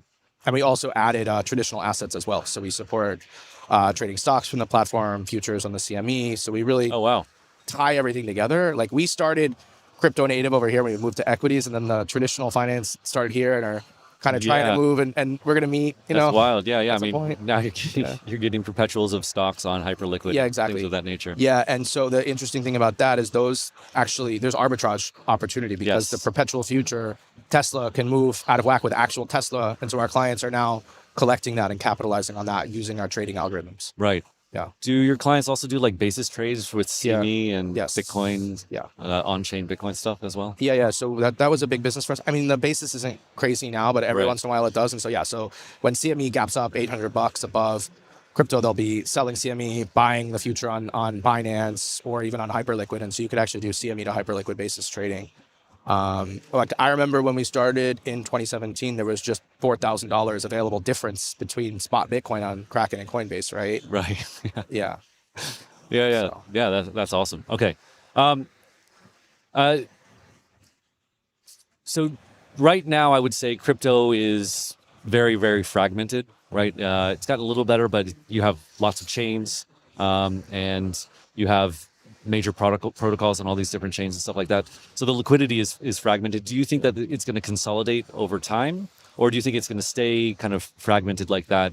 And solutions like smart routing are going to always be like the best answer to this fragmentation. I mean, we started off just doing smart routing, and now over the past couple of years, we've done the trading algorithms, like the basis trading algorithm, right, and all of these different things. And so those are going to become more important. As I kind of mentioned earlier, there used to be flat arbitrage, like buy Bitcoin on Kraken, sell it on Coinbase. Now it's basically you sell the future on one exchange and you buy it on another, and you collect the funding rate basis. Yeah, so right. Yeah, funding rate arbitrage, quote unquote, is what people are doing now. And I think that's always going to exist because you have like regulatory arbitrage basically. So the UAE might only allow license a certain number of exchanges, which is different from the US, which is different from Singapore at some point, right? And so the trading firms that can access all those markets are going to continue to make money and take advantage of that. And they're going to use systems like ours to do it.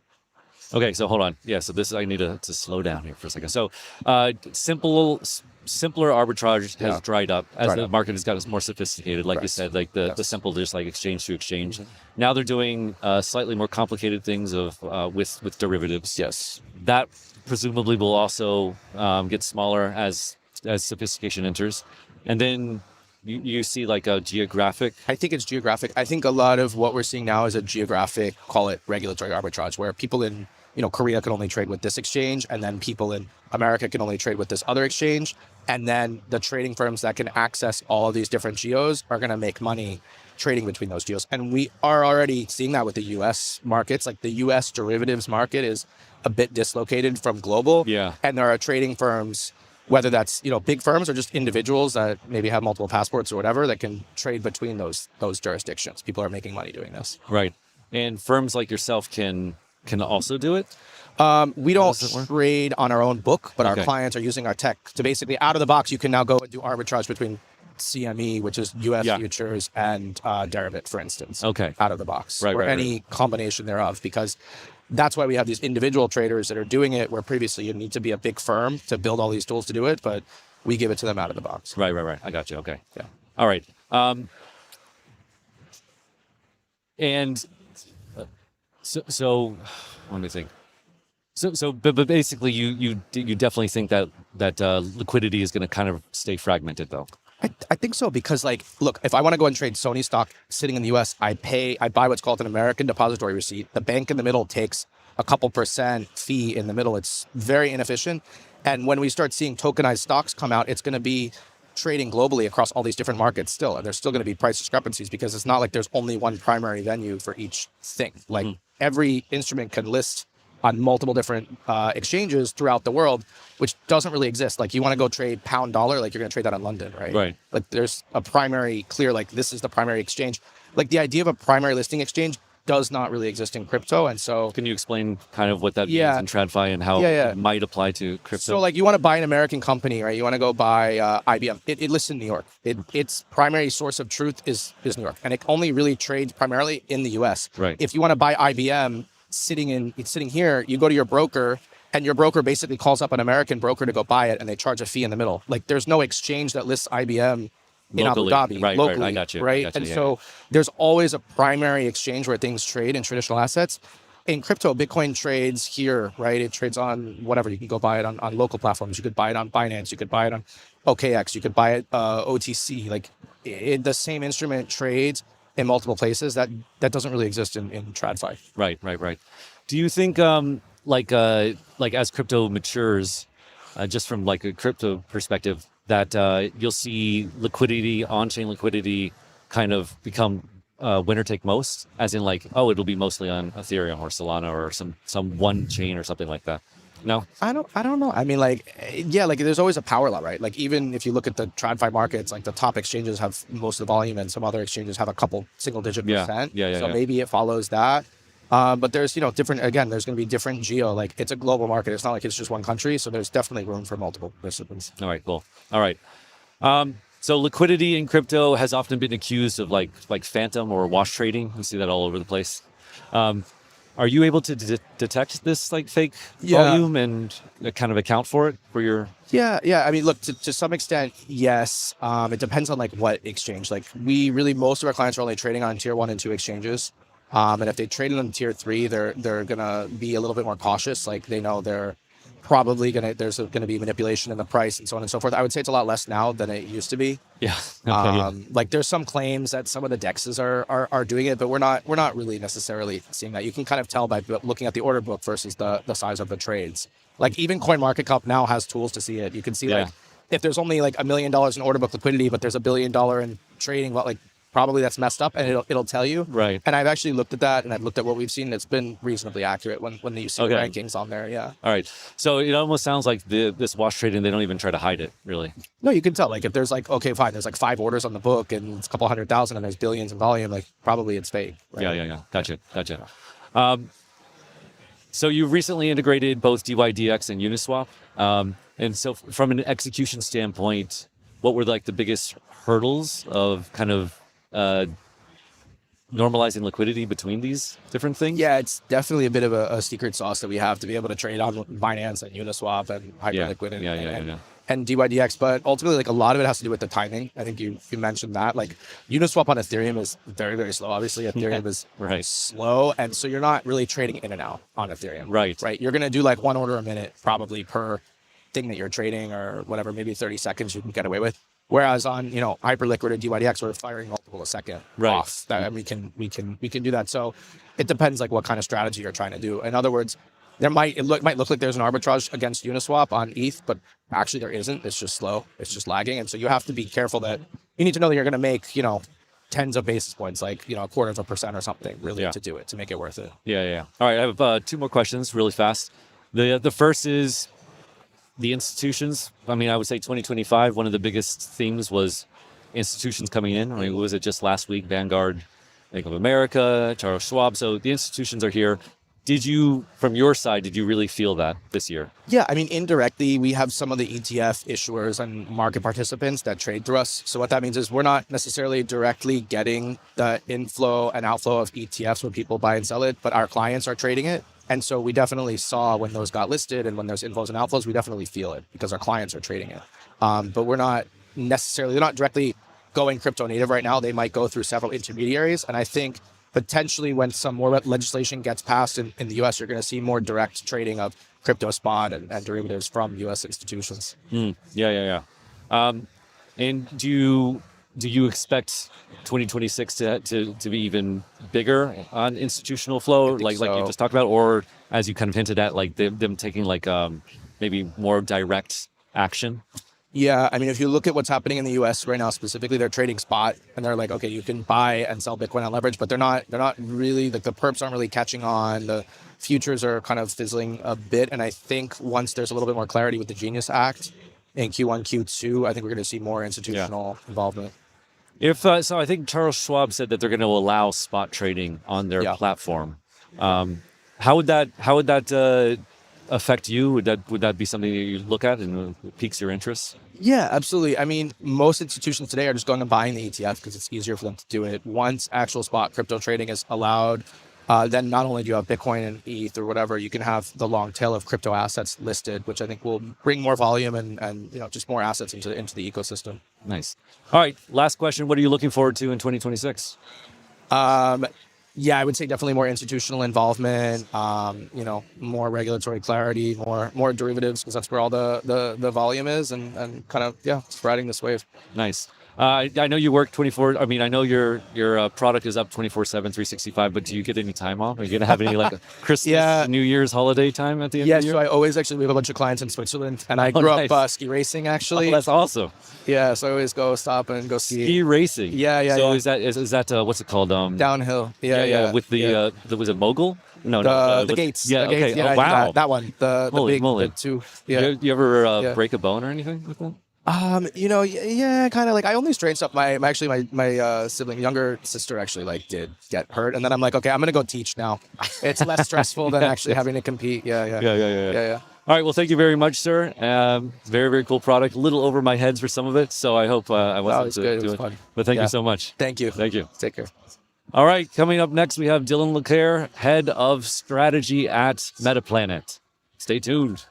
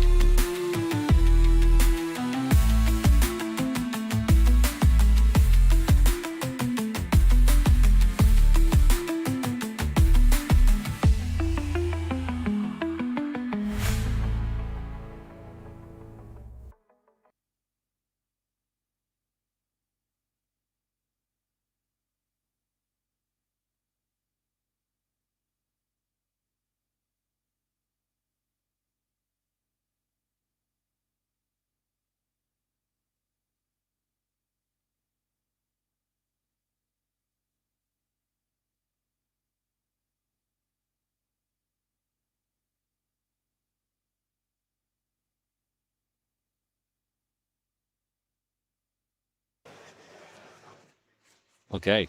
Dylan LeClaire is the director of Bitcoin strategy at MetaPlanet. Before stepping into the corporate arena, Mr. LeClaire, was the head of market research at Bitcoin Magazine and a senior analyst at UTXO. That's all well and good, but Mr. LeClaire also has a magnificent head of hair that makes balding men like myself and balder men like our French live stream operator gnash our teeth and ball our fists. That aside, I wanted to speak with Mr. LeClaire for some time, and I finally get to do so. Let's get to it.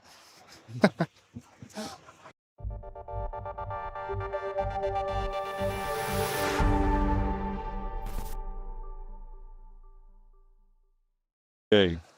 All right, here we are. Dylan LeClaire. Nice to meet you, sir. Nice to meet. I'm happy to be on the show. Thanks Great. for having me. Very, very nice. To start with, can you please give me a brief history about yourself? What led you to what you're doing here today?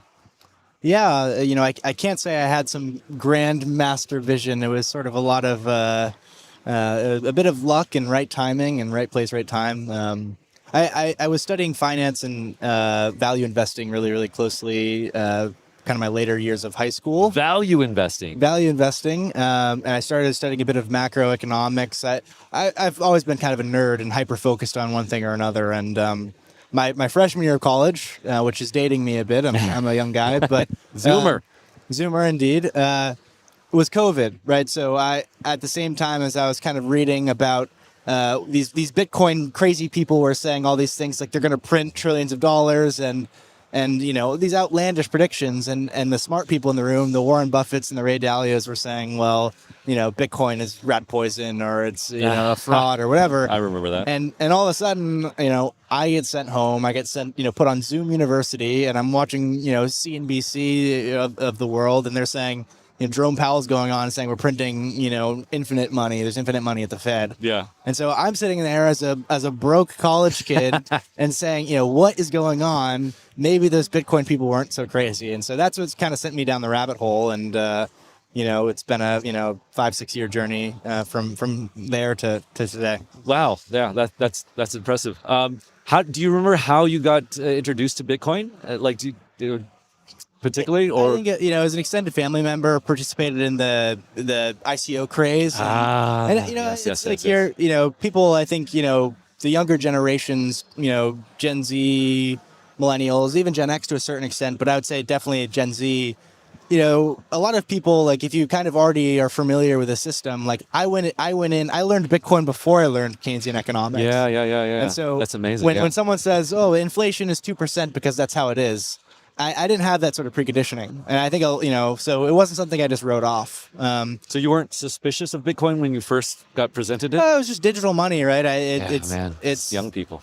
It was something that I didn't know what I didn't know. I didn't know mine. I knew no details. Didn't understand how anything worked, but it was intriguing. And I think also there's sort of like the Gen Z counterculture rebellion sort of mindset. If Warren Buffett's saying it's rat poison, it almost makes me want to learn about exactly. it. Right? Yeah. So there's this like famous quote. I always forget who it's from, but it's I really do think it's applicable here, which is technology is what is created like when you're basically an adult in your lifetime. And so I would say for a lot of young people, Bitcoin is not technology because it was, they came into the world and it was kind of already there. And so there's no suspicion around it. It's kind of like for kids, no one's suspicious of a credit card or, the cash. But my parents sure were, right? They were super suspicious of credit cards.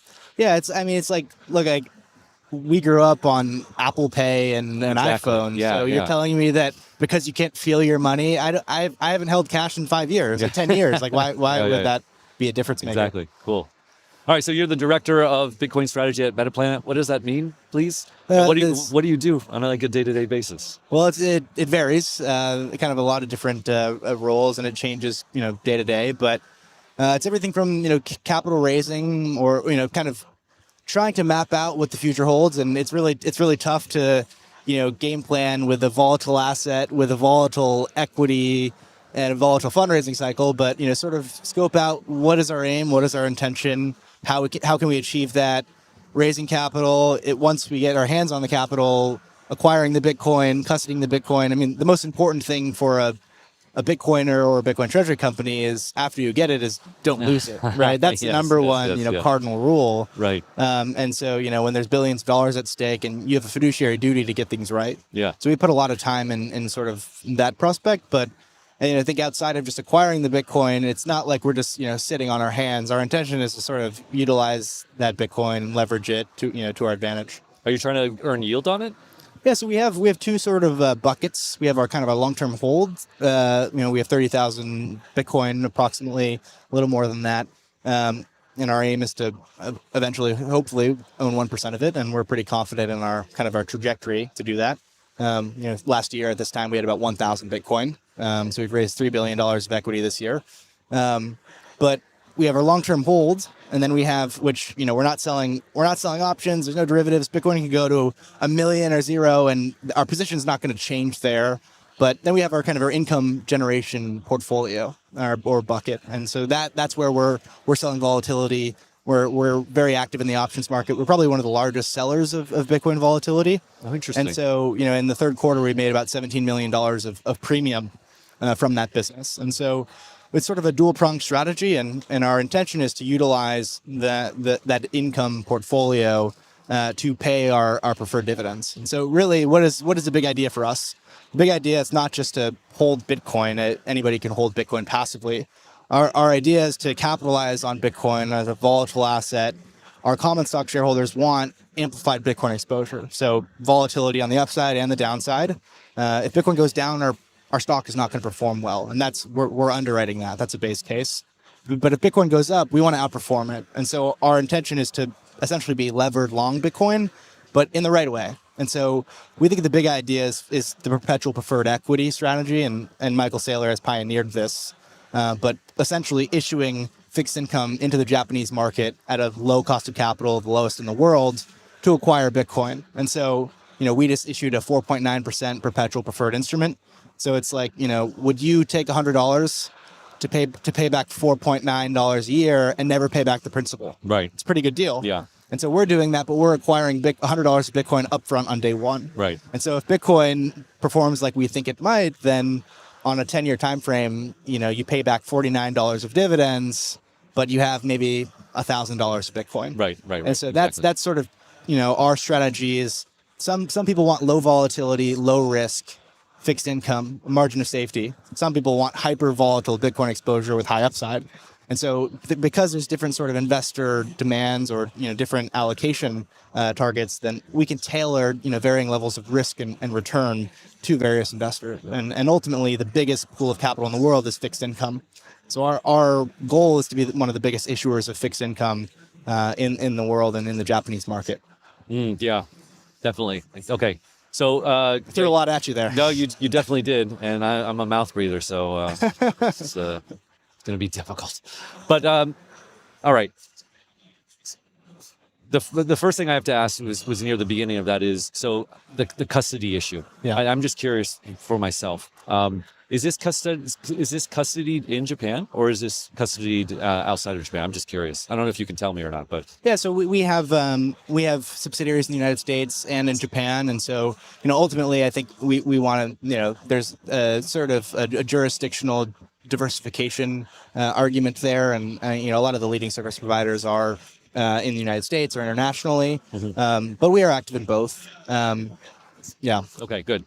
And the second one was, so yeah, you talked about like borrowing in yen is very, very cheap, and it always has been, but it started to go up a little bit in the recent, I don't know, Q3, Q4. Has this changed your strategy at all? Has it modified what you're doing, or is it still just so low compared to the rest of the world that it doesn't really matter? Yeah, so the long end is really sort of, so the 20, 30-year bonds have gone from like 1% to 3%. It's really actually similar to what happened in the United States from like 2021 to 2022, where the long bond, the yield went up, the price went down.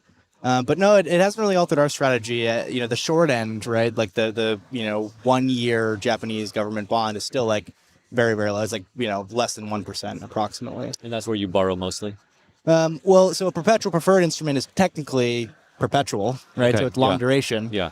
But we can sort of design or, engineer these instruments to behave like either a long duration bond or like a short duration instrument. So for example, Michael Saylor has 5 different perpetual preferred instruments. Right. One of those is STRF. Right. And so the dividend is fixed, right? And so if you have a bond, the reason that 30-year government bonds are volatile, but a 1-month government bond is not volatile, there's like no volatility. Yeah. Because if you think of it, if you have 30 years of payments baked in, and the risk-free rate goes up or down, well, that the value, the net present value of those 30 years of payments changes drastically. Yeah. You don't know 30 years out. It's like hard to price. So Yeah, so you have if to if pay you locked in, a 2% yield, but then all of a sudden rates go to 4%, Exactly, yeah, then yeah. you hemorrhage a lot of value there. Exactly, yeah. And so there's instruments that have a fixed payment are volatile in price. But if you instead optimize for fixing the price or having a stable like price, you can have a variable payments, right? So Saylor came out with STRC, he's calling it stretch, which is a variable rate dividend. But the price stays right around 100. So if the price is above 100, he cuts the dividend. If the price is below 100, he raises the dividend. And so this is like sort of like a Bitcoin-backed treasury bill. It functions essentially like a 1-month government bond backed by Bitcoin, even though it's a perpetual instrument. So we have announced we're calling it MARS, Meta Planet Adjustable Rate Security. And that we think is the biggest kind of total addressable market for us. Japan is yield starved. There's no yield. Money market accounts have made a huge comeback in Japan this year. It made a ton of noise. Money markets are paying 50 basis points, 0.5% in Japan, and everybody's excited about it. And so we think the opportunity is we can give you essentially not technically a bank account, but a quasi bank account that's listed on the Tokyo Stock Exchange that pays you 10 times more than the Japanese government would, or the money market would. Right. And we use that to funnel into acquiring Bitcoin. Why have money market funds exploded in Japan this year? Because interest rates have gone from 0 to 0.5. Oh, okay. I see. It was a bit of a satire comment there. Yeah, no, I got it. But everybody is excited about 50 basis points. Yeah. I mean, older people. Yeah. I live in Japan, so. Oh, okay. Yeah. The younger people I speak to are not. Do you speak Japanese? Very poorly. Okay. Matt over there, he's a translator, Japanese translator. Probably better than me. You probably speak better Japanese than me. How much time do you spend in Japan? A few months a year. Yeah. The jet lag is killer. Yes. Okay. I want to talk a little bit about IMNAV, right? Yep. Like this gets a lot of headlines. And I was just wondering, like, how do you think about IMNAV? How does it figure into your daily job of strategizing for MetaPlanet?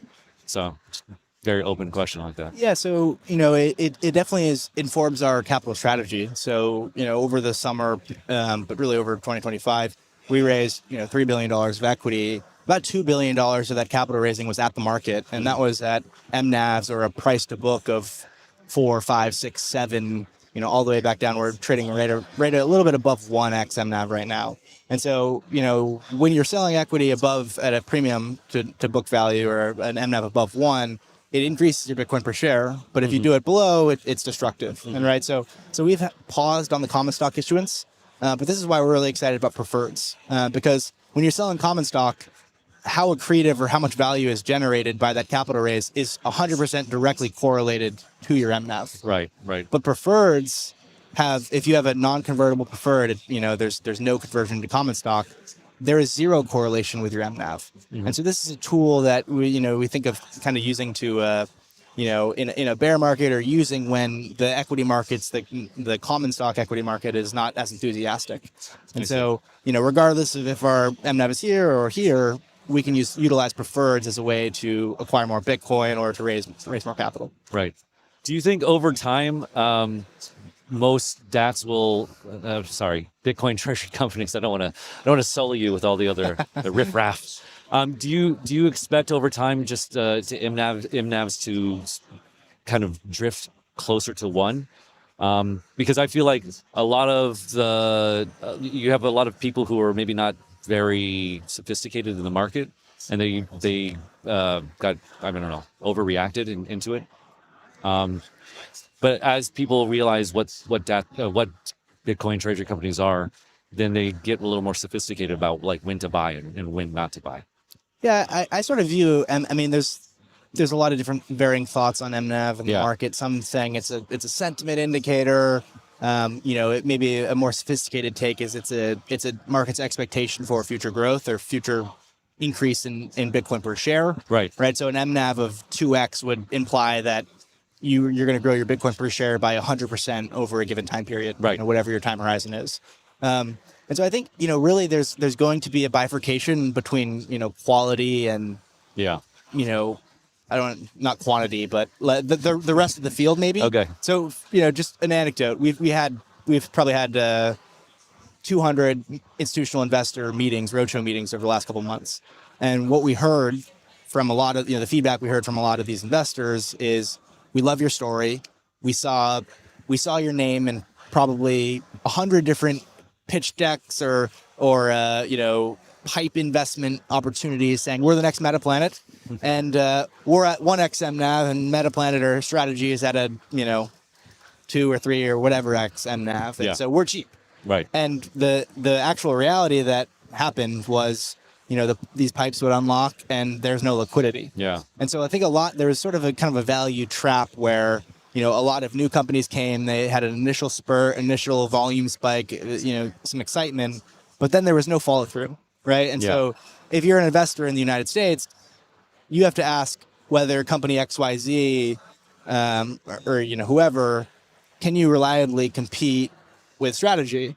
Or, a lot of fixed income investors, they need size, right? Like something that's even 100 million, 200 million, 500 million, it's way too small. Yeah. Right? Like at a couple $1 billion right now, we're at 3 billion and change market cap.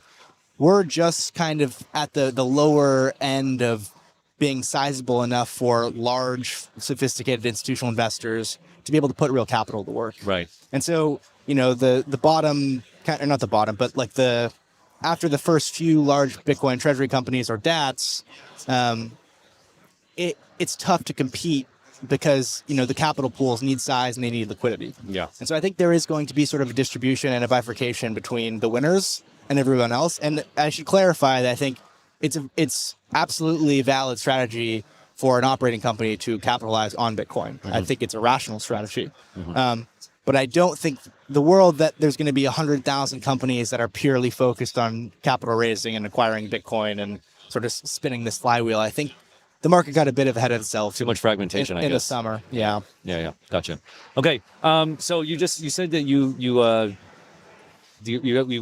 were talking with lots of investors. Are these like Japanese investors? Are these from other countries as well? Like who are these investors that are like talking to MetaPlanet? So global institutional. Yeah. And so, the interesting thing, and you could maybe perceive this as bullish or bearish, and I think it's bullish. But our story so far to date has predominantly been, it started as Japanese retail, then it kind of became U.S. global retail as well.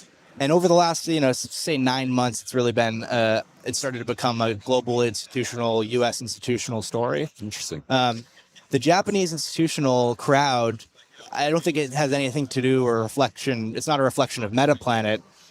It's just that Bitcoin is still sort of in this gray area from a regulatory perspective. Oh, really? It's technically not a financial asset. It's like sort of. Is it not a commodity? It's not a commodity either. I don't know. Yeah, I should know. I live in Japan. The kind of analogy or the the thing I like to use to describe the scenario is when the IBIT ETF came out in January of 2024. MicroStrategy had a MNAV of like 1.3x, and the dominant narrative in Bitcoin circles, again, the people that are posting about Bitcoin every single day, talking about this nonstop, was, okay, well, the story's over, MicroStrategy, there's no need for it anymore. It's going to go from 1.3 to 1. Yeah. 1x, right? The premium's gone. What happened was it actually went from 1.3 to 2.5. Why? But it's not just because Bitcoin's price went up. That's, again, MNAV is relative to the Bitcoin value. Right. So it against its Bitcoin value, it appreciated significantly. Why? Well, I think it's because for a while, Bitcoin was just kind of this gray zone. And then all of a sudden, Larry Fink and BlackRock put a stamp of approval on it. And all of a sudden, the career risk is wiped off. Right. So we actually don't really have any significant Japanese institutional investors at the moment. That's what I was going to ask. And I think, once there's a lot of things that people like to paint as bearish catalysts for MetaPlanet. What happens when an ETF shows up in Japan? There's no ETF. And people say, well, that's really bearish. And we think it's the opposite, actually. And we're encouraging this adoption because once an ETF goes live, the institutional floodgates, I think, in Bitcoin in Japan open up. And I think that's going to be beneficial for us. That I agree with 100%. Just taking notes to clip that one. Yeah, absolutely. I mean, they're obviously Japan's very conservative, and nobody wants to be first. Nobody wants to be first on that. Okay, so you think that so the institutions in Japan are still like very, very, very shy about Bitcoin, and obviously don't want to buy it yet, really, in any kind of size. Yeah, I think also just like what we're doing is very radical. Traditionally dilution is bad. Common stock investors avoid dilution at all costs. And for us, we're saying, well, no, this actually can be a tool, right? And we'll utilize it if it can accrue value to the shareholder. So, we've grown our Bitcoin per share, regardless of the Bitcoin price. Our Bitcoin per share has gone up 500% year to date. So, you started in January. There's now, 6x more Bitcoin per share for the same share. Right. Right. Okay. And so if you're an investor and you like Bitcoin, then Metaplanet equity can make a lot of sense for you. I think, something to note is you can be really bullish on Bitcoin and be a portfolio manager. That doesn't mean you can buy Bitcoin. Right. Yeah. You're a portfolio manager. You can only buy United States medium cap stocks, or maybe you can only buy Japanese small caps, or whatever. And so you're a portfolio manager. You love Bitcoin. It's a side passion. You can't allocate anything to it. Yeah. All of a sudden, an operating company comes around and says, "Hey, we're going to accumulate Bitcoin. Bitcoin's our denominator. It's our benchmark." Yeah. And so that's the kind of the power of the treasury company model, right? Is we can say, "Hey, here's a fixed income instrument backed by Bitcoin with Bitcoin upside." That doesn't exist anywhere else. Right. And so I think that once the kind of the institutional landscape on Bitcoin in Japan further develops, and we're doing everything we can to push that forward, we think it'll be a big tailwind for us. Nice. All right. Just two very quick last questions. You have to give long answers. Just curious about your take on these more topical things. 4-year cycle, is it dead? I've never, I think it's too simplistic of a framing. I don't think the 4-year cycle was ever a thing to begin with. I think the halving mattered, in 2012 and maybe 2016. I think since probably 2020, it's been predominantly a macro-driven, cycle, and so, it's dollar liquidity rates, the bond market, the equity market. These are kind of the big macro drivers, and you could, as much as you could plot the halving cycle and Bitcoin price, you could plot like PMIs or other macro indicators, and it would kind of map in the same thing. So it's like, I don't know. We're not, Metaplanet personally is not looking at the 4-year cycle to make any informed decisions. Right. I guess that's probably the easiest way I could say it. Nice. Okay. Dead. All right. Last question. So I would say privacy in the second half of the year really became a major narrative in 2025. I didn't see that coming, but it did. Do you think privacy is important for Bitcoin? I talked to Aaron Van Weerden, and he was like, yes, it is. It kind of surprised me a little bit. I'm trying to ask Bitcoiners if they think privacy for Bitcoin is important, because it's pseudonymous, but not exactly private. Yeah. So, I can wear a couple different hats. Okay. If you're talking to Dylan, the head of Bitcoin strategy at Metaplanet. No, I'm talking to the crypto Twitter follow that I have. Yeah. Well, I'll say, I follow on Twitter. So from Metaplanet's standpoint, we do proof of reserves, right? And so we're actually trying to be radically transparent. Yeah. We're saying, here's all of our Bitcoin addresses. You can track it real time. You can go to metaplanet.mempool.space and see all of our Bitcoin. We're showing it to you. We're showing our cards. Very cool. Dylan, the cypherpunk sovereign Bitcoiner, absolutely thinks privacy is essential. I think the cutting edge of kind of cryptography and sort of that privacy tech is absolutely something that we should be, open-minded to. And, ultimately Bitcoin wins because of white market capital, but also black market use, right? The fact is Bitcoin is for enemies, and I say that it's sort of a cliche, but this is a tool. It's open source. And the real power of Bitcoin is no one can stop you from using it. And so just like anything, any tool can be used for good and it can be used for bad. And there's no denying that. But, privacy is something that is really, fundamental. Yeah. And I think that this is going to be something that, is going to be worked on and hopefully improved over time. Yeah. I want to be able to pay my barista and not have her see how much money I have. Lightning is not too bad. Exactly. But there can always be more improvements. Yeah. All right. Well, thank you very much, sir. Thank you for your time. I appreciate it. I hope we can speak again at some point, maybe when you're in Japan. Yes. Cheers. All righty. Next up, we have a great panel with Mining Grid, hosted by Graham. Stay tuned for that.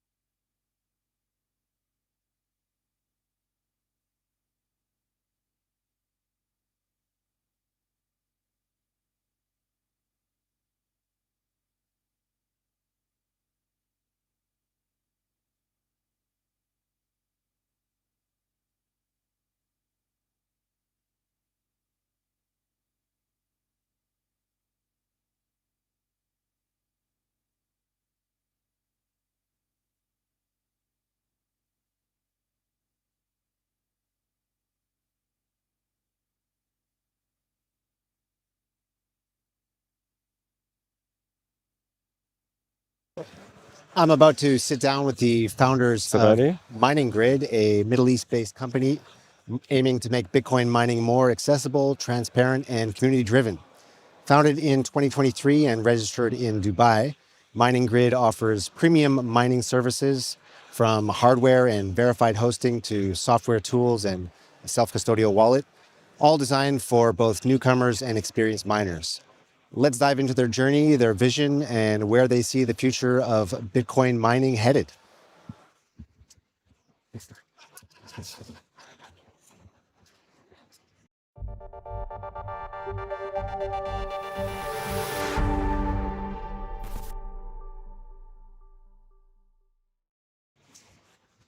All right, gentlemen, could I ask you to introduce yourselves and maybe tell us your very brief origin story, how you came into the industry?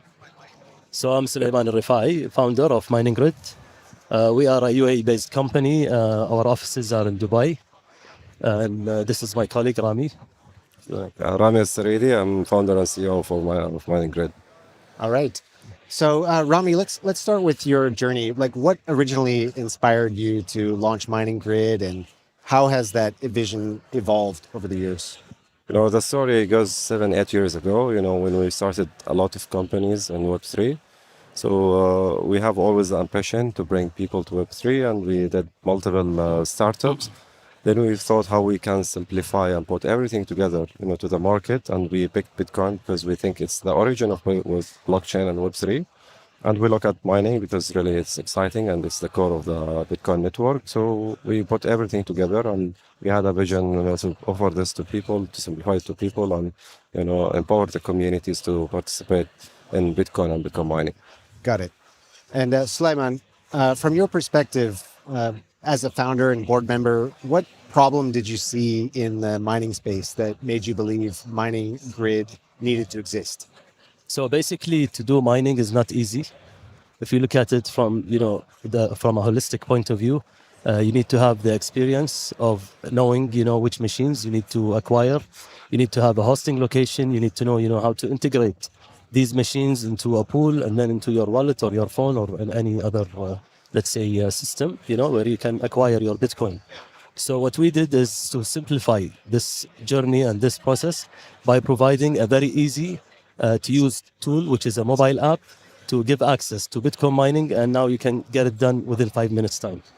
All right. So for people new to the brand, let's dive into a little bit. So, like, what is the core solution that Mining Grid provides to its clients and partners? So we give a software solution, first of all, and behind the scenes we have all the other integrated points where we do all the heavy lifting for any user looking to mine Bitcoin. And we do it basically in the best way possible using, let's say, world-class systems and providers, and bringing them all into one platform, which is our Mining Race app. Okay, so let's dive into Mining Race. What exactly is that? So Mining Race is made for all kind of retail investors, from small ones to the complex one to the one who want to really put capex on that. So Mining Race is non-custodial wallet, which anyone can download in seconds, create non-custodial wallet, then he can select a mining package. So we do hardware mining, and we do also mining rental, and we do very small packages, which start, let's say, 1 terahash rental, and it goes to 100 terahash rental. So we diversify, the portfolio of products which we have, to cover all needs of the market, and that's give directly the reward distribution gets directly to people, to non-custodial wallets. So we created a mining layer, which does the distribution between the pools and between the people. And we also implemented an incentive distribution system. This incentive also encourage people, to get more contributors to the network, more users to the network, and earning certain hash rate and certain Bitcoin reward as incentive to expand the community. Is there an element of gamification in the system at all? In Mining Race, if you see our stand and participation in the event, we try to make it friendly for people. We try to make the gamification, as a theme inside the app and the journey for the people. Inside the mining as a business model, we don't have gamification, but we use that, to simplify and attract people to get into Bitcoin, because it's not a complex, it's not industrial product. We try to make it, as a retail simple product for people to access it in an easy and simple way. So would you say that your target users are retail? Yes. And could you go into the level of traction that you've seen thus far? So basically, if you look at the number of users we have today, over 100,000 users coming from 170 plus countries. So the way we did it is by doing different roadshows in many different cities across the world, and introducing people to our software and our solutions to show them that it's very simple to do Bitcoin mining today. And we've achieved today to bring in new users into the Bitcoin network. And by this, we are expanding, the security of the Bitcoin network by bringing more users and by making, let's say, a bigger distribution of this network. I see. And as for the mining itself, where is that happening?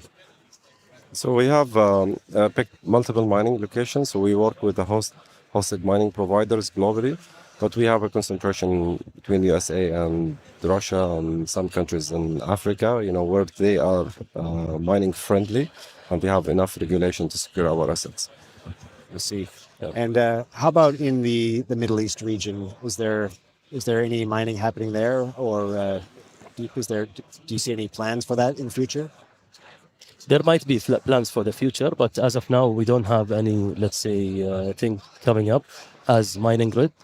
But we've seen other companies starting this, and maybe, hopefully in the future, we can get also access to that. Okay. So you've mentioned plans for global expansion. Like, what markets are you most excited about? So today, 70% of our users coming from Europe. And now we're looking at expanding, exposure in Asia, Africa, and Latin America. And so, we're trying to also customize different products to fit basically the different markets. Could you take us through the user journey? So, let's say someone wants to get involved. Like, how do they get started? What are the steps you need to take? Yeah, so for us, we simplify. So we download the non-custodial wallet. It's a simple setup for anyone who want to hold crypto. And then after that, he can select a package where he want to mine, and we have like 4 or 5 variation. Depends on the power he want to connect, to his account. And then he can select out one of 3 products, which is the 1 terahash, which is we call mining core. And mining core is 1 terahash work for 1 year. And the second product is also hash rate rental, which is 90 days. We call it mining card or stable mining card. And it's 90 days hash rate rental, which works for 90 days.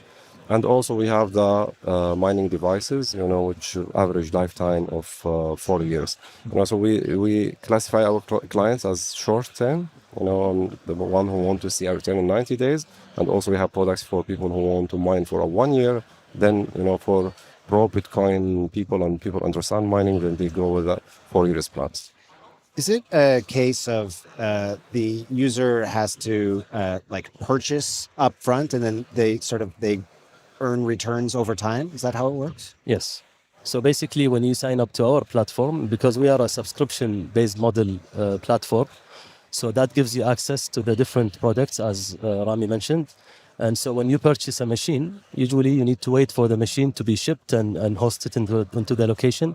But we try our best to have this machine activated as fast as possible. And if it's a rental, let's say a product that you have purchased, then you get the activation immediately. I see. And why would someone want to take this route to get involved in the Bitcoin space rather than, let's say, just purchasing Bitcoin straight up? So in general, like the Bitcoin mining, it's creating a portfolio for people. So definitely education, encourage people to understand the Bitcoin mining and the Bitcoin network itself. So doing mining is supporting the decentralized ecosystem. But from financial point of view as well, mining Bitcoin in long term is, more profitable from buying Bitcoin.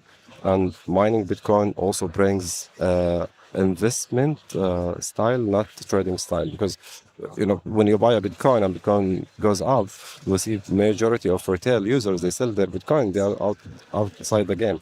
But when you are engaged in mining, you know that you are mining for a year or for 4 years.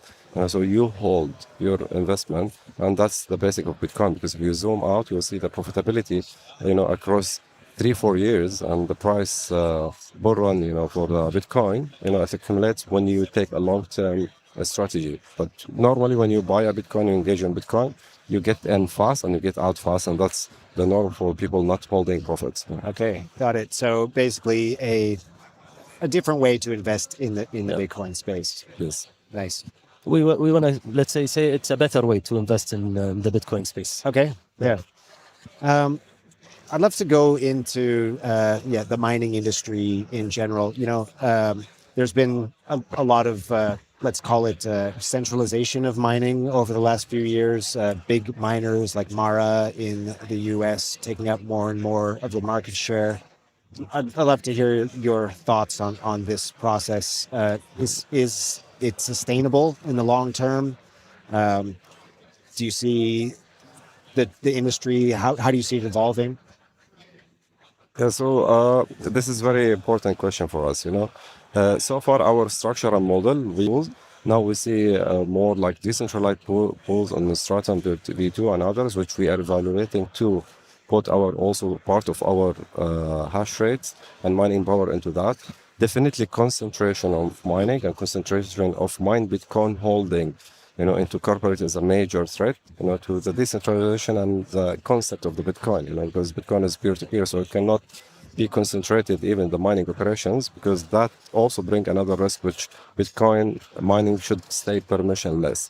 We should not, when we have a concentration, also we add permissions, to whitelist and blacklist transaction in future with someone holding. So definitely concentration of mining is not really good for the industry.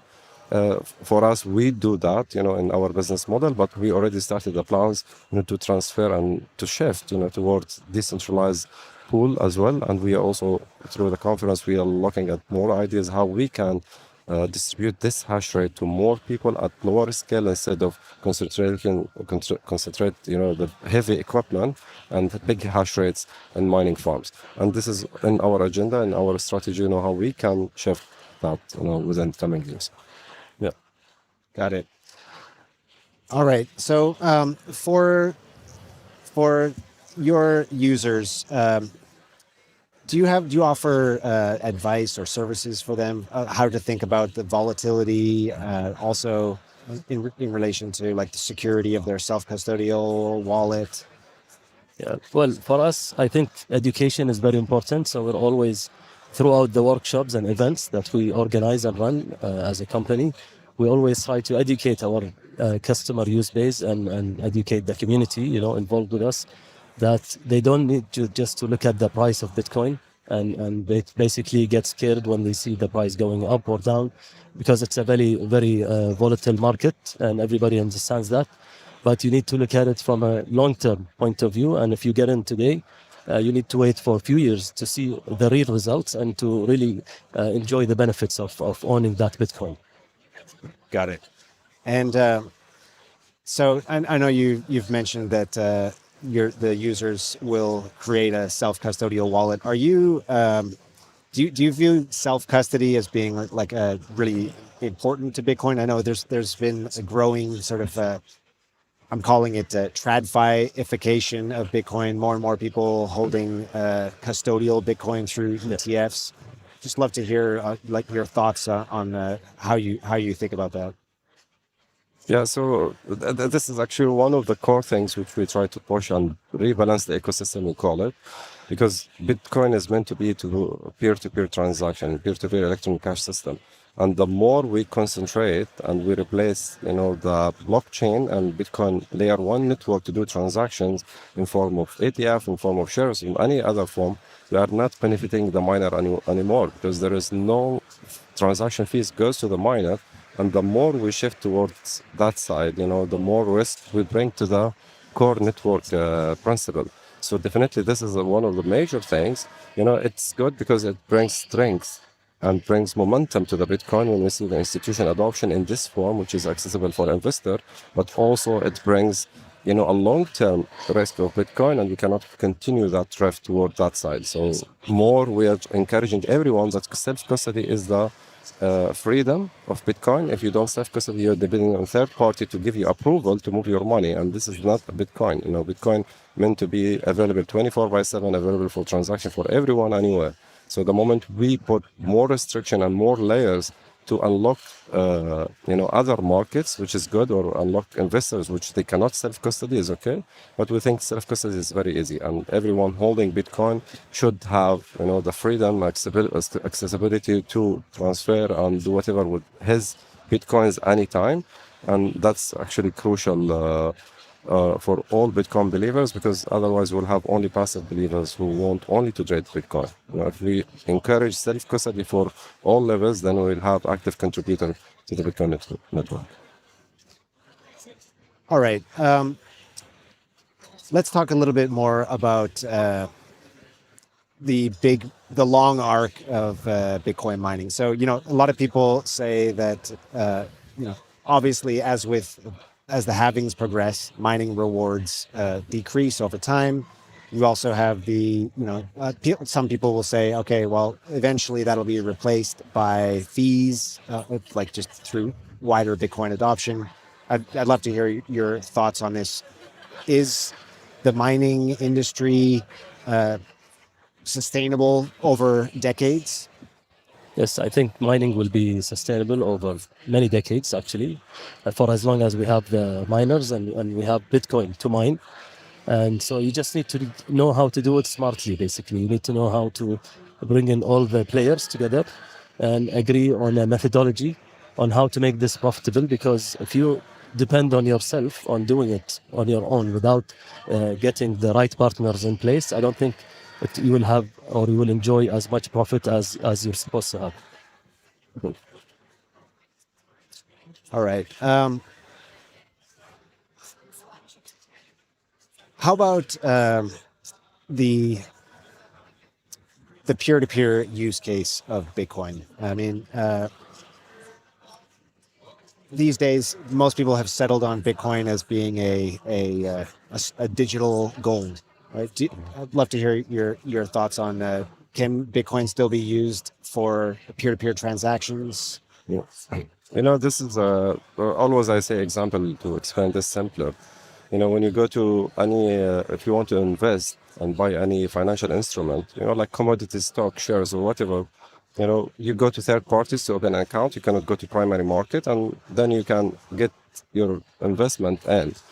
But if this investment or third party or broker disappear, then you don't have access to the primary market. So you need always to rely on third parties, and you cannot go and tell them like, I need the stock to self-custody the stock, because that's something not possible. I cannot get the commodity. If I buy oil or gold, I cannot tell them physically I need it there, because you are buying on the primary market. On secondary market, then they are placing it to primary market, and the Bitcoin is only exception of this.